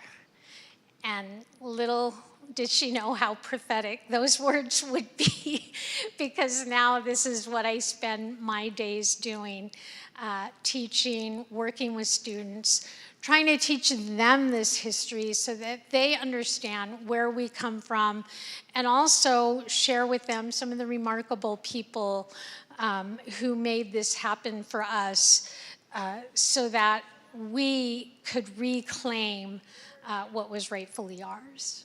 So I also brought a couple of other things. I brought an Aleut basket. I brought a picture of one of the early voyages to Unalaska. I love that picture. I have it hanging in my living room of what Aleuts look like traditionally. And I had also bought my mother some new mucklucks. And the fun story about her new mucklucks is they were made by the late, great Mabel Pike. Now, I didn't know this when Mabel Pike worked with us in the Alaska Native Heritage Center, but Mabel Pike used to be a dorm matron at Mount Edgecombe. And I had my mother there, and I said, Mabel, do you remember my mother? And Mabel just laughed and looked at my mom, and she said, oh, I remember all you girls. And here my mom was in her 60s or maybe early 70s, and Mabel still referred to her as a girl, one of the girls. But I bought these from Mabel, and they replaced my mother's original mucklucks. In fact, she wore these up until the day she died. So with that, we're going to do an exercise. Maria Williams is going to tell more about herself, and then she's going to lead us in an exercise about Alaska Native corporations. So I need everyone to get their worker bee mode, and let's turn it over to Maria. Well, first of all, applause, Sharon, for that beautiful story. My name is Maria Williams, and I teach at the university with Dr. Sharon, and I want to say Miss Angie took one of my classes, and it was awesome. And I will say my perspectives class, we got to one segment about the Aleut evacuation, and I talked to Sharon and her mom, and I said, you don't have to come to this class because this is a very painful story. And she goes, I am coming to that class. And she came, and we showed a film, and then she spoke, and you could have heard a pin drop in that room. So that was a very beautiful experience of Miss Angie, who I treasure. Okay, but now here's the workshop. What's worse about that, though, is she thought Maria was the best teacher ever who walked the planet. It was a humbling moment. That was, thank you. Anyway, so here's the workshop portion. So during the land claims movement of the 1960s, right, this was the big struggle before it culminated in that historic 1971 Alaska Native Claims Settlement Act. This is when AFN was formed. This is why we're having AFN this week. Youth and Elders is here. The historic major work done in the 1960s resulted in amazing things. Most of the people that were involved in that were all young, very, very young. They just knew that something was wrong. There was too many things going on. And so it resulted in this historic settlement, and they had to create corporations. So this is the workshop portion. We're going to create our own. We're going fictionally back to 1971, even though we're in 2022. We're going to figure out how many Native corporations we want to create, and you're all going to have 20 minutes to figure out a few things. Do we go to next slide? Is it on the slide? Oh yeah, okay. So your group is going to be assigned, I advise you don't take an existing corporation. Pretend you're in the 1960s, the settlement passed, and now what do you have to do? Who's your shareholders? You have to enroll shareholders. Where's your office space? I interviewed some of the founding members of the corporations. Like we see these beautiful corporate offices in Anchorage, right? Most of the corporations are here. Cook Inlet Region's first corporate office, there used to be a grocery store chain called the Piggly Wiggly. They rented a room next to the freezer section. See Alaska's first office? Hotel in the Baranof. Most of the other corporations found school rooms, right? So very humble beginnings. So what I would like you to do, there's a couple of challenges. Come up with the name of your corporation, a mission statement, which is very important, and Sharon can talk a little bit about the mission. Did you want to talk about the importance? Sure. So the mission statement is a written explanation of an organization's business intentions and aims. It's an enduring statement of a firm's purpose, possibly highlighting the scope of operations, the market it seeks to serve, and the ways it will attempt to set itself apart from competitors. So you're going to come up with a name and a mission statement. Next slide, please. I don't want to put words into your mouth, but I did want to give you a couple of examples of mission statements that exist today for Bristol Bay, enriching our native way of life. I love Bristol Bay's native, I love their mission statement. NANA, to improve the quality of life for our people by maximizing economic growth, protecting and enhancing our lands, and promoting healthy communities with decisions, actions, and behaviors inspired by our Inupiaq Ilixiat values, consistent with our core principles. And then see Alaska. Our mission is to strengthen our people, culture, and homelands. We build success by working through our core values. Our land, our past, present, and future, our strength, leadership, balance, reciprocity, and respect. Those are all big mission statements to fill. So you're going to come up with a mission statement and a company name for your company. And by the way, there's a small prize for the winner of this contest, but you have to participate to win. So groups of 5, and you could win a prize. Are you participating? So Maria's going to pass out some white paper so you can come up with a company name and a mission statement. A company name and a mission statement. What's that? Can I have a piece of paper for my group over there? Oh yeah, thank you. Okay, thank you. So if people can raise their hand, I can pass out the big giant papers. Okay, I'm coming over. Are you guys going to create a corporation? Are you going to create a corporation? You are? Okay. I'm going to give you this paper. It's the last one. Okay. I ran out of big papers. Do you guys have small papers? Oh, perfect. Use a couple of those.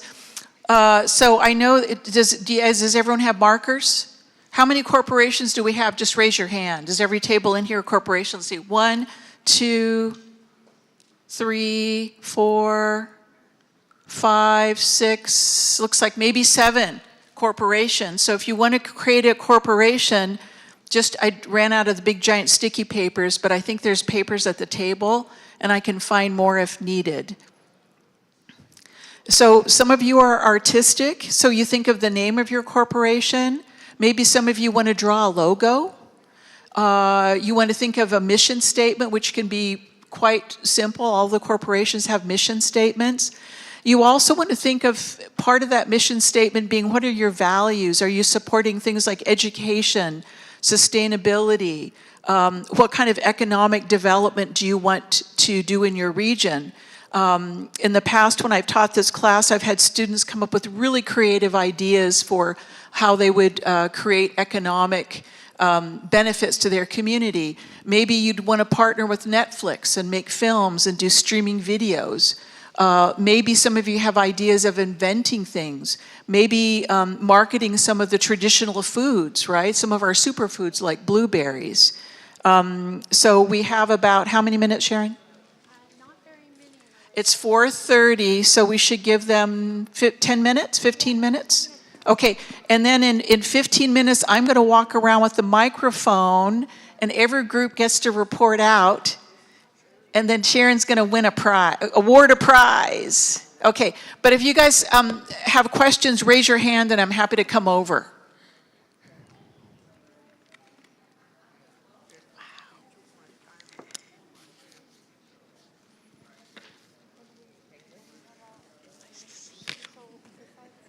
Nice to see you.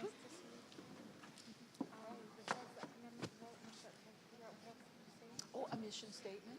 But a mission statement could be, we value our lands and our future, we value our children, we, value elders. A lot of these are kind of written in there, but it really will define your path forward, right? So all of you guys know this because you're involved in this. But then also you can be fictional, like just pretend that you're in a place that has some type of resource, like maybe it's some power food, maybe it's, how those like fish oil capsules are really taken off. Maybe it's creating greenhouses so people can have their own food year round. They can grow their own potatoes and corns and peas and can them. It could be also like partnering, maybe you guys created Amazon, right? Or maybe there's somehow you're using the wind in your region for solar power. So just think of some of the economic benefits. And of course, these are what the early leaders had to do. What economy are we going to create? Okay, is that helping? Okay, yeah. But also you can be super creative and fictional. Yeah. Okay, if you guys have questions, just raise your hand and Sharon and I will run over. Oh, good. Okay. We should send a rep upstage to read and we shouldn't do oh, okay, yeah, this is simple. Yeah. Yeah, and I'm talking about their... So the other thing, they can either come up to the stage, the spokesperson, or they can stand and I can do the microphone, whatever is easiest. It'll take more time if they come up. Okay, so I'll have them stand up here? No, okay, got it. Okay, got it. Okay. How are you guys doing? Okay. Touch him. Get to work.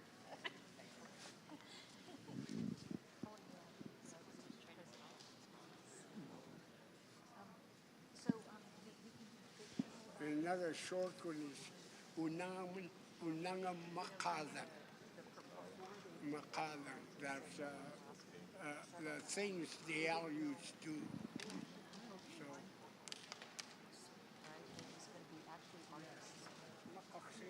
Pretty good. You remember me? Who was me? Greg.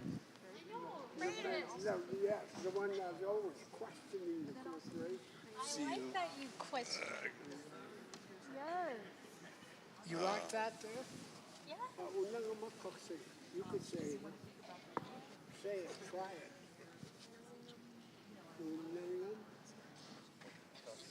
Makasinging. That's what's the how you do, you know.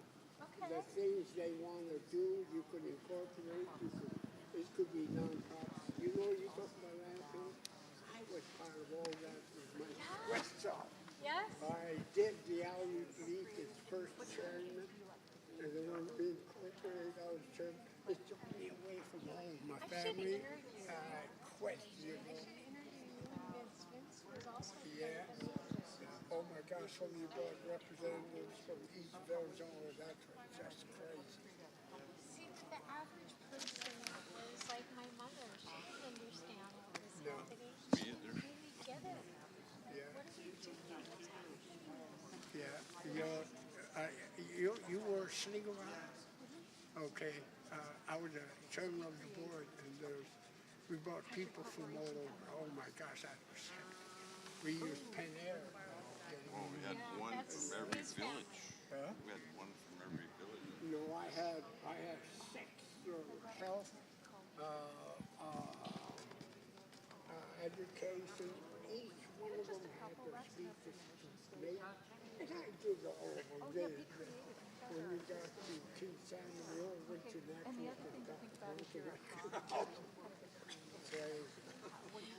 Well, Stanley told me the first meetings would take like 2 weeks. Yes, honest to God. Yeah. You know, in the mornings they were good. Good. Lunch break. Well, they couldn't get a quorum. Yeah, until noon. After they had dinner or lunch, they granted. Boy, did they. So how is everyone coming on their mission statement? We're going to have a representative come up and read your company name and your mission statement.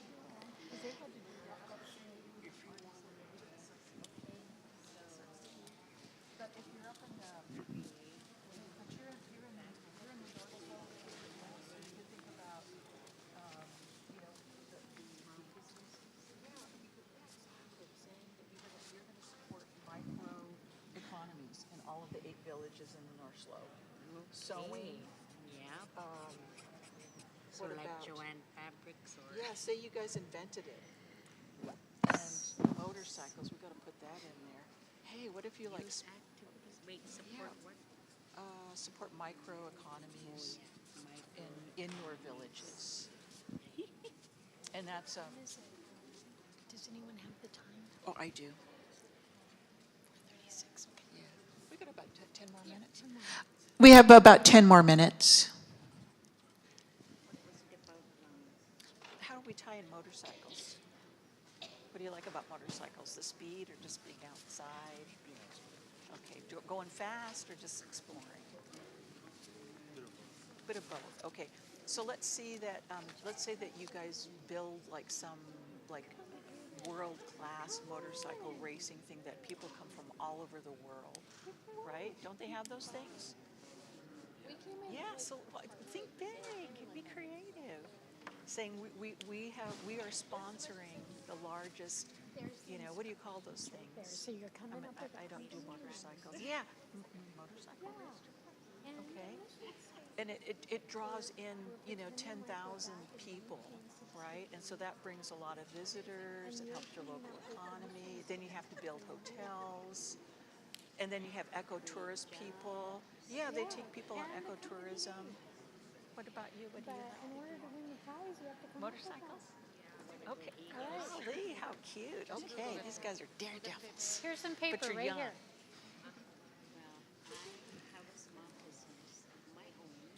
Wow, you guys are cool. Okay.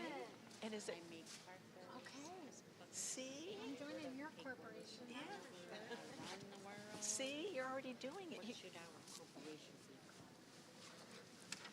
You want it based on like the region you're from, because you could name it after one of the oceans or the coast. How's your mission statement? Yeah, I love it. Okay, very good. It looks like you guys are done. Let me check on these other. You guys are awesome. How's the corporation coming along? I see a big blank piece of paper. Oh, they're saying you have to have 5. No, you don't have to have 5. They're small. They're small. Look, there's only 3. There's only 3 there. There's only 3 over there. Yeah, we break rules all the time. But if you don't have to participate if you don't want to. Can we leave it because Of course. don't really know the... Yeah, no stress. Mission statements. Yeah, so, mission statement. yeah, so you can say, be fictional, like the name of our corporation is, like someone called theirs Blueberry Hill, someone's calling it Inuit Corporation. So you can kind of be creative, and then you want to think, what are your values? Is it education? Is it land? Is it elders? Is it youth? You know, you could just do bullet points. You don't have to necessarily have a sentence. But then think of your economy. How are you going to make money? So they're going to...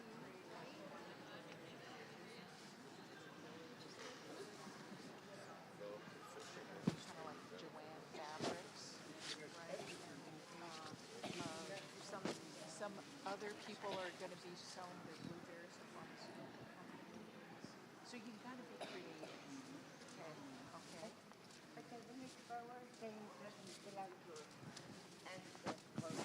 Oh, what village is that?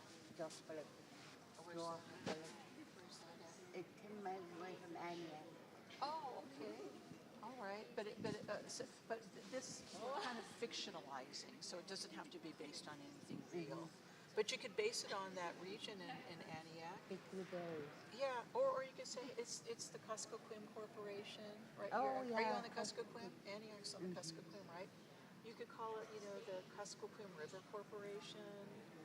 You could think about riverboat tours. I mean, come on, it's a beautiful river, ecotourism, bringing in these, very rich people that love the environment. So we gotta bring people up and start reading it. Okay, right now. This is Okay, everybody. I think we're to our time, and so what Sharon and I are going to do for each of our corporations, we need your lead spokesperson to come up to the stage and present your corporation and your ideas. And remember, Sharon's got a prize. So if we could get people to collect what they have, it doesn't even have to be finished. And whoever your main spokesperson is, please come on up to the stage. And I believe Sharon said, is this being streamed live on Facebook? So you guys get to be on the TV.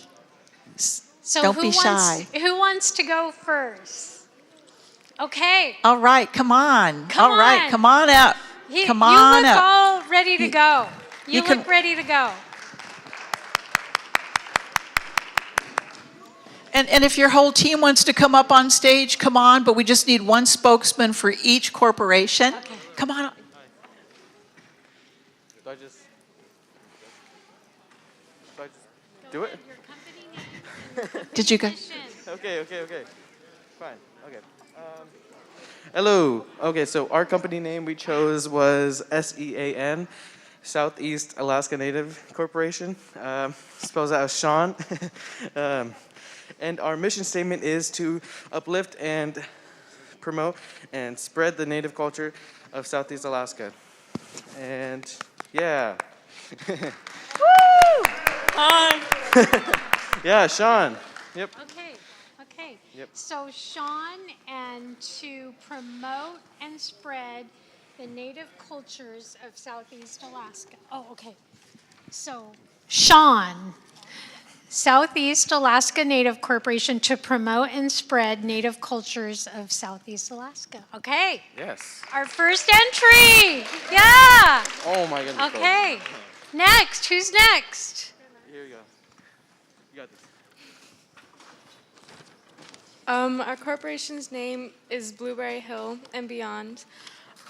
Our mission statement is to provide sustainability of the natural resources within the traditional boundaries, the creation of educational curriculum to be taught in all schools to include collaboration with publishers and media corporations to endorse and promote the health benefits of all traditional foods versus processed foods. Wow. Blueberry Hill and Beyond. Could everyone hear the mission? No? Can you read it louder, or do you want me to read it? You can read it. Okay. Blueberry Hill and beyond, to provide sustainability of the natural resources within the traditional boundaries, the creation of educational curriculum to be taught in all schools, to include collaboration with publishers and media corporations to endorse and promote the health benefits of all traditional foods versus processed foods. All right. Blueberry Hill and beyond. Thank you. I'll take that. Who's next? Your company name and your company mission. Speak loudly, please, so we can all hear. Hello, our company name is Anya Kusani. Our mission statement is sharing our culture and heritage, traditional ways, or lineage. Okay.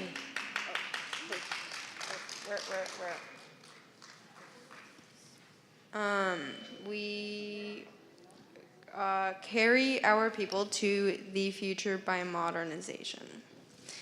And we're done. All right, good job. Okay, let me have your mission. Okay. Who's next? My group was shy to come up. Okay, please. Your name and your mission. My real name? No, I'm kidding. Corrine. So we, us four, decided Agavek Corporation. The Agavek is a whale, so we eat bowhead whale, and we hunt bowhead whales. And our logo is a heart with a bowhead whale in it. Nice. So our mission statement would be on education. We would support education to enhance our culture, support micro economies in all villages surrounding in our Arctic region, sponsoring something for the youth, like a big racetracks for motorcycles and ATVs, and that'll create jobs. All right. Wow, you're a happening corporation. Agavek Corporation. Thank you.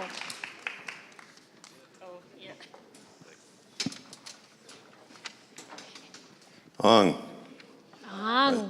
In our group, we had mostly elders, so our corporation's name we chose was Anangan Makasingin.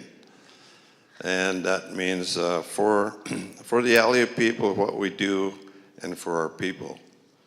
And our mission statement to grow our funding to benefit the shareholders with intentions to the corporation to grow with the shareholder hire and education, and operation to develop a fishing, which is all the Aleutian Islands has pretty much, an industry to benefit all our communities. All right. Thank you. Thank you. I'm going to take your mission from you. Another great mission. Okay, who's next? Maria. Maria.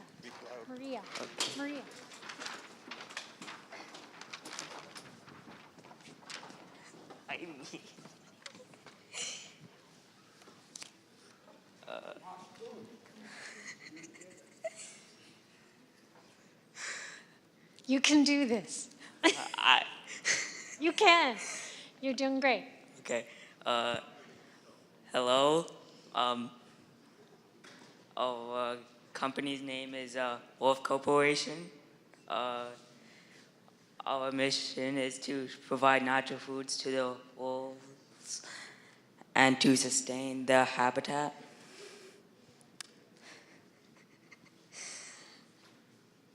To sustain the cultural stories, tradition, and values. Shareholders are the village members. All right. Good job. Good job. Wolf Corporation. I'm going to let you hand the mic to the next group. Good job.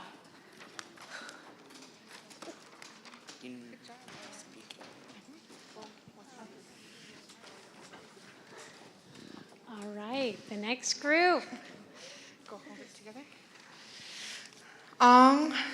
So our corporation name, there was a group of 5 of us with 2 of our elders sitting at our table, and the idea we came up with was Irilach Corporation, and an Irilach is an open skin boat with a wooden frame, but it's all open so it can carry a lot of people. And so our mission statement was carrying our people forward into the future by relying on and honoring our traditional values, foods, traditional lands and waters, our language, and our ways of life. So the idea behind this corporation would be to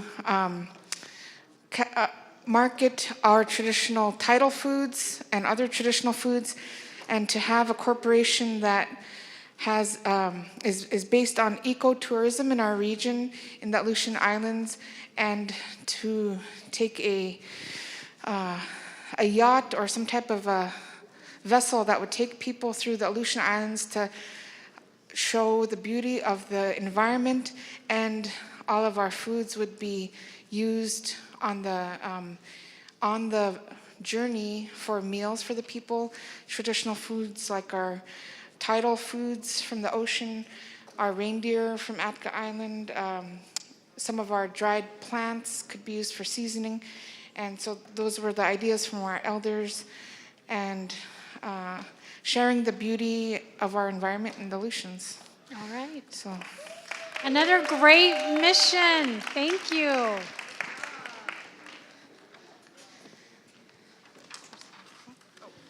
Okay, who do we have next reading their mission?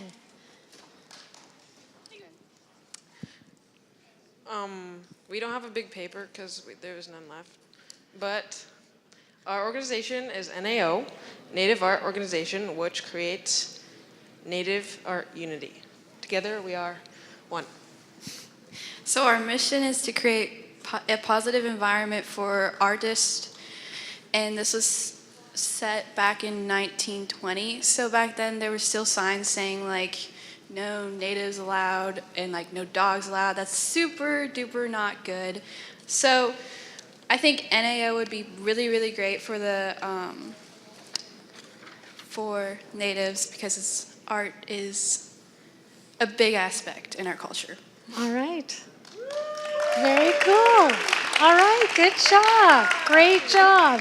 NAO, Native Art Organization. Okay, who's next?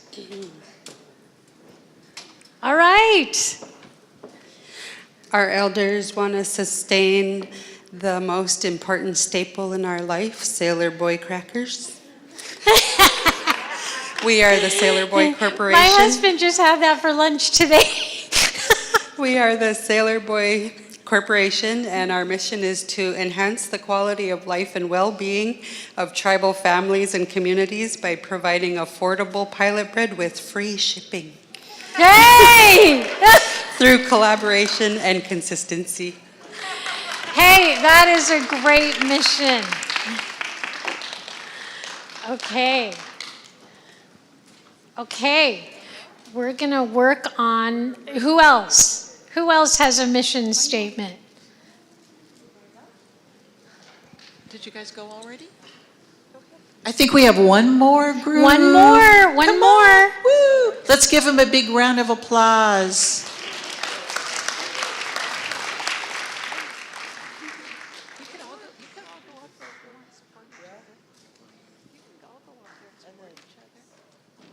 And just read the whole page right here. Bro, follow me. Follow me.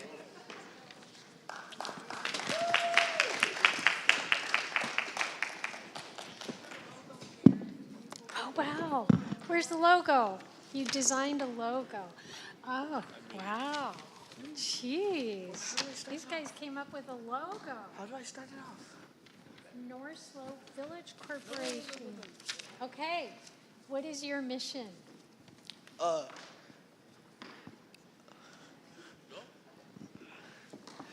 is to support our Inupiaq values, share with all our elders and take care of them. Land is important to our people. And just read this one. And we will do mental health. I don't wanna. Come on, you're doing good. You're doing good. You're doing really. We would do health checks on every village and make sure their health is doing good for those who struggle with any kind of issues. I can't read. I can't read this. Stacky. Where you stop? Right here. I can't read. This is, oh my God. Give every original shareholder a piece of land to thrive on. Any resource found on our corporation land will be, what's that? Portioned. We will get 2/3 of the profit. All shareholders will get money from the corporation. Hey, I like that mission. One more. Oh, we got one. I need your mission. I need your mission. You're turning your mission in.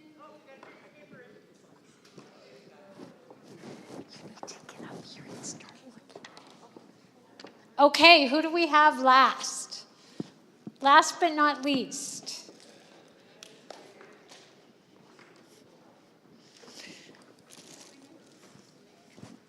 Right here. Your name and your mission. Okay. Can I say one thing?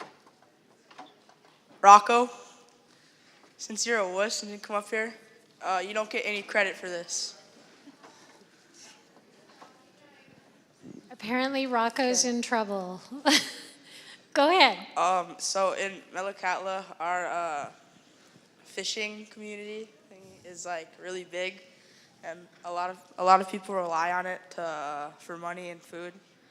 So our mission is to like help the community and the fishing community and everything, and like the pollution in the water and stuff. And yeah. Okay, that's a great mission. Oh yeah, and our name is Finn. It kind of like stands for fish in need, kind of. All right, very cool. I like it. I like it. Okay, can I have your mission? All right, thank you. How many corporations do we have, Sharon? 1, 2, 3, 4, 5, 6, 7, 8, 9, 10 corporations. 10. First of all, I want to say you guys were brilliant. I loved all these really creative ideas. And just know as Sharon's going to peruse these and she might come up with a couple of winners. I want to say you guys are all winners. And especially to the young people, you'll probably at some point be serving on one of your tribal councils, maybe your village corporation or your regional corporation.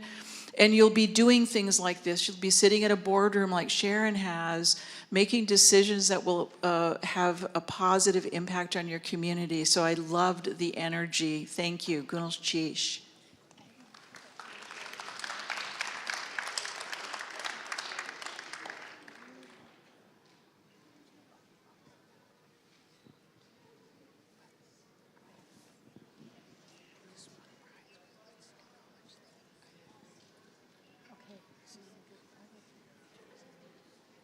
I do too. Okay. So we need a drum roll. Hit your tables.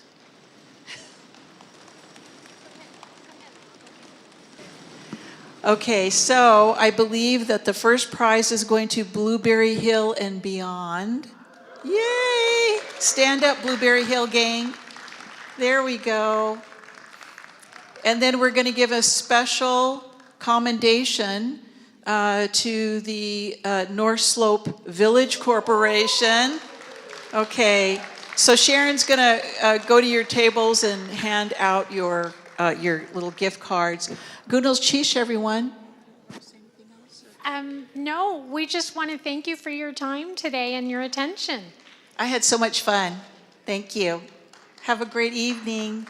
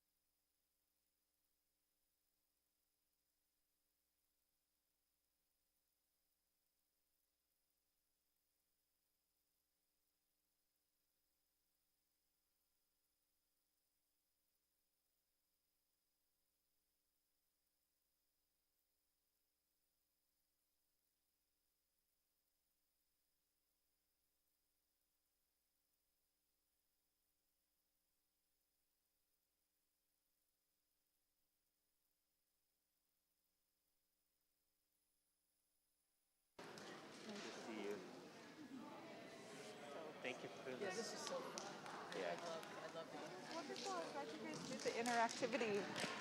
It was so cool to hear them. Well, it's always, some of the young people, they're like so shy, but it's so good for them. Yeah. And then to be creative. Yeah. That's fun. They did great. So how's your marathon going? Awesome. This is our favorite time of year. We love it. Yeah. I was very impressed with the 800 plus people that showed up. I don't know if it's just because of the COVID.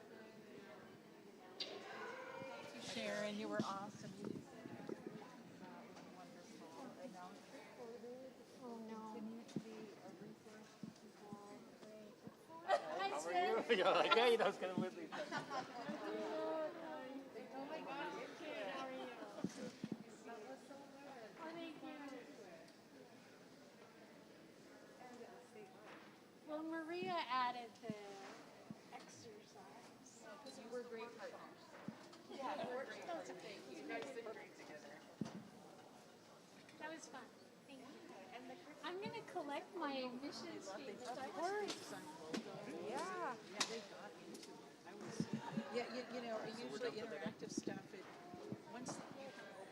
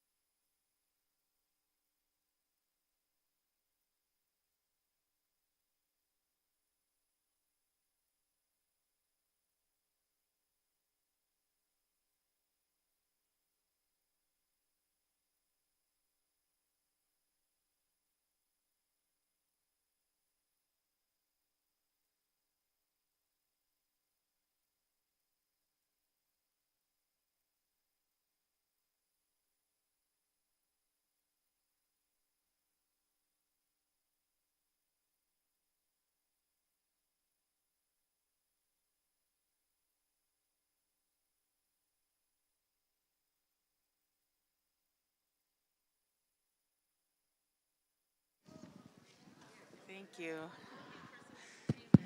Hi, everyone. Ganesh Chishawa so much to our workshop hosts, Sharon and Maria. That was wonderful. I thought you were donating that headdress to me, Sharon. Shucks. It was so beautiful.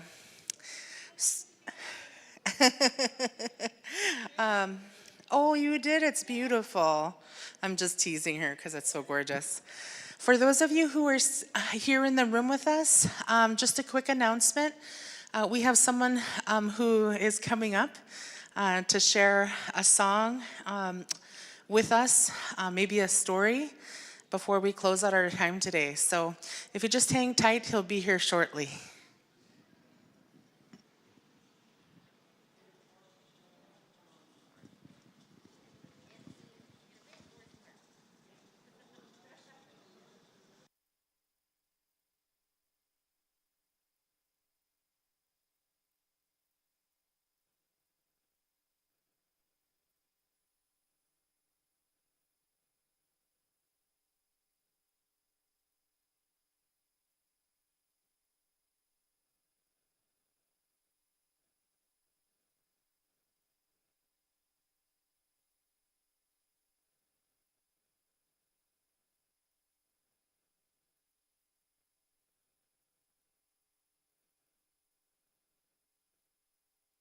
Broadcast till 5:30.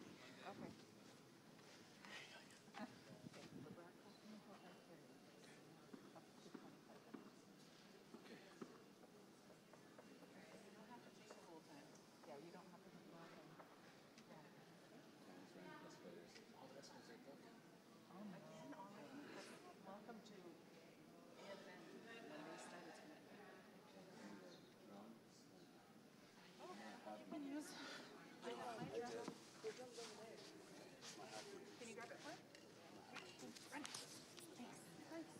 have my drum there too if you need to find.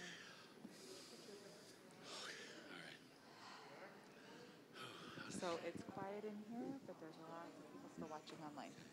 Okay, so you're speaking to our people. All right.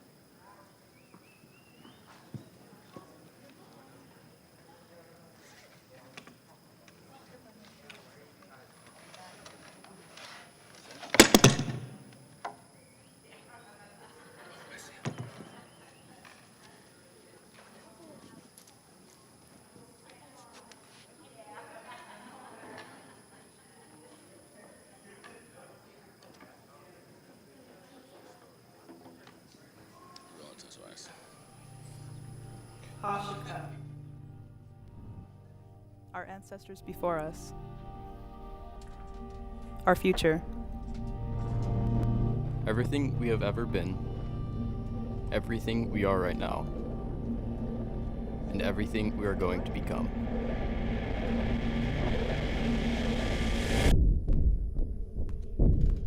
Ha Shuka. It's our history. It's our future.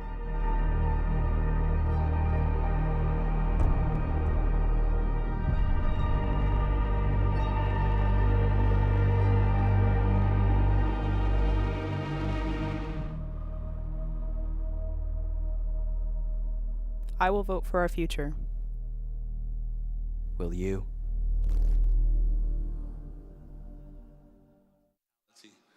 And for all the hard work they have done into hosting a youth and elders for all our communities of Alaska.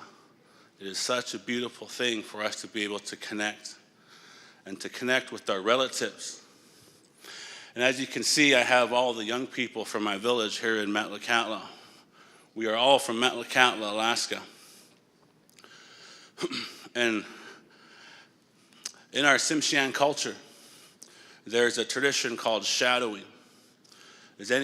Any time a person is speaking or standing before a crowd, we take the next generation with us. And they stand beside us so they could see how it feels to stand before our people, so they could understand what it looks like as a presenter. Because everything that we do,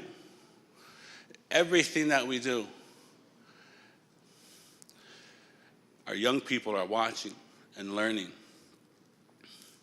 So I wanted to share a story. And this is a Tsimshian story about our journey. The journeys that we have in our lives and the relationships that we build and we strengthen during our journey. So long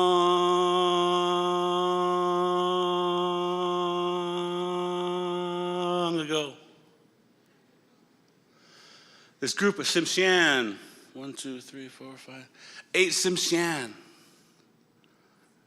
took to the ocean, and they were headed down south. And the Tsimshian, when we jumped in our canoes, we would travel to what is now called Canada.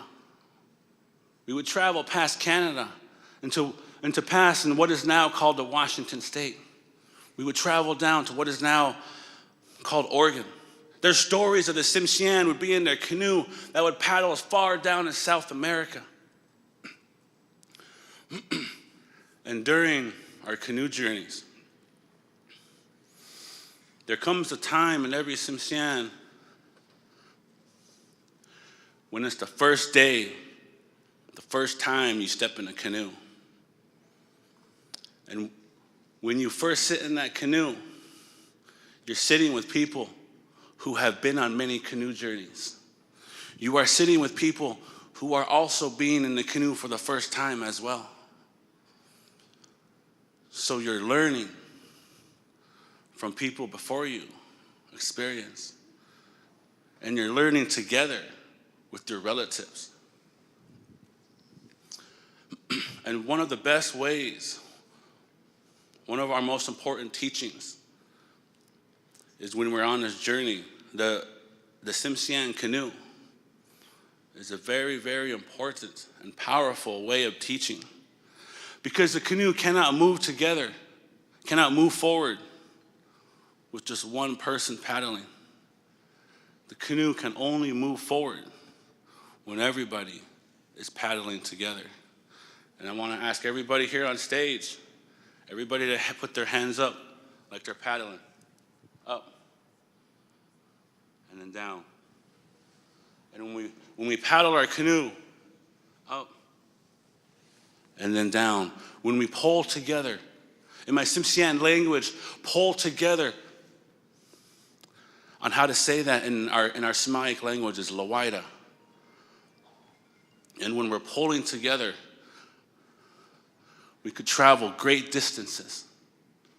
When we're pulling together, anything is possible. Our canoe is at its strongest and fastest when we pull together. So there was this group of Tsimshian, 8 Tsimshian, headed south. Many people, first time in a canoe. And one day the storm came up out of nowhere. Because storms come in our lives. Sometimes these storms, they're not so big. And other times, the storms are so big, you don't know if you're going to make it through the other end. Sometimes the storm takes hold of your canoe and it pushes you in a direction that you didn't want to go. But it is always told to us in our Tsimshian stories, no matter how bad the storm, you keep on pulling. You grab that paddle and you keep on pulling through the storms. So this storm took hold of this canoe. And the 8 Tsimshian had no control of where this canoe was going. Took hold of them. All they could do was keep the canoe with the weather. Because if the canoe turned sideways, the weather would capsize them. So the 8 Tsimshian, they just had to paddle together. Paddle as hard as they can. And they had to do it together. Now nighttime came, and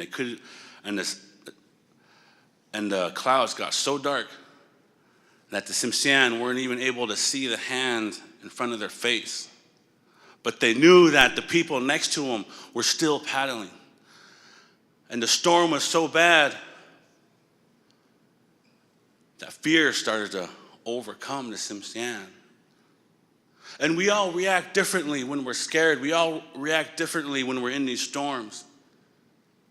Some Tsimshian were crying. Other Tsimshian were getting mad at each other. They were yelling at each other. Everybody was reacting differently. But when they were paddling, no matter how everybody was reacting, they knew they had a paddle together. And I want us to do that 3 times. One more time, hands up, way up. We paddled. And through the storm, we paddled together. No matter how dark it got, we paddled together. And we did this for 6-7 hours through the storm. And we were paddling so hard and for so long that our hands started to hurt. We started to get blisters on our hands. Paddles started breaking. And when your paddle breaks, you know what you have to do? That person has to turn to the person sitting next to them in the canoe And you got to ask them for help. You got to ask them, can I use your extra paddle? Do you have a paddle, extra paddle I could use, brother? Do you have an extra paddle I could use, sister? And we help each other, and we share paddles. No matter how we feel when we're in those storms, we still share paddles.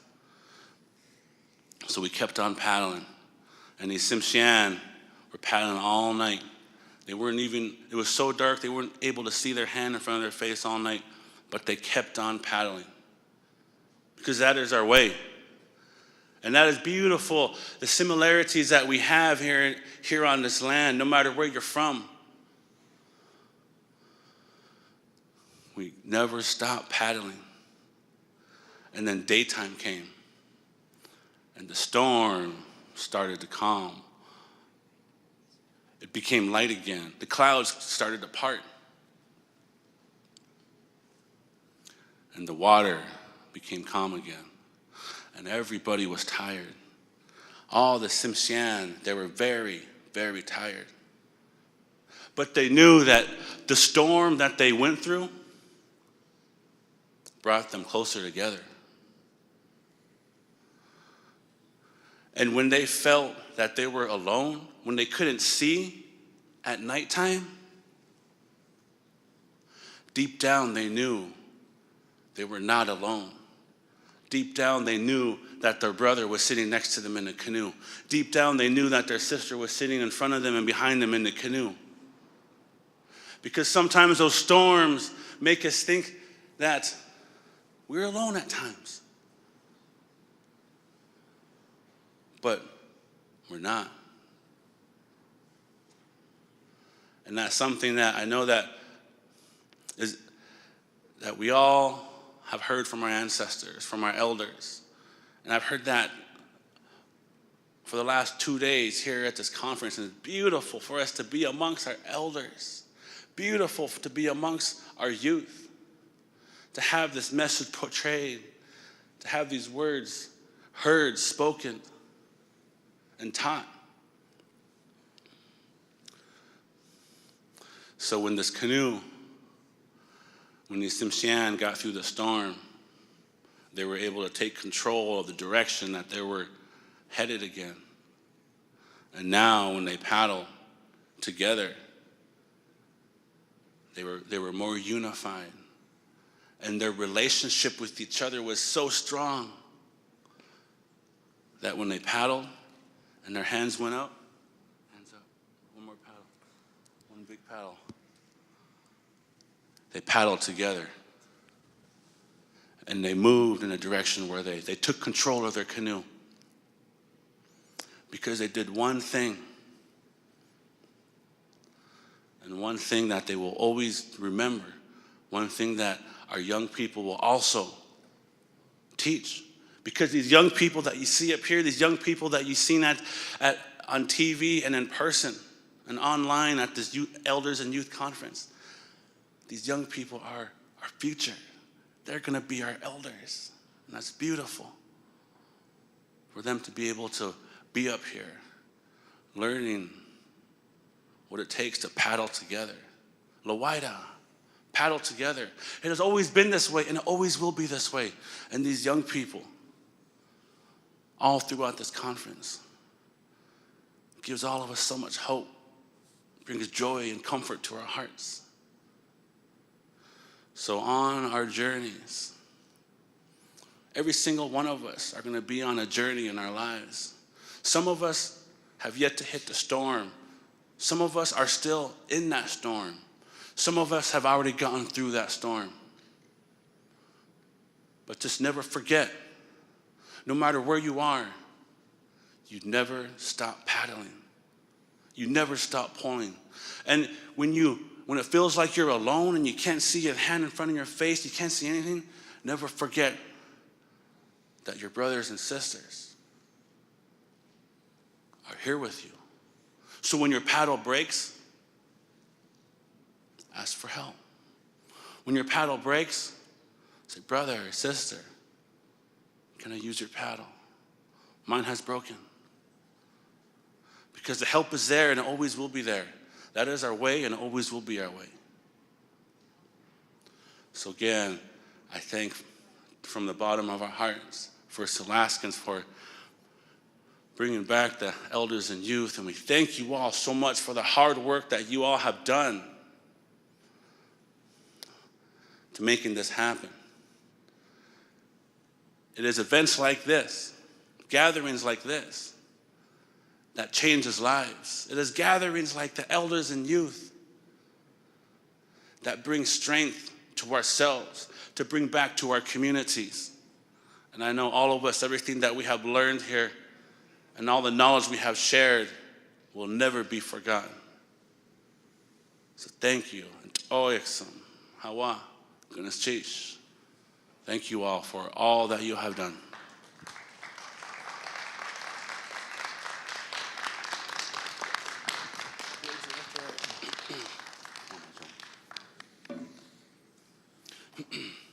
So before we go, hold this.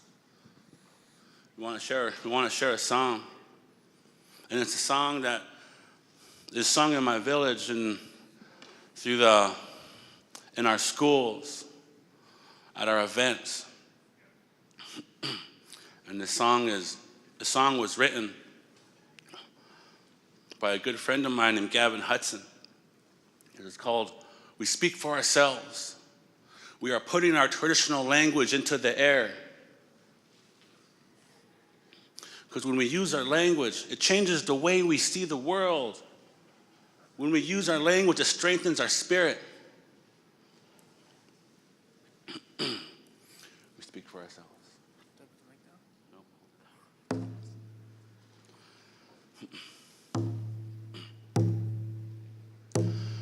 Da askam dim lipau halgagim.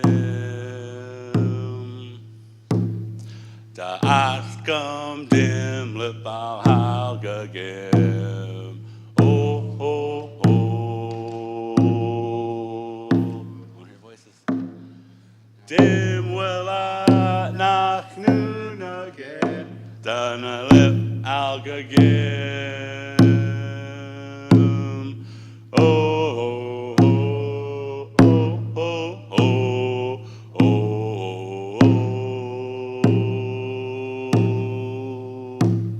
Da askam dim lepal algagim. Da askam dim lepal algagim. Oh, oh, oh. Nanza div hon lacha dana lip gum hound. Oh, oh, oh, oh, oh, oh, oh.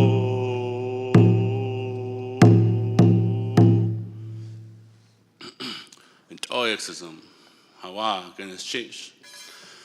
So I want to share. And I want to encourage everyone to please, when you are on your journeys, have the young people join you. Because what you are seeing, the young people are joining me on the stage. It's bringing back the old ways, shadowing, to see how it feels to look into the crowd, to see how it feels to stand before our people, because they all gonna know every single day the responsibility that they have, that we have. Doyexism, hawa gonna chish to the hay.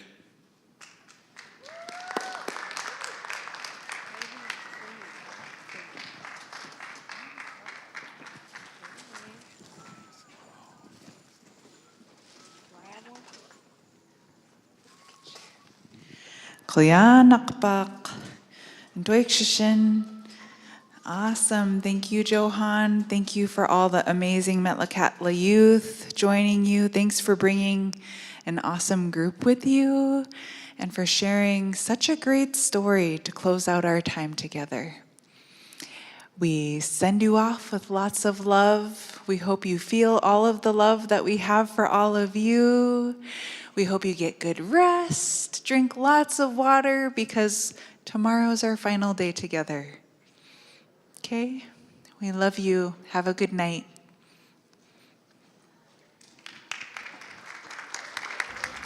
Thank you for joining us. This is the third day of the Elders and Youth Conference here in Anchorage, Alaska at the Denina Center, where we are broadcasting and webcasting live. Please join us tomorrow for the live webcast at 8 a.m. and then at 8:30 a.m. we start the live broadcast. See you tomorrow.